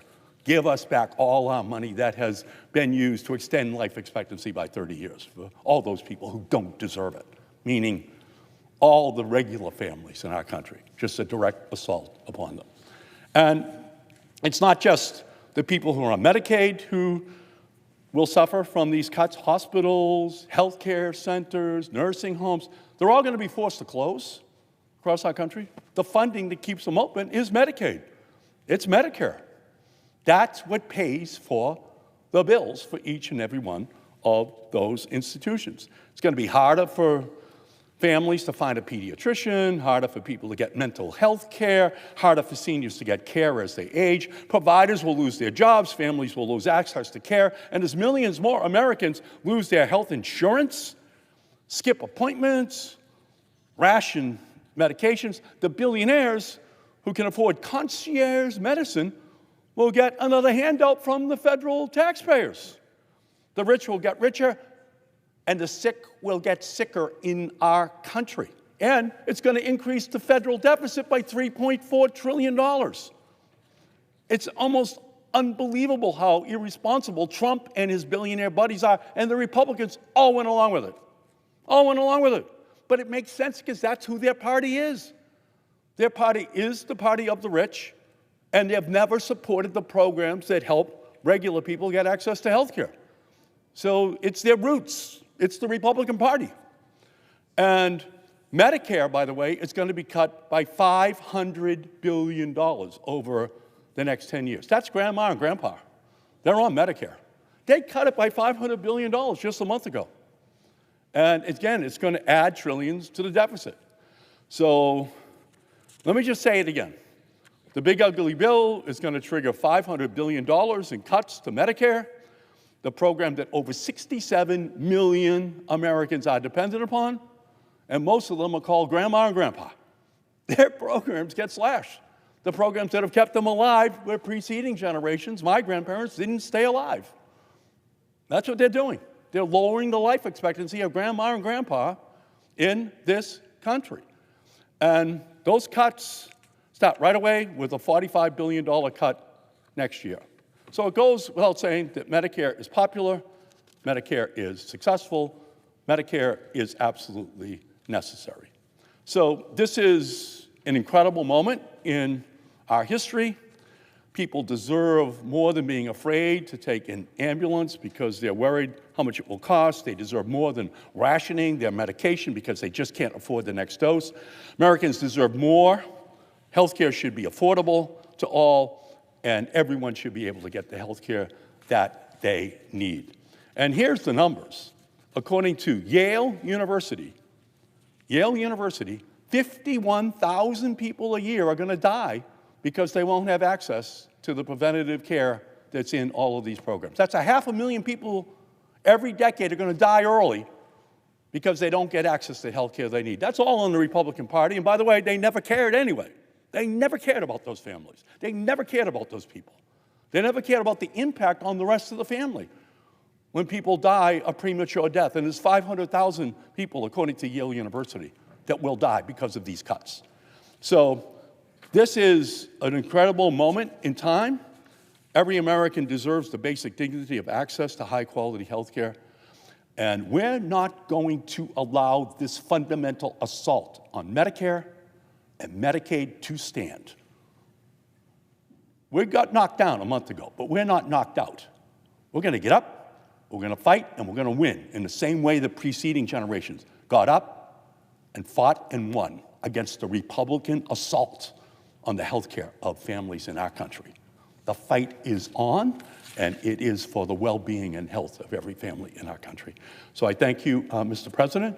And again, it's so great to be here with Senator Schumer and with Senator Blumenthal and my great friend, the leader from the great state of Rhode Island, my friend, Senator Whitehouse. Thank you. Mr. President. Well, Mr. President, as we've been saying, today is kind of an exceptional day. It's the 60th anniversary of the Medicare and Medicaid Act, which created two of the most successful programs for families, really, that the world has ever seen. Should be a moment for celebration. Unfortunately, a bad turn has been taken, and there are now attacks on Medicaid and Medicare happening right in this building. The beautiful for billionaires bill that the Republicans forced through on a purely partisan basis cuts Medicaid explicitly, a $1 trillion cut to Medicaid. So folks who are on Medicaid are going to see a real danger in their lives as a result of those cuts. You may say, well, I'm not on Medicaid. I've got private insurance. I've got Medicare. I'm going to be fine. Not so. When the cuts are that big, they knock essential revenue away from hospitals, away from your family doctor, away from health centers, away from nursing homes. And I don't know about all the other states, but in Rhode Island, all those institutions are struggling. This is not easy times for people who are providing health care in our healthcare system. And when you knock $1 trillion out of their pockets, because that's where this goes. Medicaid money doesn't go to individuals into their pockets, it goes to their providers. When you take away that revenue from the providers, you put them at risk. You don't have to be on Medicaid to be harmed if your nursing home closes down because it has gone broke because Medicaid funding is no longer available. So the Medicaid cuts are right in our face. And the damage that they're going to do to healthcare institutions is obvious. What's a little bit trickier, and what I'm calling out here on the floor today, is the sneak attack on Medicare. I could run a tape here of all the Republicans who said, oh, we're not going to cut Medicare. Oh, Medicare is different. Oh, we're going to protect Medicare. We've heard the president say it. It was all hogwash. It was all complete hogwash. The sneak attack is underway, and I'm going to tell you how it works. It works because the Beautiful for Billionaires bill added $3.4 trillion or more to the debt. The Republicans had to lift the debt limit by $5 trillion, so it's a big number added to the debt. And when that much added debt gets dumped onto our fiscal picture, it triggers another law. It triggers a law called the Statutory Pay-As-You-Go Act. Our technical term for it around here is that it triggers sequestration. And when you create that much added debt, when you run up deficits that badly, as the Republicans have done to fund their billionaire tax cuts, here's what happens to Medicare. And this is from the Congressional Budget Office. It triggers a $45 billion cut to Medicare in 2026. And it will increase each year to about $75 billion of an annual cut to Medicare in 2034. Between 2026, next year, and 2034, this trigger will produce $535 billion in cuts to Medicare. They don't want you to know that. They don't want to tell you that. They'd like it to just happen automatically so they don't have fingerprints on it. But their fingerprints are all over it. So what we should be doing is passing my bill to put Medicare and Social Security onto a permanently sound footing, as far as the actuarial eye can see, by simply lifting the cap on how much of your income is subject to Social Security and Medicare contributions. Easy to do, very simple, very fair, makes Social Security and Medicare solvent essentially indefinitely if my bill passes. That's what I'd like to be talking about. Instead, we've got a direct attack on Medicaid, a rebound attack from those cuts on the major institutions of our American healthcare system, like our family doctors and our hospitals and our nursing homes, and a sneak attack through the pay-as-you-go provisions on Medicare to the tune of over $500 billion. This is not a good day. I regret that we're at this sorry pass, and I yield the floor.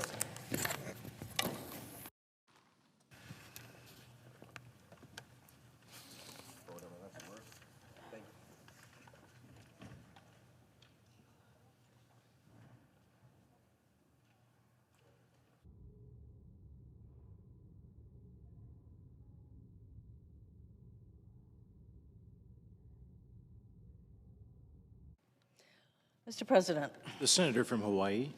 Mr. President, I rise today to celebrate Medicare and Medicaid, two programs that have enabled millions of Americans to get the health care they need. 60 years ago today, President Johnson signed into law a bill creating these two critical programs. At the bill signing, President Johnson said, quote, "This great nation cannot afford to allow its citizens to suffer needlessly from the lack of proper medical care," end quote. Together, Medicare and Medicaid have helped generations, 60 years, generations of Americans stay healthy, get to work, pay their bills, and care for their families.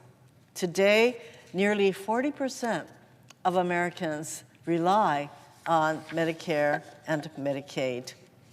Over the years, Democrats have fought to expand and strengthen Medicaid even further, including in the 2010 Affordable Care Act. But while the Democrats have worked to strengthen and expand Medicaid, Republicans have waged war on Medicaid and the Americans who depend on it. Just this month, they passed a nearly 1,000-page bill. They have the audacity to call it a big, beautiful bill. I call it the 1,000-page of pain bill that will devastate communities across our country by stripping health care access, including Medicaid access, from some 15 million Americans, including more than 40,000 people in Hawaii. There are a lot of states who have more people on Medicaid than are on Social Security. So this is a critically important program to our communities.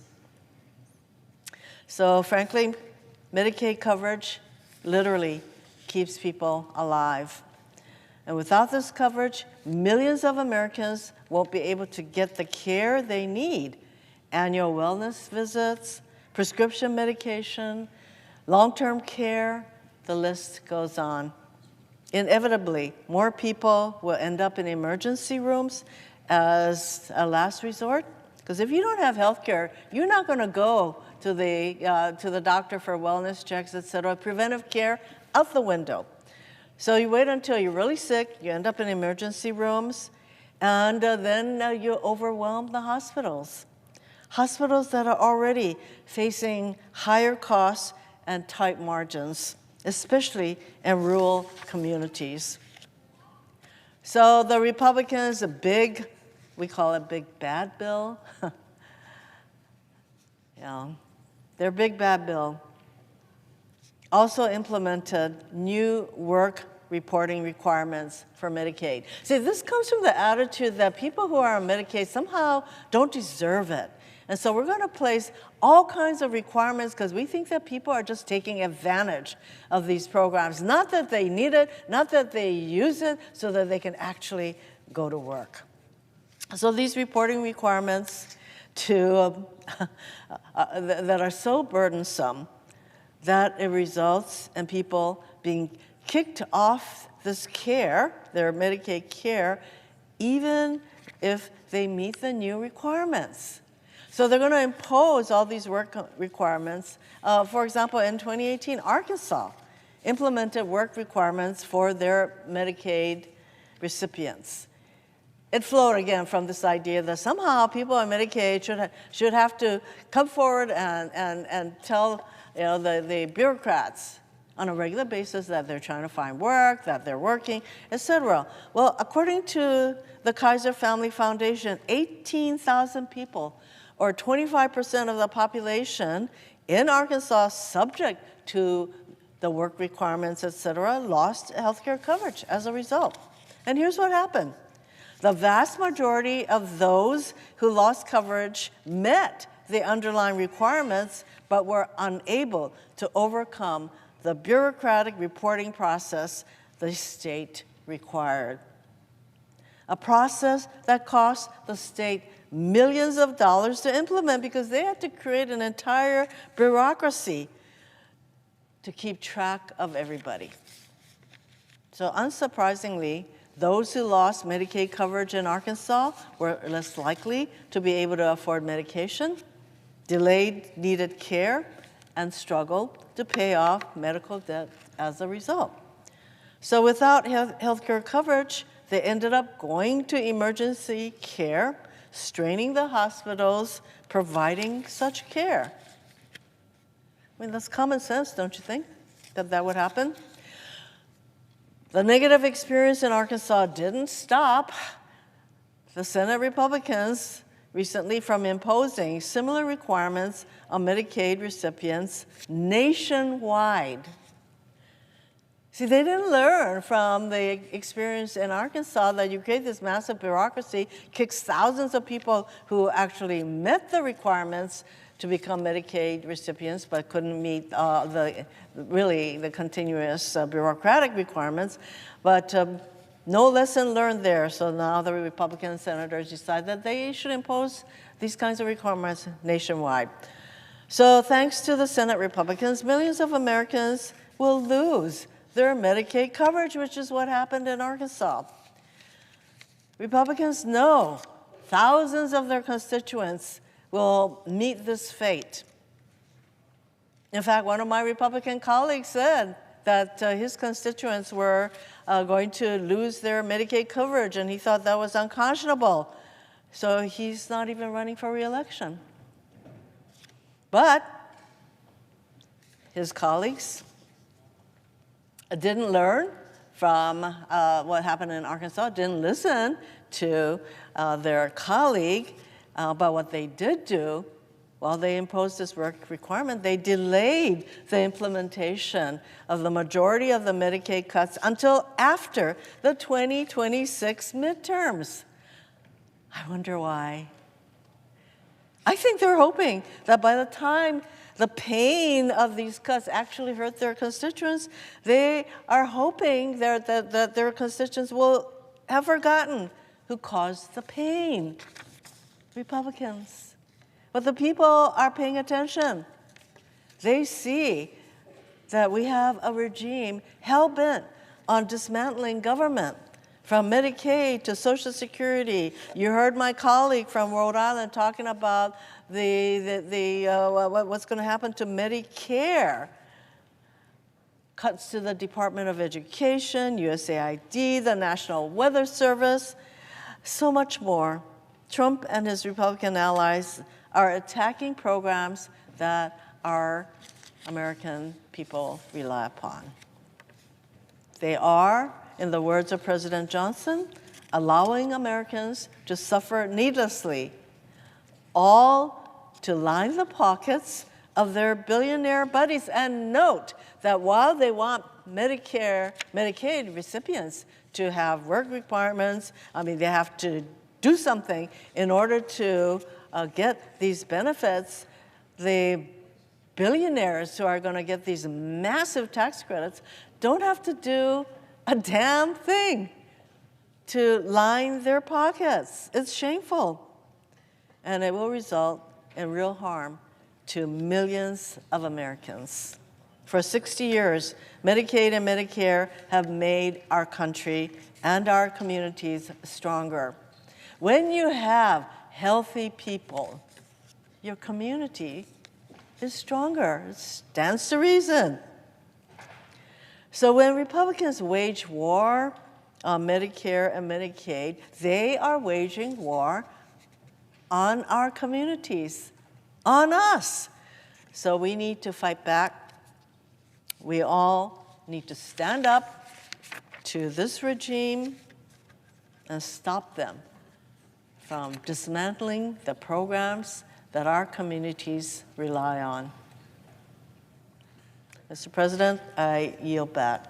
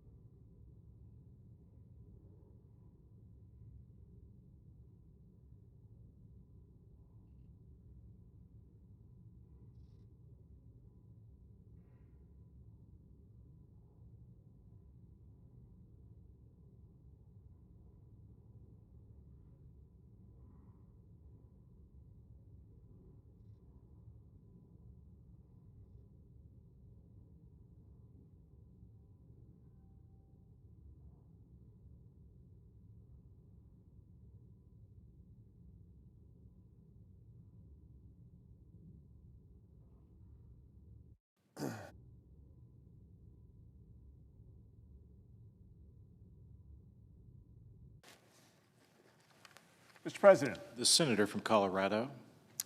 Mr. President, the United States is the wealthiest country on earth. I think it's fair to say it's the wealthiest country in the history of the world, probably in the history of the solar system. What we do with that wealth speaks volumes about who we are as a country and about the responsibility we feel to our fellow Americans. It defines us. Earlier this month, Republicans passed what I would call a truly devastating budget bill that gives many of the wealthiest people in this country, and many of them who don't want a tax break, but it gives many of the wealthiest people in this country and corporations a $4.5 trillion tax break. That was their goal. They just needed to find a way to pay for it. Well, actually, they only paid for a small part of it. But in doing so, they cut more than $1 trillion from Medicaid, the Affordable Care Act, and food stamps. The programs that help struggling Americans meet their most basic human need for food and health care. Again, just so they could pass the largest transfer of wealth from the poor to the rich in the history of our country. That speaks volumes about who this administration values. But what does the bill mean for Americans? Over time, 15 million Americans are going to lose their health coverage, are likely to lose their health coverage. 241,000 of them live in Colorado. Hundreds and hundreds of hospitals around the country are at risk of closure, many of them in Colorado. Take the Sunrise Montfort Community Health Clinic in Evans, Colorado. We were there in May, and Sunrise's network of 14 rural health clinics serves 43,000 patients across a broad swath of northern Colorado. 70% of them are enrolled in either Medicaid or Medicare. Now, we spoke with their CEO back in May, and we were told point blank that gutting Medicaid, dramatically making cuts to Medicaid, will force them to dramatically cut services. They estimate that those cuts in Medicaid will force between 7,000 and 14,000 of their patients off of health care. That's a quarter of their patients. Again, all because lawmakers in Washington have decided to give still bigger tax cuts to the ultra-wealthy, and again, many of whom don't want or need tax cuts. It's nuts. The administration knew taking health care away from many Americans would be unpopular. So they crafted and snuck in a provision to solve that. Most of the Medicaid cuts won't take place until 2027. Well, why wait till 2027, you might ask? Well, because it's after the midterm elections at the end of 2026.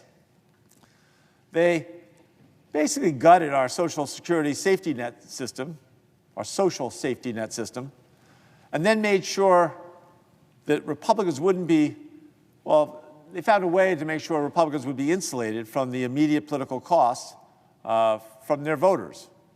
That's why right now they're building a massive public relations campaign to go out and sell the bill to Americans. They so far completely deny that this bill is going to harm Americans in any way. Instead, they say it's about efficiency, government efficiency, and cutting out waste, fraud, and abuse.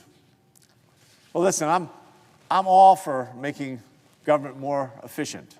When I was mayor of Denver, we made the city smaller. We had a hiring freeze for 2.5 years. We asked workers to do more with less, and they did that. But we did it in increments. And we worked to make sure that people knew how much they were valued and that they could make a difference. When I was governor of Colorado, we balanced our budget every single year. We went through every board and regulation that we could find on the books, 24,500 rules and regulations, and we simplified or eliminated 11,000. We did all this without cutting service and without cutting resources that people rely on. Now, Republicans knew they were going way beyond waste, fraud, and abuse. That's part of the reason it took 24 hours of voting and arm twisting to pass this, what we call, in my family, a god-awful bill. They knew they were going to be hurting their constituents and Americans. I mean, the bill itself is a prime example of my grandfather used to call a drunken spending spree. It's going to cost the American people more than $4 trillion when you consider the interest payments on the national debt. And none of the arguments the Republicans have used have legs. Ultimately, the bill isn't just $1 trillion in cuts for Medicaid and the Affordable Care Act. It really, through these rules and paperwork, create new barriers to access. That means more paperwork, more hoops for families to jump through. Under Trump's big ugly bill, government efficiency just means rolling out the red tape, miles and miles of it. And who pays the price? Well, rural Coloradans are going to pay some price. People living in Cortez, Lamar, or Rifle will pay a price when their closest health care center closes.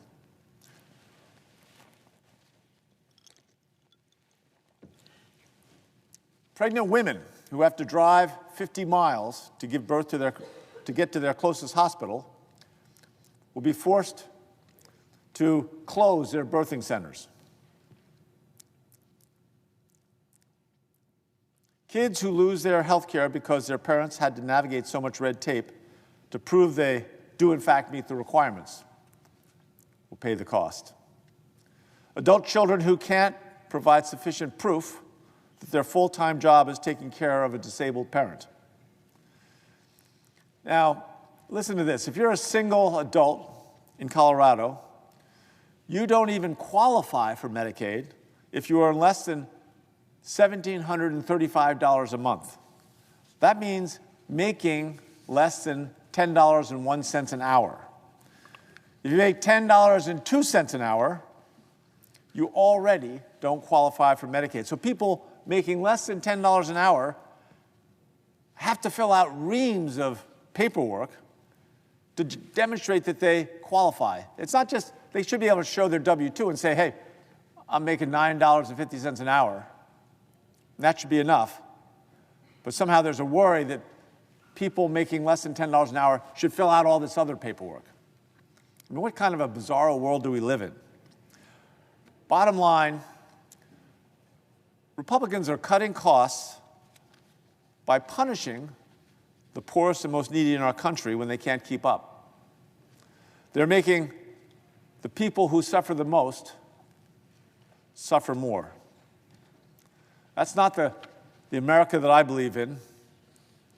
The Medicaid system isn't perfect. It exists in our country because that country, our country, decided that no matter where you live or how little money you make, working Americans deserve basic health care.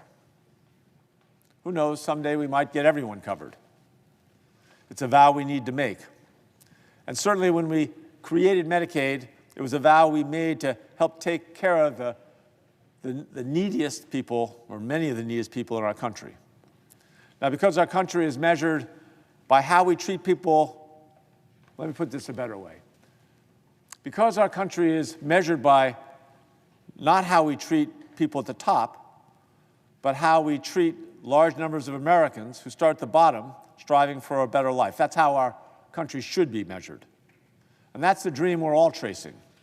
And ultimately, it's the American people that are going to have the final word. Thank you, Mr. President. I yield the floor. Morgan. I appreciate the comments from my colleague from Colorado. I don't think it's unique to the states out west, be it Oregon or Colorado or California or Idaho or Nevada and so forth. I think people in every single state care about access to health care. Now, I came to the Senate in 2009, and in that year, we decided to make a major effort to fill in huge holes in our health care system. Well, we had Medicaid for the least affluent, but then folks who were just above that, they couldn't afford private insurance. They also didn't qualify for Medicaid, so we created extended Medicaid and made it a state option. And that covered a lot more people. And then when you came to the middle class, you had folks who had insurance through their employer, but not every employer provided insurance. And so we created the health care exchange, where you could buy insurance and you could do so with tax credits to help you make the payments so that they were affordable. Well, that plan was pretty straightforward, but a man named Frank Luntz, he was a pollster and message maker for the Republicans.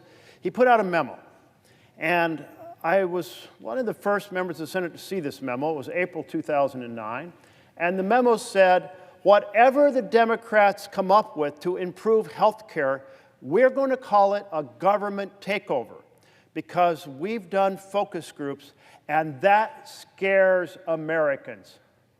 It makes them dread this. And it doesn't matter what the policy is. We'll call it a government takeover. And I came down here to the floor. At that point, my desk was much further over here around the corner. And I waved this around and said, is this what America's come to? Instead of working together to improve the healthcare system, instead we're so polarized that the minority wants to stop us from improving healthcare, even if it makes sense. And they're going to make up a falsehood and sell it across America. Well, apparently that was what America had come to, because they did promote that falsehood all across America. Now, back home in Oregon, I'd made a commitment to go to a town hall in each of my 36 counties every year, open hour. People can come and share whatever they want.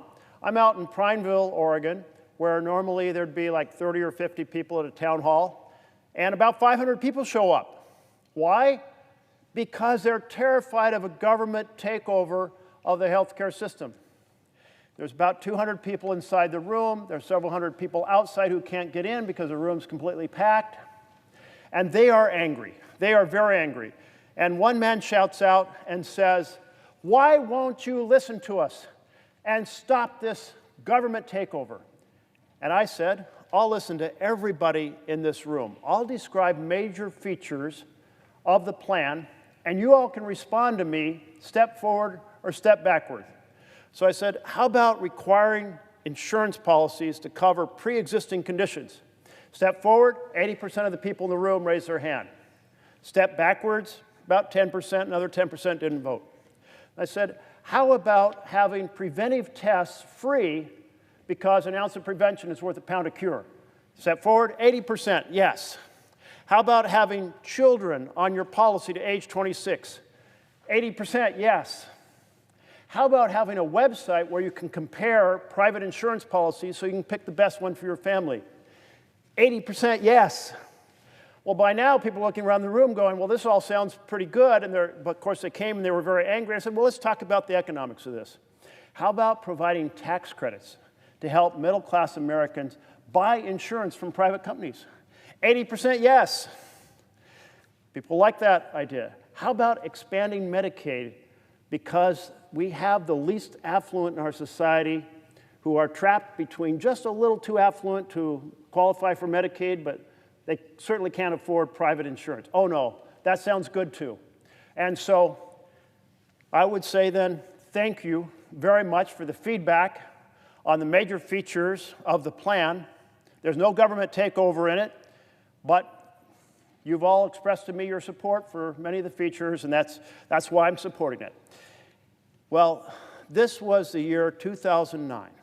You had a blue trifecta that said, let's fill in the holes on health care. And we went about and did it. And now let's fast forward to 2025. You don't have a blue trifecta, you have a red trifecta. And the red trifecta knows how important health insurance is, so they made some promises.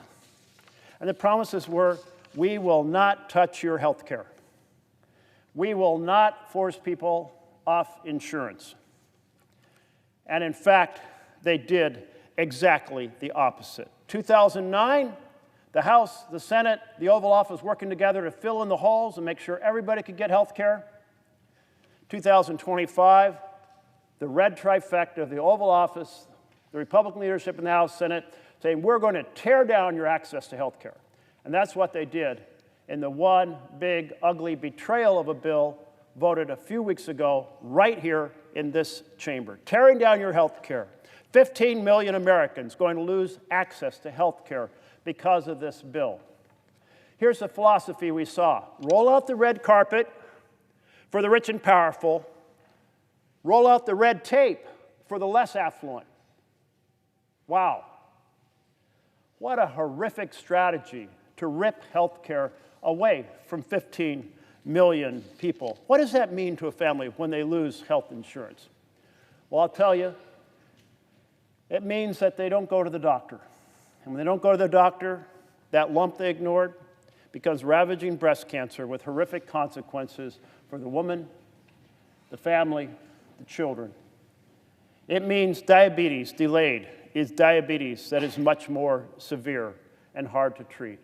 It means all sorts of risks for the individual and all sorts of consequences for the family. And the stress of knowing you have a health care condition, you should go to a doctor, but you don't go because you can't afford to go. Or maybe you do buy a policy, but now it's more expensive. Here is what's going to happen on the health care exchange in Oregon. The cost is going to go up by 67%, an estimated $1,300 per family, because the big, ugly betrayal of a bill raised the cost of buying health care on the exchange because it didn't extend the premium tax credits that were in the bill previously, that were in the system previously. Well, that is a shocker, and if people spend the money there, it may well be that they don't have the money for their rent, may not have their money to purchase the prescription pills that the doctor they went to said they need to buy. Or maybe it's an impact on groceries. And I'll tell you what else happens. With so many people losing Medicaid in Oregon, the Oregon Health Plan, and in Oregon, the estimate is 150,000 to 200,000 people will lose Medicaid. Well, now, in your rural clinics and hospitals, we have a situation where the revenue that flows to that clinic or hospital drops dramatically. This is from the Sheps Center for Health Services Research and University of North Carolina, real experts on rural health care. And what do they say in this study? They say that more than 300 rural hospitals are at risk of either closing or significantly reducing their services because of the big, ugly betrayal of a bill. Oregon, 4 rural hospitals or clinics. Boy, almost every state listed here. Is that really what we want to do? We want to shut down rural health care? And when you shut down a clinic, when you shut down a rural hospital, you aren't just affecting the least affluent who are on the state's Medicaid plan, you're affecting everyone in the community. Every single person loses access to health care when the clinic or the hospital shuts down. You know, we lost 2 years ago a maternity care ward in Baker City Oregon. Tragic for the community. If you are getting ready to have a child, now you're thinking about the fact to have it delivered, I have to go at least 70 miles down I-84, and I-84 is often closed in winter due to ice and snow. Is that the stress? We want to rip healthcare out of our rural community and put on the stress? And I'll tell you what else happens. People simply don't get down the road for the medical treatment that they should be accessing. So here's the story. This is wrong. So we're going to introduce a bill that reverses this and says everything that was ripped out of American health care by the big ugly betrayal of a bill, we're going to restore it, and we're going to add in the same tax credits people had access to last year. That way there won't be a 67% increase for people buying health care on the exchange in Oregon, a $1,300 increase. That way the middle class will still be able to afford to buy policies. And the less affluent will still have health insurance, so they will get the care they need. And the rural communities will still have the cash flow to be able to keep their clinics and hospitals open. That's the right vision, not the vision of families lose and billionaires win. That's the whole vision of the big ugly betrayal of a bill. No, but instead a better vision. And what is that better vision? Families thrive, and billionaires pay their fair share. Let's fight for that vision. Thank you, Mr. President. Mr. President. Senator from Maryland. Thank you, Mr. President.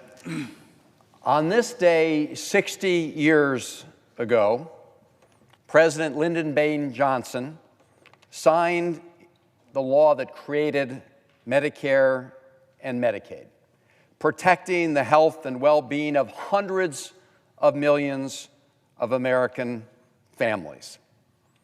Those were our predecessors here on the floor of the United States Senate, and they passed that bill by the overwhelming vote, at least by today's standards, of 68 to 21, with support from senators of both parties. And they did that because they understood how vital access to affordable health care is for all Americans. It was 15 years ago that Democrats and President Obama built on that legacy with the Affordable Care Act, which expanded Medicaid and delivered affordable health care to 45 million more Americans. Taken together, Medicare, Medicaid, and the Affordable Care Act are three parts of one promise: a promise of health and a measure of economic security for seniors, for people with disabilities, for the most vulnerable Americans, and for Americans working hard paycheck to paycheck. 60 years ago, one senator explained that the promise of Medicare and Medicaid meant this, and I quote, "We do not intend to kick you out on the street. We are going to see you through. You are not going to become forgotten people." That's how one senator explained his vote to make sure we provided coverage under Medicare and Medicaid. Well, 3 weeks ago on the Senate floor, President Trump, with allies among the Republican senators, forgot about those people for whom that law was passed 60 years ago today, because 3 weeks ago, right here on the Senate floor, Republicans called what Donald Trump calls the big, beautiful bill. Certainly is beautiful if you're a billionaire or a very wealthy person. For everybody else, it is an ugly betrayal, because that bill passed about 3 weeks ago here on the Senate floor slashed Medicaid. It cut into the Affordable Care Act and combined cut over $1 trillion in health care to fund tax breaks for billionaires and very wealthy people, taking health care coverage away from 10 million people, even more if you count the failure to extend the tax credits from the Affordable Care Act, which will expire at the end of this year, but 10 million on the terms of that bill alone, including nearly 246,000 of my fellow Marylanders. And as others have said, this will increase the costs of health care for everybody else because it has a ripple effect throughout the insurance markets. When you start denying affordable health care to people on Medicaid, it puts upward pressure on premiums for everybody else as people go to get emergency care in hospitals and other places. Now, one of our Republican colleagues reportedly said to members of the Republican caucus, and I quote, "I know a lot of us are hearing from people back home about Medicaid, but they'll get over it." That was the quote from a Republican senator. Mr. President, I can tell you from talking to my constituents and hearing from my colleagues all over the country, the American people are not going to get over it. Because of this bill that was passed 3 weeks ago, millions of Americans are going to lose their coverage, not because they're ineligible, but because Republicans purposely put up all sorts of bureaucratic hurdles to assess accessing those health care needs. That is increasing the costs and making it harder for people to access health care. And because of the failure to extend the tax credits for the Affordable Care Act, a big part of those tax credits, which will expire at the end of this year, another 20 million Americans will see their premiums jump an average of $700 starting in January. And in my home state of Maryland, I mentioned that about 246,000 Marylanders are going to lose access to health care because of the bill passed 3 weeks ago. And if we don't fix the issue of the expiring ACI tax credits by the end of the year, 70,000 Marylanders could lose their health care coverage altogether, and they will see their premiums increase 68%. As others have discussed, rural hospitals were already in a very, very tough position across the country, and now hundreds could close. We're also seeing seniors put at greater risk in nursing homes because of cutbacks on the number of nursing staff that we normally require to make sure that people's elderly loved ones get the care they need and deserve. And these cuts will make families face impossible choices. And again, all of that, those cuts to Medicaid, the cuts to the Affordable Care Act, all for one purpose: to partially offset the cost of tax breaks for billionaires and wealthy people. And I say partially offset because even after cutting Medicaid, we're going to see an increase in the national debt of $3.5 trillion over the next 10 years, and that doesn't include additional interest on that debt. Now, by cutting Medicaid so deeply, President Trump and Republicans are hurting people at every stage of life. You know, doctors take an oath to make sure that they help people at every stage of life, from cradle to grave. What happened 3 weeks ago is going to hurt people from cradle to grave. For many, it will be an early death sentence by denying access to important care, including preventative care.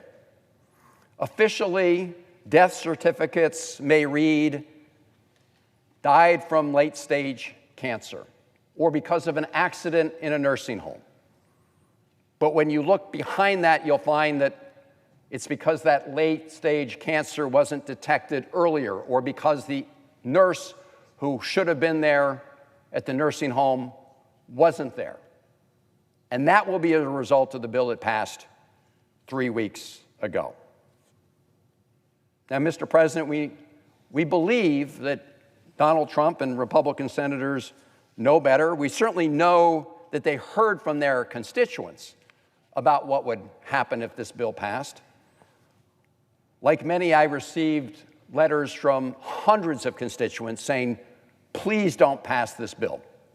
And I'm just going to read 2 short excerpts from a few of my constituents. Mary from Carroll County said, and I quote, my 52-year-old son is battling colon cancer and has to undergo chemotherapy every 2 weeks. He's been sick since 2019 and lost his business and cannot work. He lost everything and is living with me and on Medicaid. The chemo is enabling him to have 1 good week out of 2. If they take his Medicaid away, it will be a death sentence. That's what Mary from Carroll County said. Frank from Cecil County said, please, please, in all caps, do not pass that budget. I have an autistic son who can only work part-time at a grocery store. He's on Medicaid. If he loses his insurance, we will not be able to cover him. Please do not let this happen, please. Mr. President, I received these heart-wrenching letters from many constituents, and I know that all of us in this Senate did as well. Unfortunately, we saw over 50 senators look the other way in the face of all of those letters and instead vote for a bill that cut health care for millions of Americans in order to partially finance tax cuts for the very wealthy. We cannot allow this to continue. In fact, we need to reverse it. And that is why I am joining others on the Schumer-Wyden bill to repeal the health care cuts that were enacted in that betrayal of a bill 3 weeks ago, and to permanently extend the Affordable Care tax credits, which will otherwise expire at the end of this year. Again, 60 years ago, former senators passed the Medicare and Medicaid law. They enacted that, improving the lives of millions of Americans. 3 weeks ago, we saw the opposite happen, the great betrayal. We need to make sure that we reverse the damage that was done, and then we need to build a better healthcare system for every American. That's what we should be doing at this point in our history, and build on the legacy of the senators 60 years ago, and build on the legacy of the Affordable Care Act. Mr. President, I yield the floor.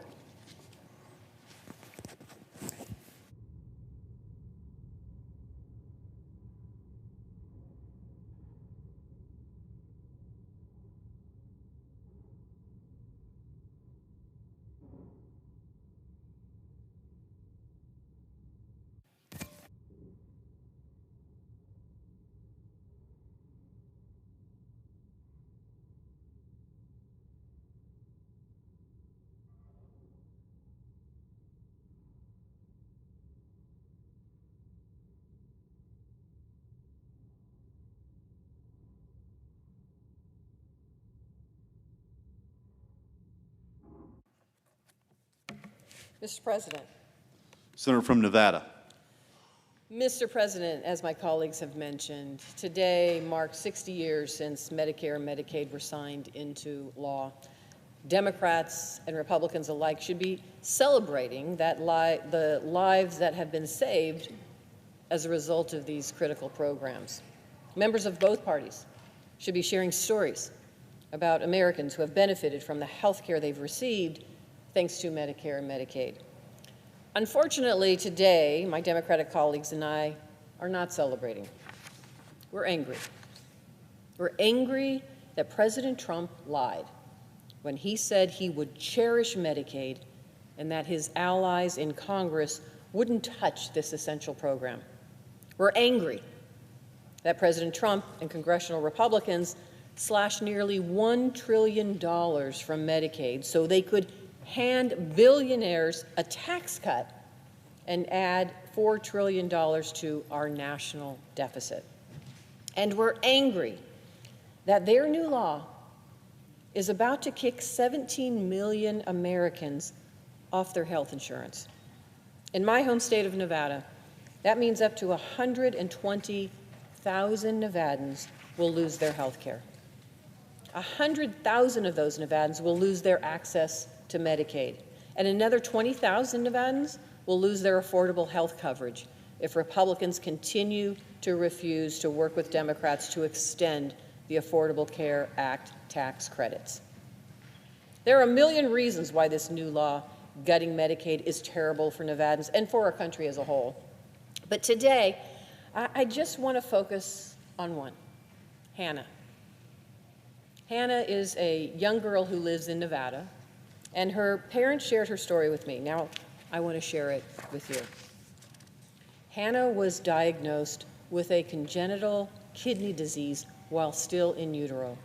The first few years of her life were full of hospital rooms, doctors, and machines trying to keep her alive. At just 2.5 years old, Hannah underwent a major surgery that finally gave her the opportunity to live like a normal kid, and she did for a few years. And then at age 9, Hannah fell into a coma. Imagine being her parents, watching completely helpless as your daughter fights something that you can't protect her from. Now, Hannah did eventually wake up, but with a new diagnosis, diabetes, a condition that nearly 270,000 Nevadans manage every day. Not just the disease itself, but the crushing weight of the costs associated with it. Over the next 2 years, Hannah's parents spent more than $5,000 out of pocket because their insurance refused to cover all of their costs for their daughter. Hannah and her family sacrificed so much just to be able to afford medication that would allow Hannah to lead a normal life. But just when they thought they would never be able to financially recover, they were able to enroll in Medicaid and receive the support they need to care for Hannah at home. Now, Hannah is able to live the life she wants to lead without the fear of medical debt pulling her family back underwater. I want to read to you what Hannah's parents wrote me. Without Medicaid, Hannah's insulin would cost more than our mortgage. Now let that sink in. The price of the medication keeping my child alive is higher than the roof over her head, even after insurance. How does that make sense? America should be about neighbors, caring for neighbors, but instead we are pushing people with disabilities to the back of the line, treating their lives as less valuable, their futures as an afterthought. I beg you to save Medicaid, not just for my Hannah, but for every child like her. My Democratic colleagues and I have worked hard to save Medicaid. And we tried to reach across the aisle to protect the 17 million Americans just like Hannah who could lose their health insurance because of this bill Republicans and Donald Trump signed into law. But unfortunately, President Trump insisted that congressional Republicans pass his tax cut for billionaires, and they did what they were told. So now, Hannah and her family, and millions more like them, may be forced back into medical debt. And to the proponents of this new law, who insist that kids like Hannah aren't the ones they're targeting to kick off coverage, I'd say that either they're being dishonest or they simply don't understand how Medicaid actually works. These cuts shrink the entire pot of money states rely on to fund Medicaid. Nevada and every state in this country will be forced to stretch fewer dollars to cover everyone. That almost always means tightening eligibility or cutting services so kids like Hannah and end up losing coverage, even if they weren't the type of person that Republicans singled out for cuts. It's just shameful. It's un-American, and we are better than this as a country. Now, my Democratic colleagues and I will do everything in our power to restore the health care funding Republicans have gutted. You heard them on the floor today. You're going to hear from more of my colleagues. I will say this, we will not let our colleagues forget what they did. We will not let them forget the millions of Americans, whether they are in our state or their states, that are losing access to health care, that just want to get ahead, be able to afford their health care, have access to health care for themselves and their families. That is worth fighting for. With that, I yield the floor. From Minnesota. Mr. President, 60 years ago today, President Lyndon Johnson and Vice President Hubert Humphrey of Minnesota, whose desk my hands sit on right now, traveled to Independence, Missouri. President Johnson signed Medicare and Medicaid into law. He chose that city for a reason. He wanted to make clear these programs deliver what their birthplace promises: independence, health, and security for millions of Americans. Before that day, 60 years ago, there was no comprehensive government health insurance in the United States. If you didn't get insurance through work, you were on your own. Before Medicare, no insurance company wanted to provide coverage to seniors. Most Americans without job-based coverage face illnesses and injuries knowing they would have to pay out of pocket. And millions, especially older Americans, kids, low-income families, went without the care they needed. They risked their health and their financial security. Today, over 110 million Americans, including more than 1 million people in my state, depend on Medicare and Medicaid. These programs cover everything from hospital visits to life-saving prescriptions to long-term care that allows seniors to remain in their homes. And these programs, along with Social Security, have driven poverty among seniors to record lows.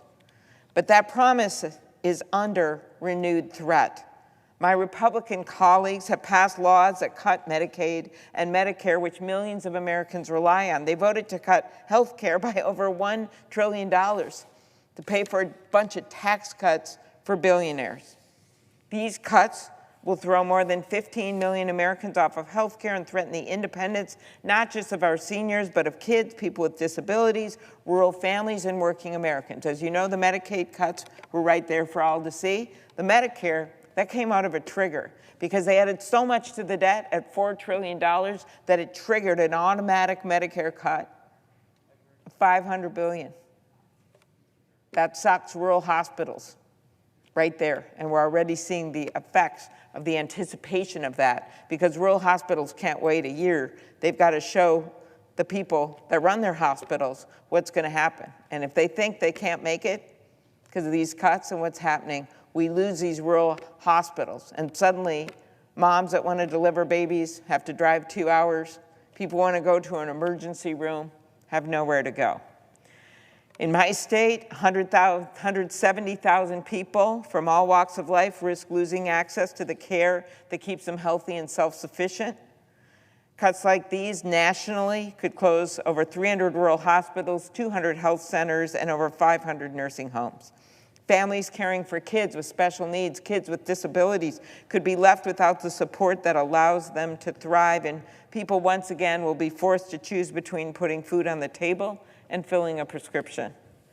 As my Republican colleagues attack these programs, I have heard from countless Minnesotans who are among the 71 million Americans that rely on Medicaid in particular. More than 1 in 5 in my state get access to care through Medicaid. And for seniors in assisted living, it's 1 out of 2.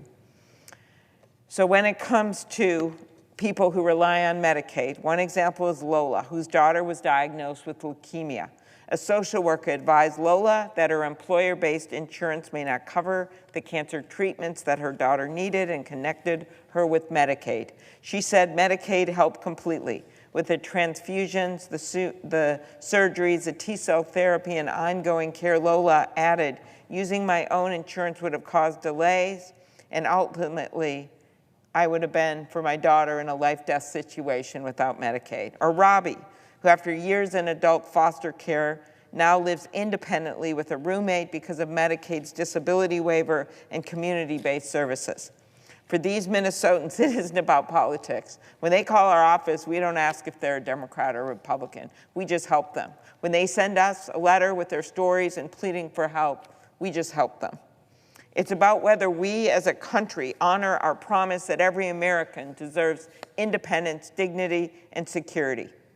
Medicare, Medicaid, overwhelmingly popular with Americans, overwhelmingly needed by Americans. It's about caring for another. It's about ensuring every American can live with a peace of mind and have dignity in their senior years, and strengthening health and prosperity in every corner of our country. On this 60th anniversary, we should be strengthening these lifelines, not dismantling them. As a nation, we have already made progress, capping out-of-pocket drug costs, and with the last administration, passing my bill to empower Medicare to finally negotiate drug prices. And what a savings if this administration will continue this program that already for the first 10 drugs saved billions of dollars. Making health care affordable, saving families thousands of dollars on therapies and hospital stays for complex illnesses. Yet today, on this milestone anniversary, we're again called to defend the very promise that began in Independence, Missouri, 60 years ago. To paraphrase Minnesota's happy warrior, Hubert Humphrey, who was there with President Johnson when he served as vice president after he was senator from the great state of Minnesota, he once said this. Hubert Humphrey said, "The moral test of a government isn't just how it treats the young and healthy, it's also how it treats the sick, the elderly, and people with disabilities." That's definitely true for government, and I believe it's a moral test for all Americans. And I urge my colleagues, let's protect the health and security that Medicare and Medicaid provide for Americans of all ages. Let's keep the spirit of independence alive so every kid, every family, every person, no matter their story, can count on Medicare and Medicaid for generations to come. Thank you, Mr. President. I yield the floor. Mr. President. Senator from New Mexico. I rise today for every American who's scared. Scared about losing their health insurance. Scared about making ends meet after the passage of the Republican budget betrayal.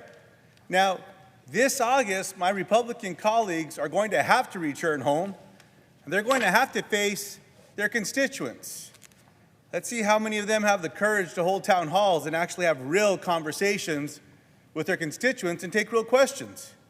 Now, I hope my Republican colleagues are ready to explain why they gave the ultra-wealthy a $250,000 tax break. You heard that right. A $250,000 tax break while gutting Medicaid. A gut punch to people that depend on Medicaid to be able to get the care that they need for themselves or for their kids, maybe some other loved ones. The same Medicaid which helps cover the births of nearly half of America's children. Now, I hope my Republicans can answer how they could take from veterans, seniors, and children with disabilities just to hand more money to the top 0.1%. The top 0.1%, they're the wealthiest people in America. That's who were rewarded with the taking of this money. Now, meanwhile, Democrats have been listening to our constituents and hosting town halls, even in Republican-led states, and fighting back against a law that does nothing for working families and everything for the ultra-rich. Now, Senate Democrats are offering Republicans another chance to reverse the devastating cuts they just passed, cuts that will close rural hospitals and decimate Medicaid. Because Republicans have turned health care into a privilege only reserved for the most wealthy in the country. It's not the way it's always been. 60 years ago, Democrats and Republicans on this very floor, they came together to save seniors living in poverty, and Americans who were suffering or dying prematurely because they didn't have health insurance. They couldn't see a doctor. This promise our government made to our nation has saved millions from illness and undue financial burdens. Senate Republicans broke that promise to the American people. Senate Democrats know that every American needs health care to survive. Now, back home in New Mexico, families are learning what this law means for their daily lives. Some already living their worst fears. They're checking their bank accounts. They're calling their doctors. They're trying to refill prescriptions while they still can. Moms and dads of the very sick kids are wondering how they're going to afford care when these cuts go through. Now, one of those moms is Carissa from Las Vegas, New Mexico. Her daughter, Aurora, was born with a chromosome 16 disorder. She had to have open heart surgery. She spent her first year of life on oxygen. Now, Aurora's a fighter. But without Medicaid, Carissa could never have afforded the surgeries that saved Aurora's life. Because of Medicaid, Aurora isn't just surviving, she's thriving. She's going to birthday parties. She's playing on the playground, dancing to her favorite cartoons. That's what the fight is all about. You know, as senators, we have the privilege to represent our constituents. But it comes with responsibility to ensure families like Carissa's can focus on healing instead of having a focus on the bills they can't afford. Now look, New Mexicans aren't looking for handouts. They work hard. They care for one another. I know it because I've lived it. When I was a kid, we moved in with my grandparents, Celedon and Nestora Lujan. Now, I didn't understand it then, but I understand it now. We lived together because we had to. Now, don't take that wrong. We were also blessed to. That's how families get by in New Mexico. Medicaid's not a handout. It's a lifeline. Medicaid is American dignity. The dignity of parents focused on caring for their children, not having to argue with an insurance company. The dignity of a senior not having to choose between medicine and groceries. Earlier this month, Senate Republicans all voted to gut Medicaid and the Affordable Act. I mean, heck, some Senate Republicans are now even introducing legislation to roll back the very Medicaids that they cut on this floor just 3 weeks ago, trying to cover their tracks. By the way, these same Senate Republicans all said on this Senate floor in one way or another that they promised that they were not going to cut Medicaid. Well, I'm tired of saying, well, it's not completely true, or, oh, well, they misspoke. No, they lied. And growing up, my father told me that the cover-up is worse than the lie. I hope when they go home, they have the courage to face their constituents. So, Democrats, we're all standing here today to do what's right. Our bill will restore the Affordable Care Act's premium tax credits, which will bring down costs. It will reverse Republican cuts to Medicaid, remove red tape, and prevent the closures of rural hospitals, something I think that we all agree on. So I urge my Republican colleagues, vote for your constituents. Vote to save our rural hospitals and vote to restore dignity to every American. Let's work together and reverse the damage of the Republican budget betrayal. I yield.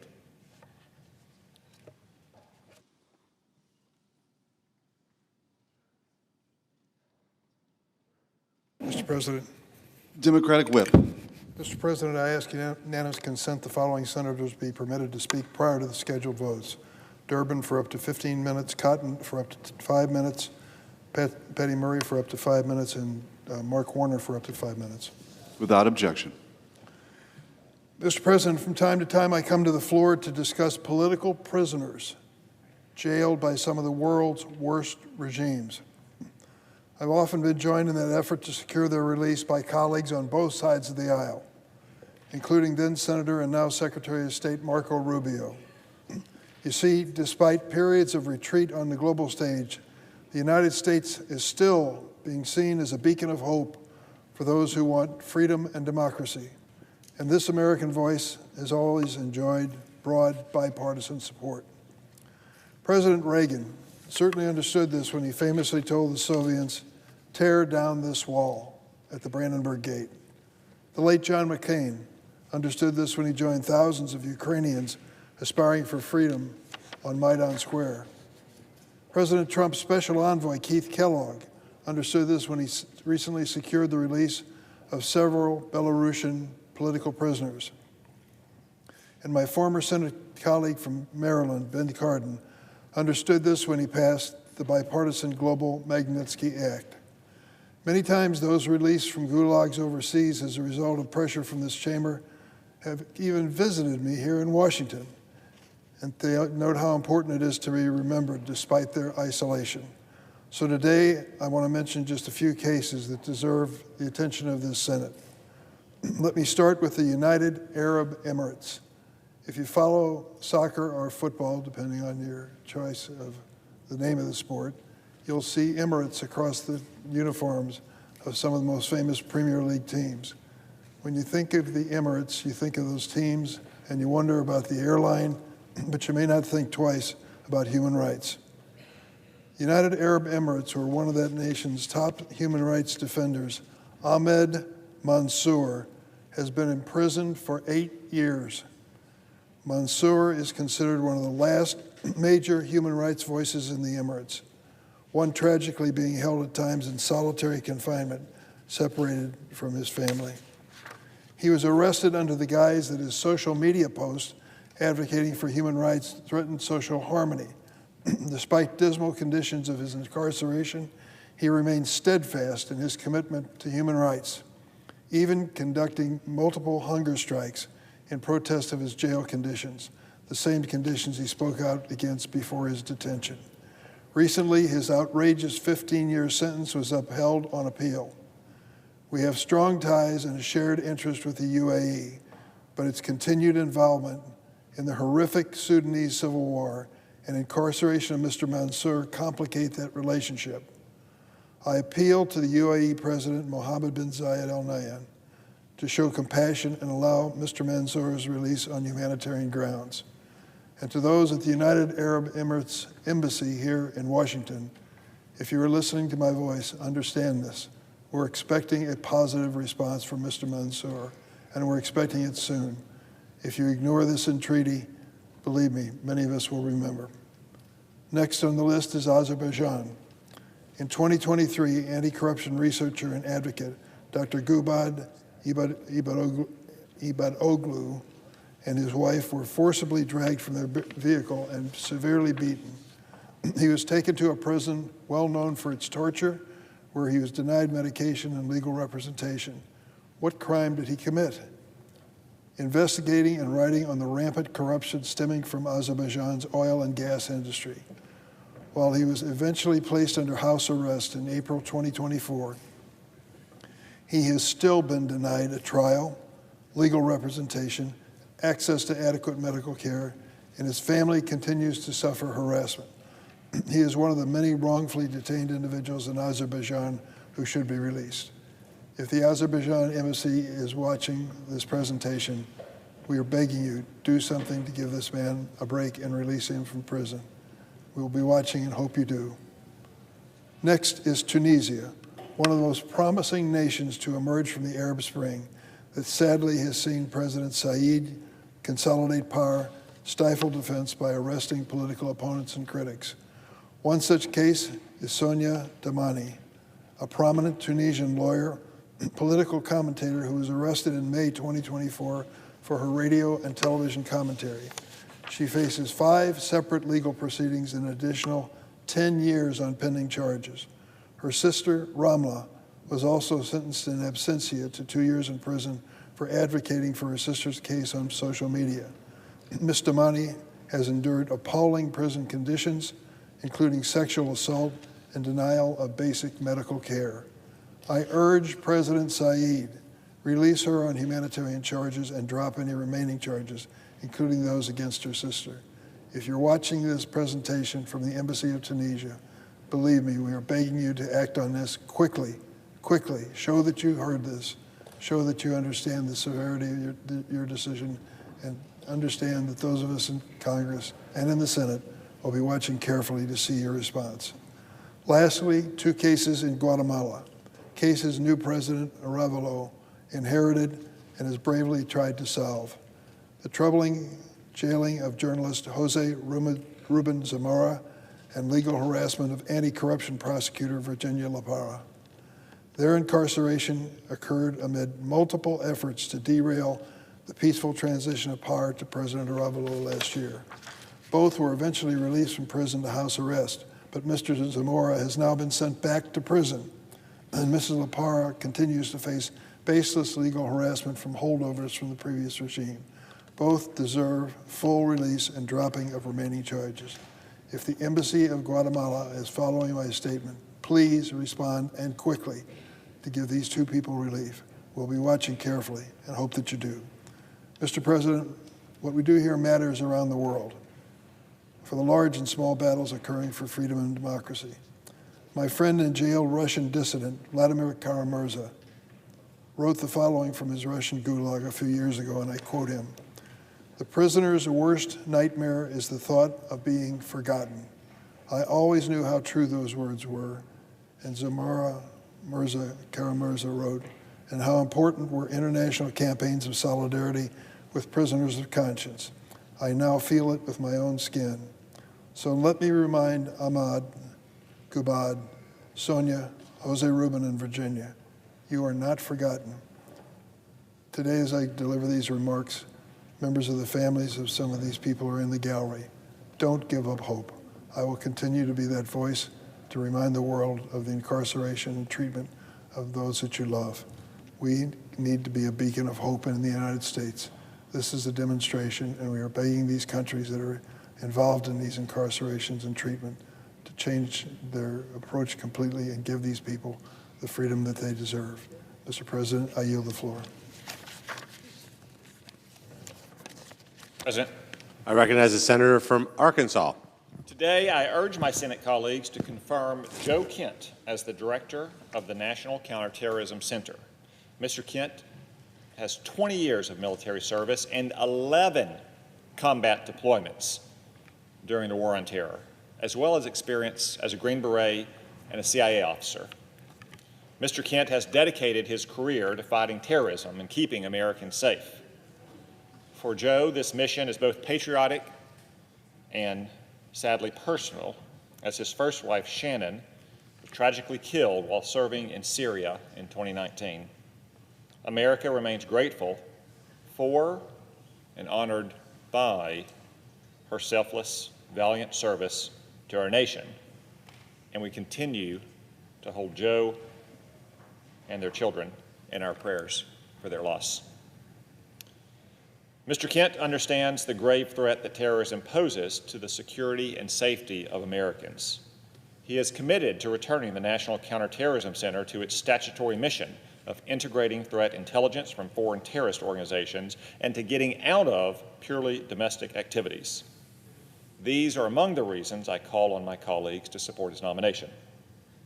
Finally, in addition to Mr. Kent, I'd like to emphasize the urgency with which the Senate ought to confirm nominees to all intelligence and national security related positions. Getting these nominees through the confirmation pipeline is essential to our national security and crucial to increasing the efficiency and effectiveness of our intelligence agencies. Again, I'm pleased to offer my support for Mr. Kent's nomination, and I call on my colleagues to do the same. Thank you. Mr. President. Senator from Arkansas. I ask unanimous consent to waive the mandatory quorum call with respect to the Clarkson nomination. Without objection. Very exciting.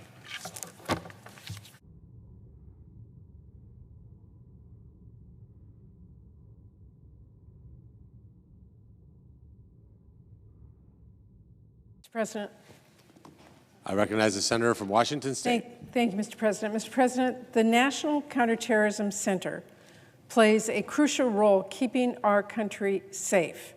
The agency is responsible for collecting and analyzing intelligence to help protect our nation from terrorist threats. It is sober, serious work that requires a level head and a commitment to putting the mission before politics, which is why I'm deeply alarmed that Republicans are charging ahead to put it under the thumb of a conspiracy theorist who espouses white supremacist views and is patently unqualified for this important role in just about every way imaginable. You're supposed to pick people with qualifications, but just about everything we know about Joe Kent is disqualifying for this role and alarming.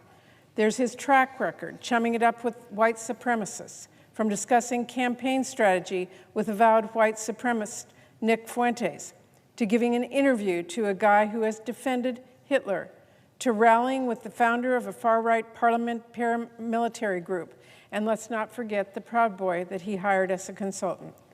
And it's not just his connections, there's his own bigoted statements like claiming Islam is, quote, based on conquest at its core, and pushing racist replacement theory rhetoric.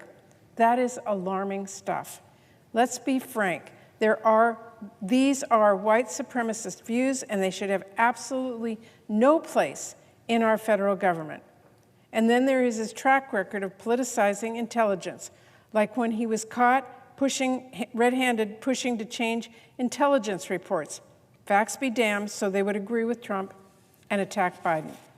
Joe Kent also has a track record of peddling conspiracies and attacking law enforcement, from saying our country is at war with a, quote, leftist cabal, or calling to completely defund the FBI and ATF, agencies that keep Americans safe from foreign and domestic threats, or pushing the offensive and false conspiracy that the January 6th insurrection was somehow a deep state plot. You want to know who in the federal government was behind the insurrection? How about we start with the man in the White House who promised to march to the Capitol with them? How about we start with the president who calls rioters patriots? How about we start with the guy who pardoned violent cop beaters en masse? If you cannot be honest with the American people about January 6th, you have no business being trusted with protecting our democracy. It should be that simple.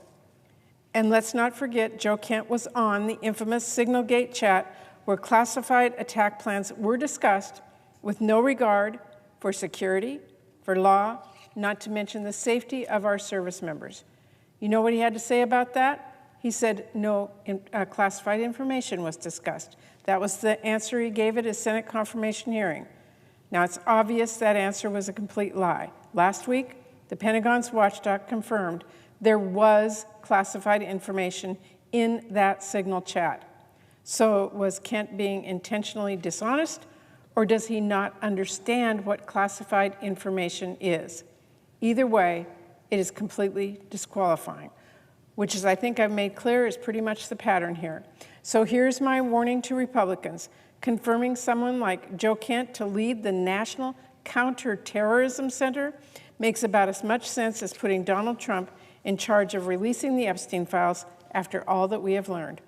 We have all the evidence we could ever need in the public record right now that he's not going to do the right thing. And we have no reason to believe he will do this important, high-stakes work in a serious, impartial manner, let alone a competent one. So, Mr. President, I'm here to urge all my colleagues to join me in doing exactly what people back in Washington State have done each time they were asked to trust Joe Kent. Vote no. Thank you, Mr. President. I yield the floor. Mr. President. I recognize the senator from Virginia. Thank you, Mr. President. I want to thank my friend, the senator from Washington State, who I'm I'm going to follow with some of her concerns, and it is pretty remarkable. So I do rise with grave concern to speak in opposition to the nomination of Joe Kent to lead the National Counterterrorism Center. And others may have already said this, but this is not a nomination we should treat lightly.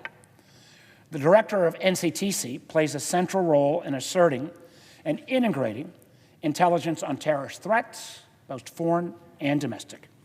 That person must be trusted to tell the truth and to uphold the core principles of the intelligence community: objectivity, nonpartisanship, and fidelity to fact.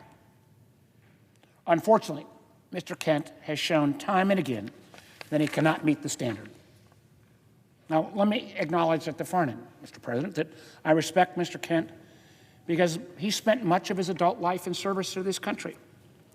He enlisted in the U.S. Army at 18, served for 2 decades as a Green Beret, deployed overseas 11 times before working as a field operative for the CIA. That record of service deserves recognition, and I do not question Mr. Kent's devotion to our country.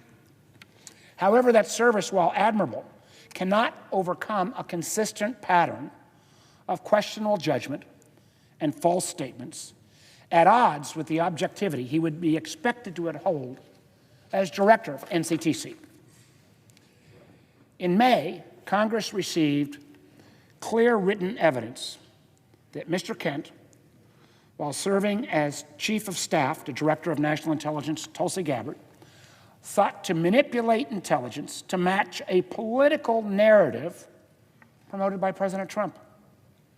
Specifically, after the National Intelligence Council assessed that the Venezuelan government was not directing the movement of Tren de Agua, the Tren de Agua gang, into the United States, Mr. Kent pressured career analysts to alter that conclusion, not because of new intelligence, but because he feared the report would be, quote, be used against the DNI or POTUS. Let me say that again. Mr. Kent pressured career, nonpartisan intelligence analysts to change their conclusions, not to reflect the facts, but somehow to protect Donald Trump and Tulsi Gabbard. And the remarkable thing that happened next, Mr. President, is that when the analysts stood firm, they were fired, sending a chilling message to every intelligence officer tasked with protecting this country. Let me be crystal clear. I mean, Tren de Agua is a violent and dangerous transnational gang. And the Maduro government, full of pretty bad folks. And nobody that I know of, least of all me, is minimizing the threat that Tren de Agua poses or the importance of tracking their ideas and their activities in the United States. But our national security decisions must be based on facts, not politics.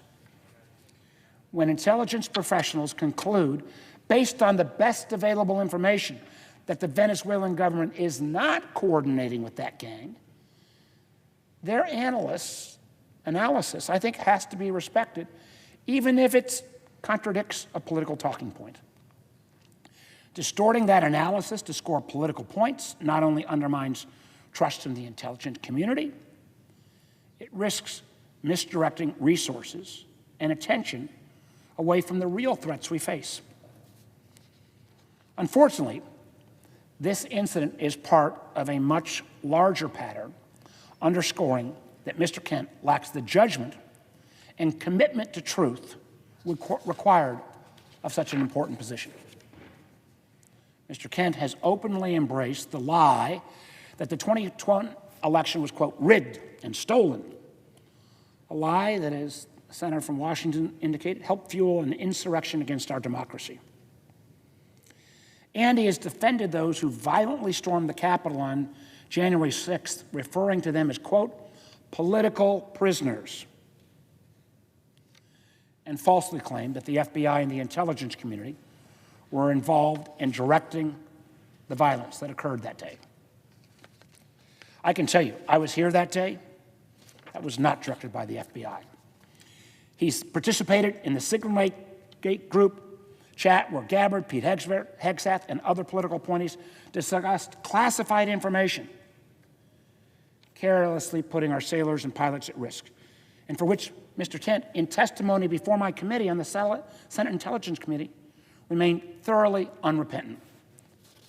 During his nomination hearing, rather than reassure the committee of his qualifications or judgment, he launched into a diatribe about the so-called Russia hoax, dismissing well-documented foreign interference in our elections as if it were a partisan intervention.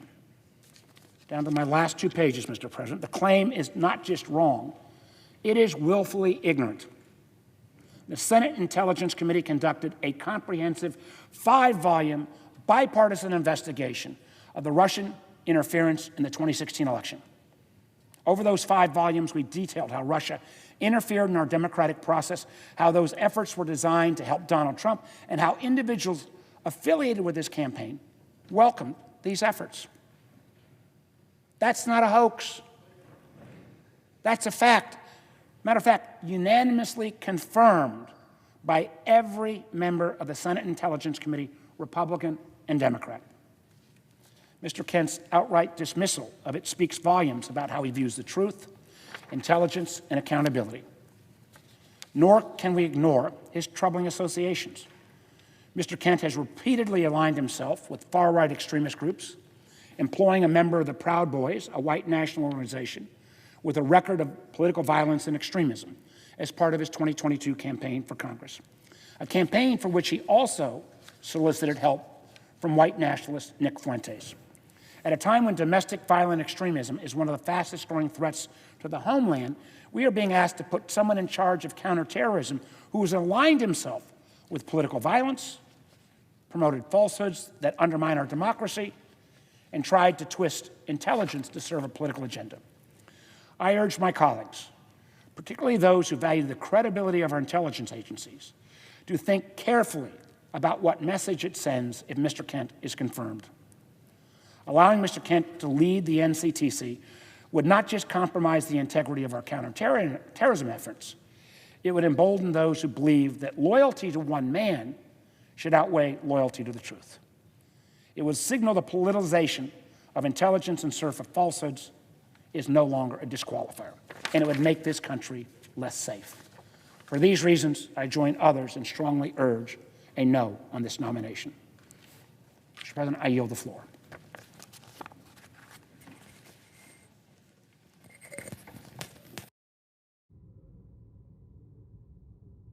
The question occurs on a Kent nomination. Is there a sufficient second? There appears to be. The clerk will call the roll. Ms. Alsobrooks, Ms. Baldwin, Mr. Banks, Mr. Barrasso.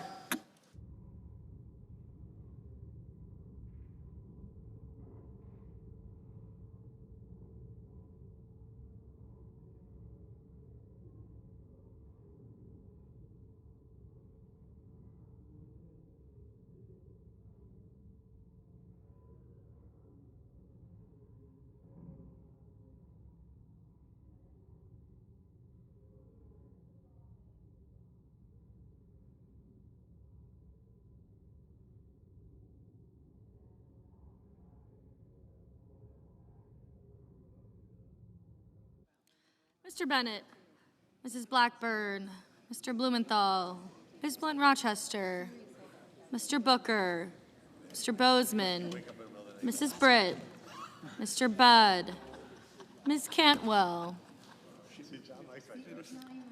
Mrs. Capito, Mr. Cassidy, Ms. Collins, Mr. Coons, Mr. Cornyn, Ms. Cortez Masto.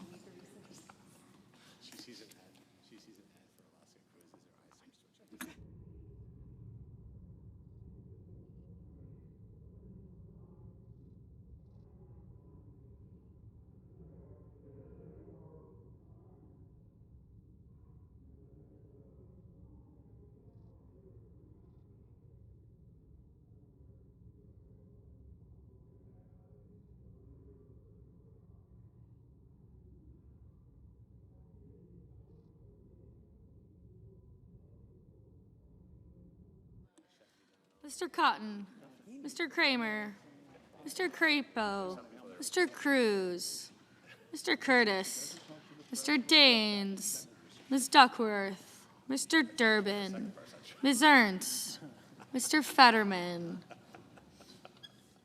Mrs. Fisher, Mr. Gallego.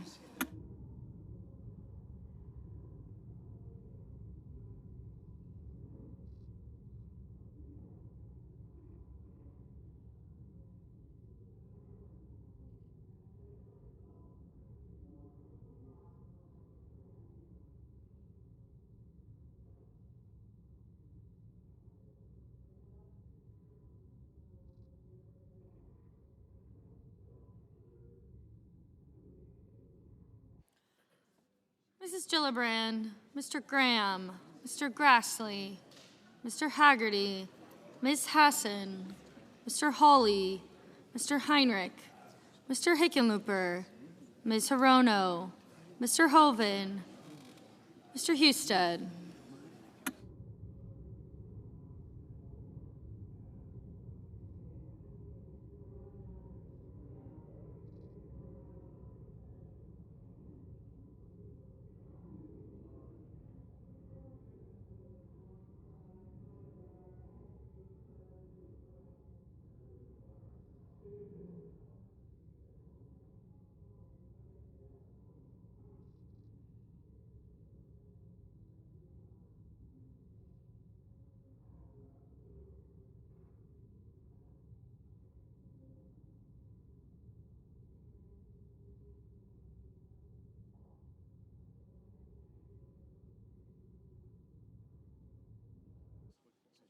Mrs. Hyde-Smith, Mr. Johnson,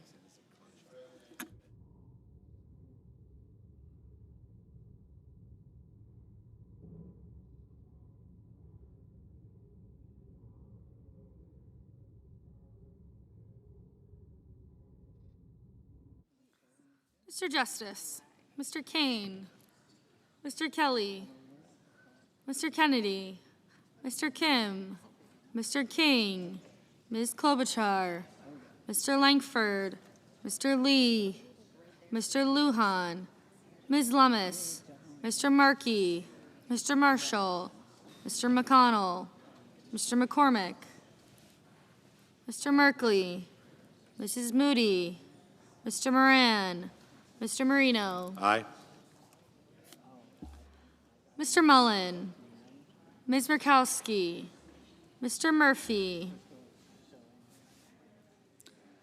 Mrs. Murray, Mr. Ossoff, Mr. Padilla, Mr. Paul, Mr. Peters, Mr. Reed, Mr. Ricketts, Mr. Risch, Ms. Rosen, Mr. Rounds, Mr. Sanders, Mr. Schatz, Mr. Schiff, Mr. Schmidt, Mr. Schumer, Mr. Scott of Florida, Mr. Scott of South Carolina, Mrs. Shaheen, Mr. Sheehy, Ms. Slotkin, Ms. Smith, Mr. Sullivan, Mr. Thune, Mr. Tillis,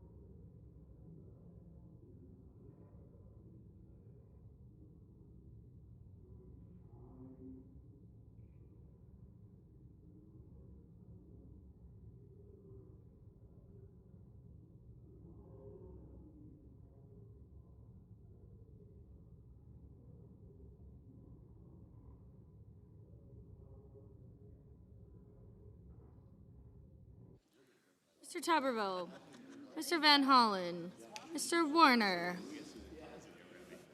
Mr. Warnock.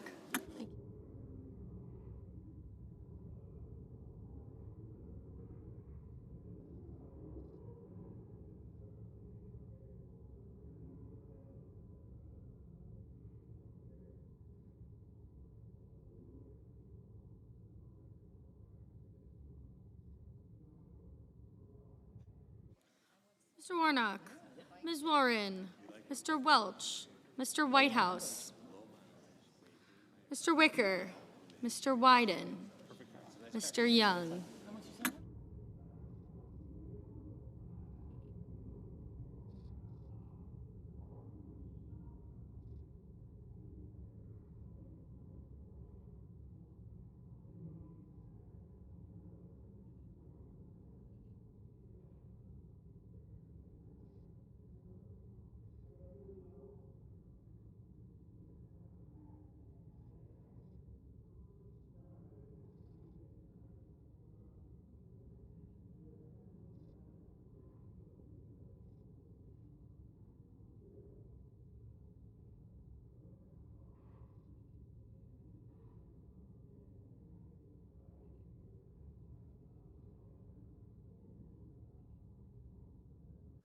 Senators voting in the affirmative: Barrasso, Capito, Cotton, Moreno, and Wicker. Senators voting in the negative: Blunt Rochester, Cortez Masto, Durbin, Heinrich, Hickenlooper, Klobuchar, Merkley, Murray, Ossoff, Padilla, Rosen, Schatz, Schumer, and Warner. Mrs. Britt, aye.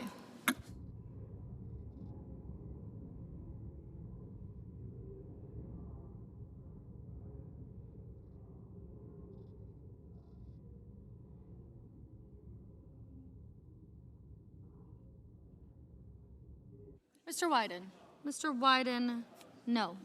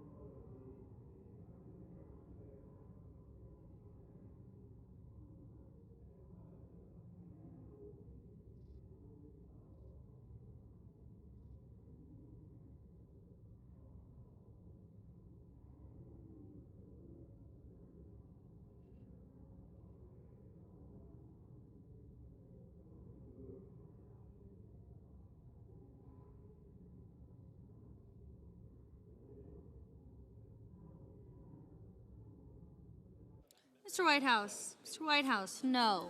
Now we have something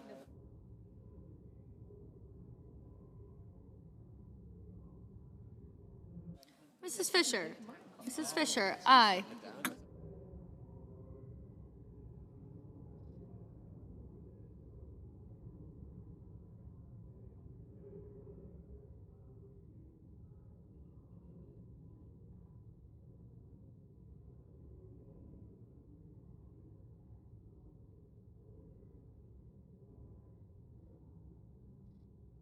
Mr. Haggerty. Mr. Haggerty, aye.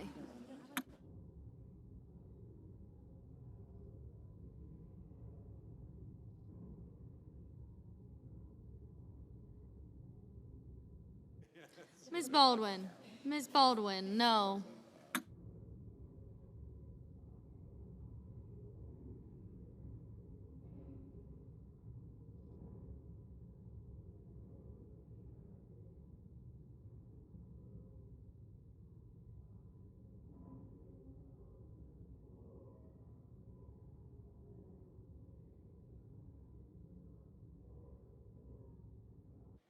Mr. Mr. Lujan.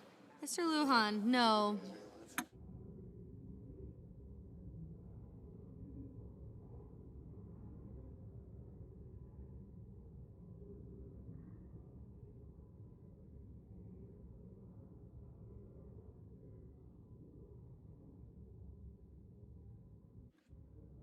Mr. Reed. Mr. Reed, no.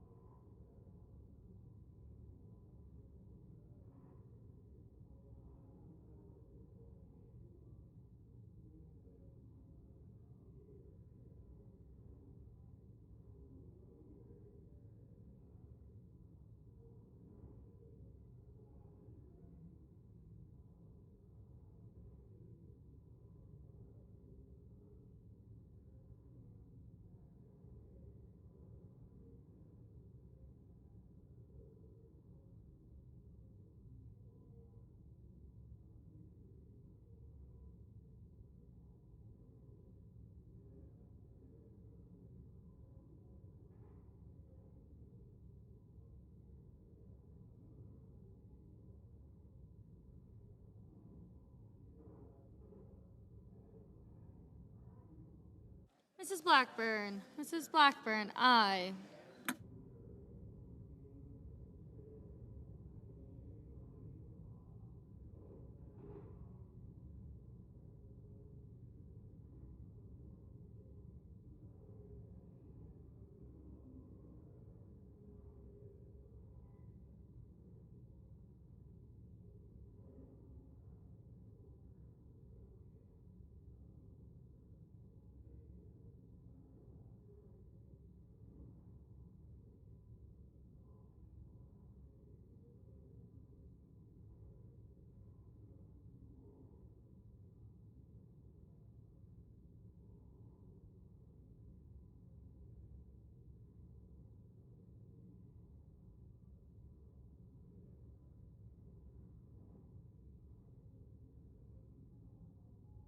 Ms. Collins. Ms. Collins, aye.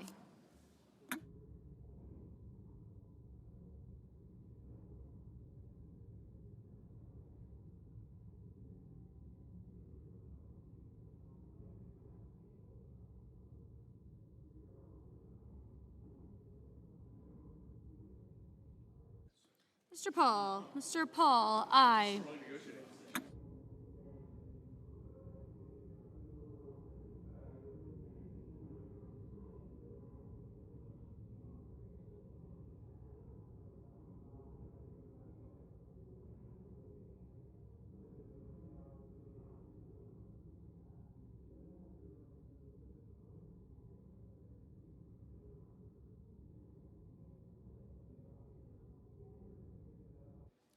Ms. Smith. Ms. Smith, no.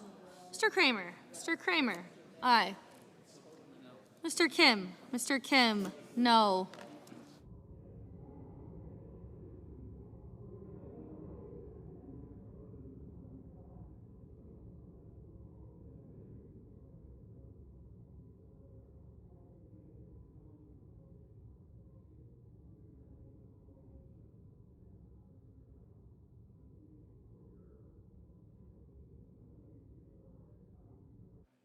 Mr. Graham. Mr. Graham, aye.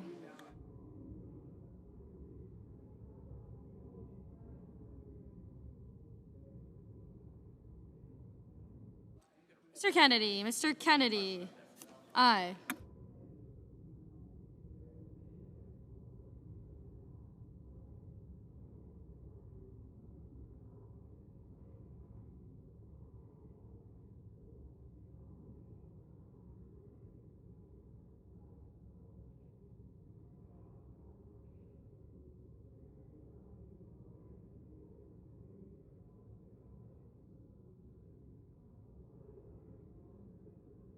Mr. Kane. Mr. Kane. No. Ms. Warren. Ms. Warren. No. Mr. Rounds. Mr. Rounds. Aye.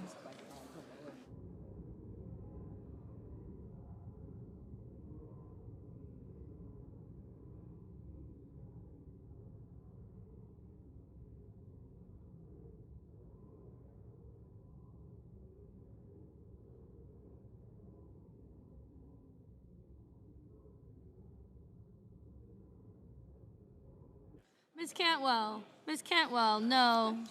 Mrs. Hyde-Smith. Mrs. Hyde-Smith, aye. Mr. Cornyn. Mr. Cornyn, aye. Ms. Alsobrooks. Ms. Alsobrooks, no.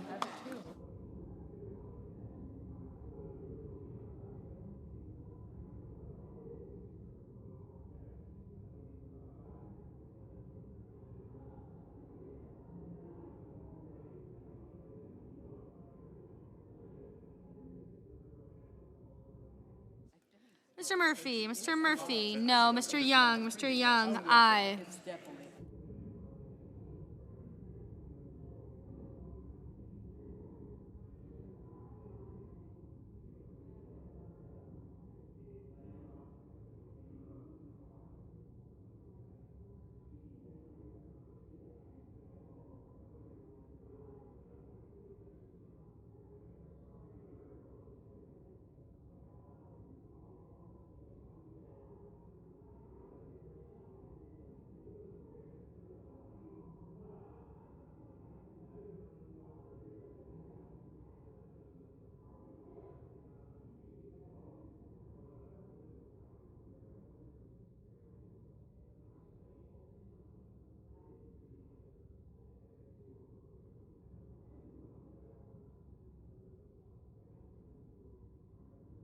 Mr. Tillis. Mr. Tillis, aye. Mr. Tillis. Mr. Tillis, no. Mr. Scott. Mr. Scott of Florida, aye.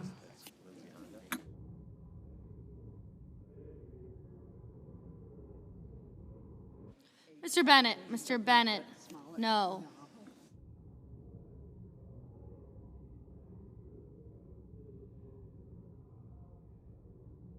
Mr. Schiff. Mr. Schiff, no.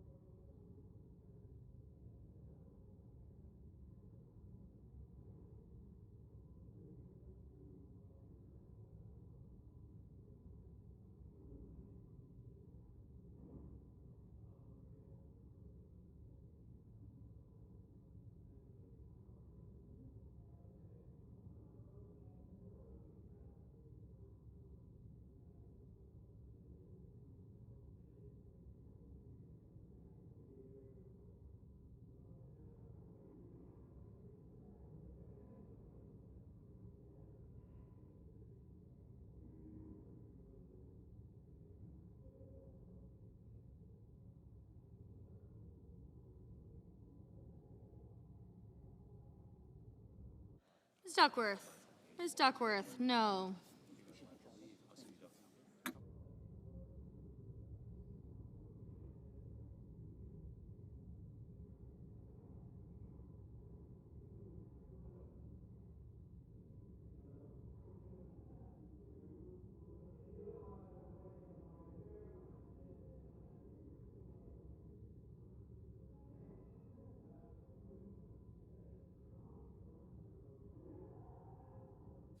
Mr. McCormick.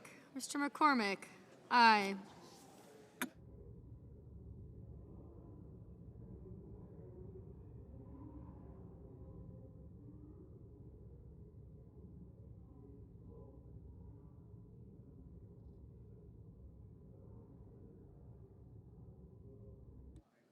Mr. Grassley. Mr. Grassley, aye.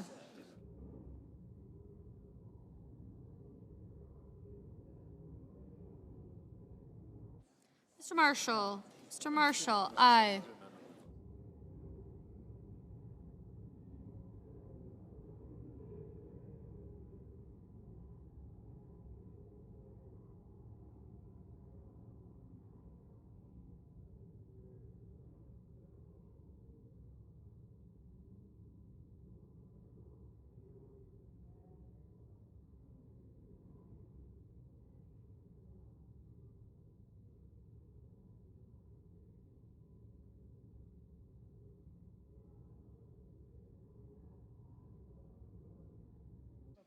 Mr. Crapo. Mr. Crapo, aye.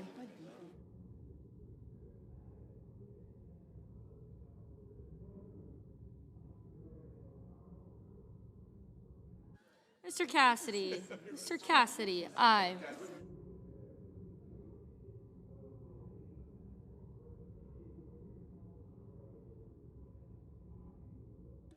Mr. Booker. Mr. Booker, no. You would think on your left.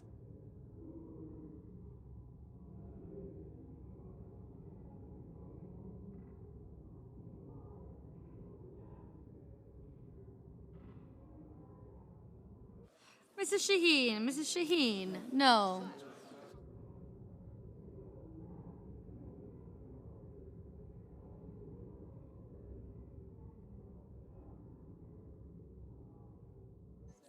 Mr. Husted. Mr. Husted, aye. Mrs. Moody. Mrs. Moody, aye.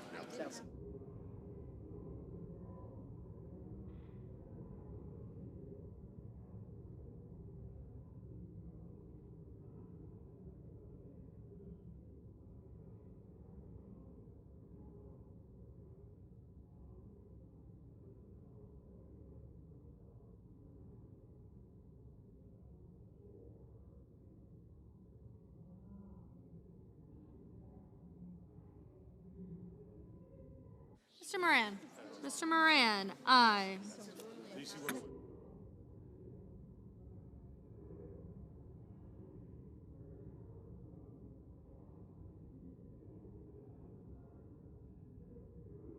Mr. Blumenthal.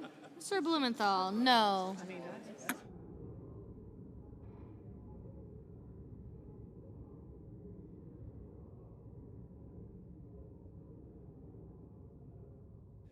Mr. Ricketts.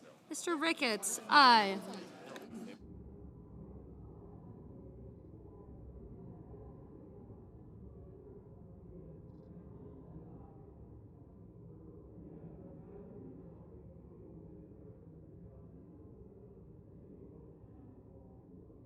Mr. Bozeman. Mr. Bozeman, aye.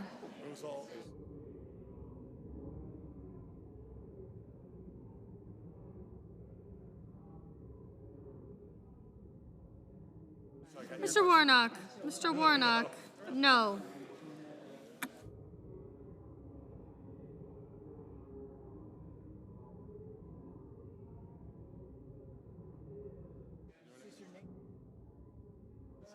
Mr. Mullen. Mr. Mullen, aye.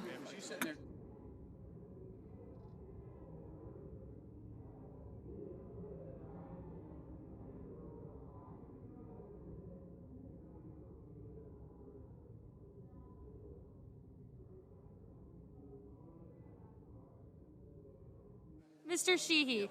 Mr. Sheehy, aye.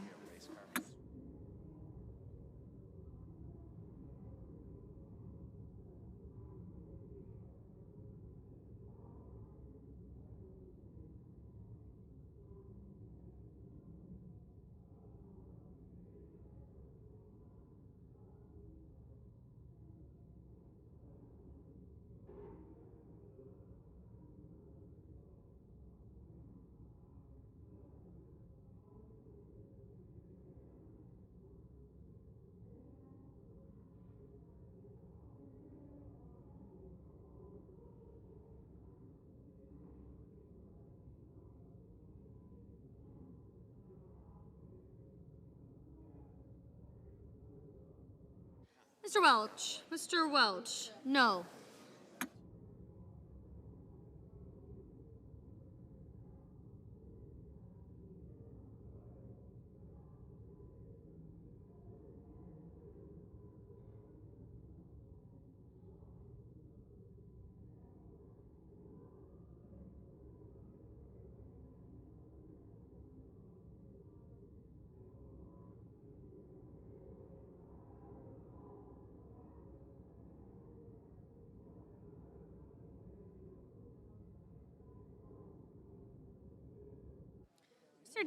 Mr. Daines, aye. Mr. Langford, aye. Mr. Curtis, aye.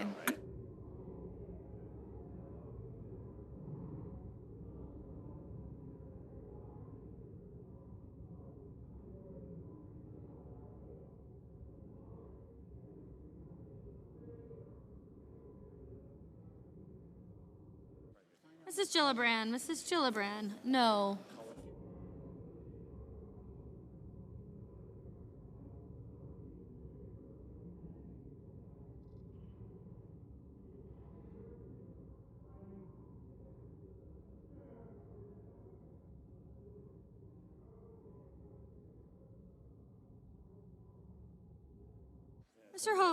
Mr. Hoven, aye.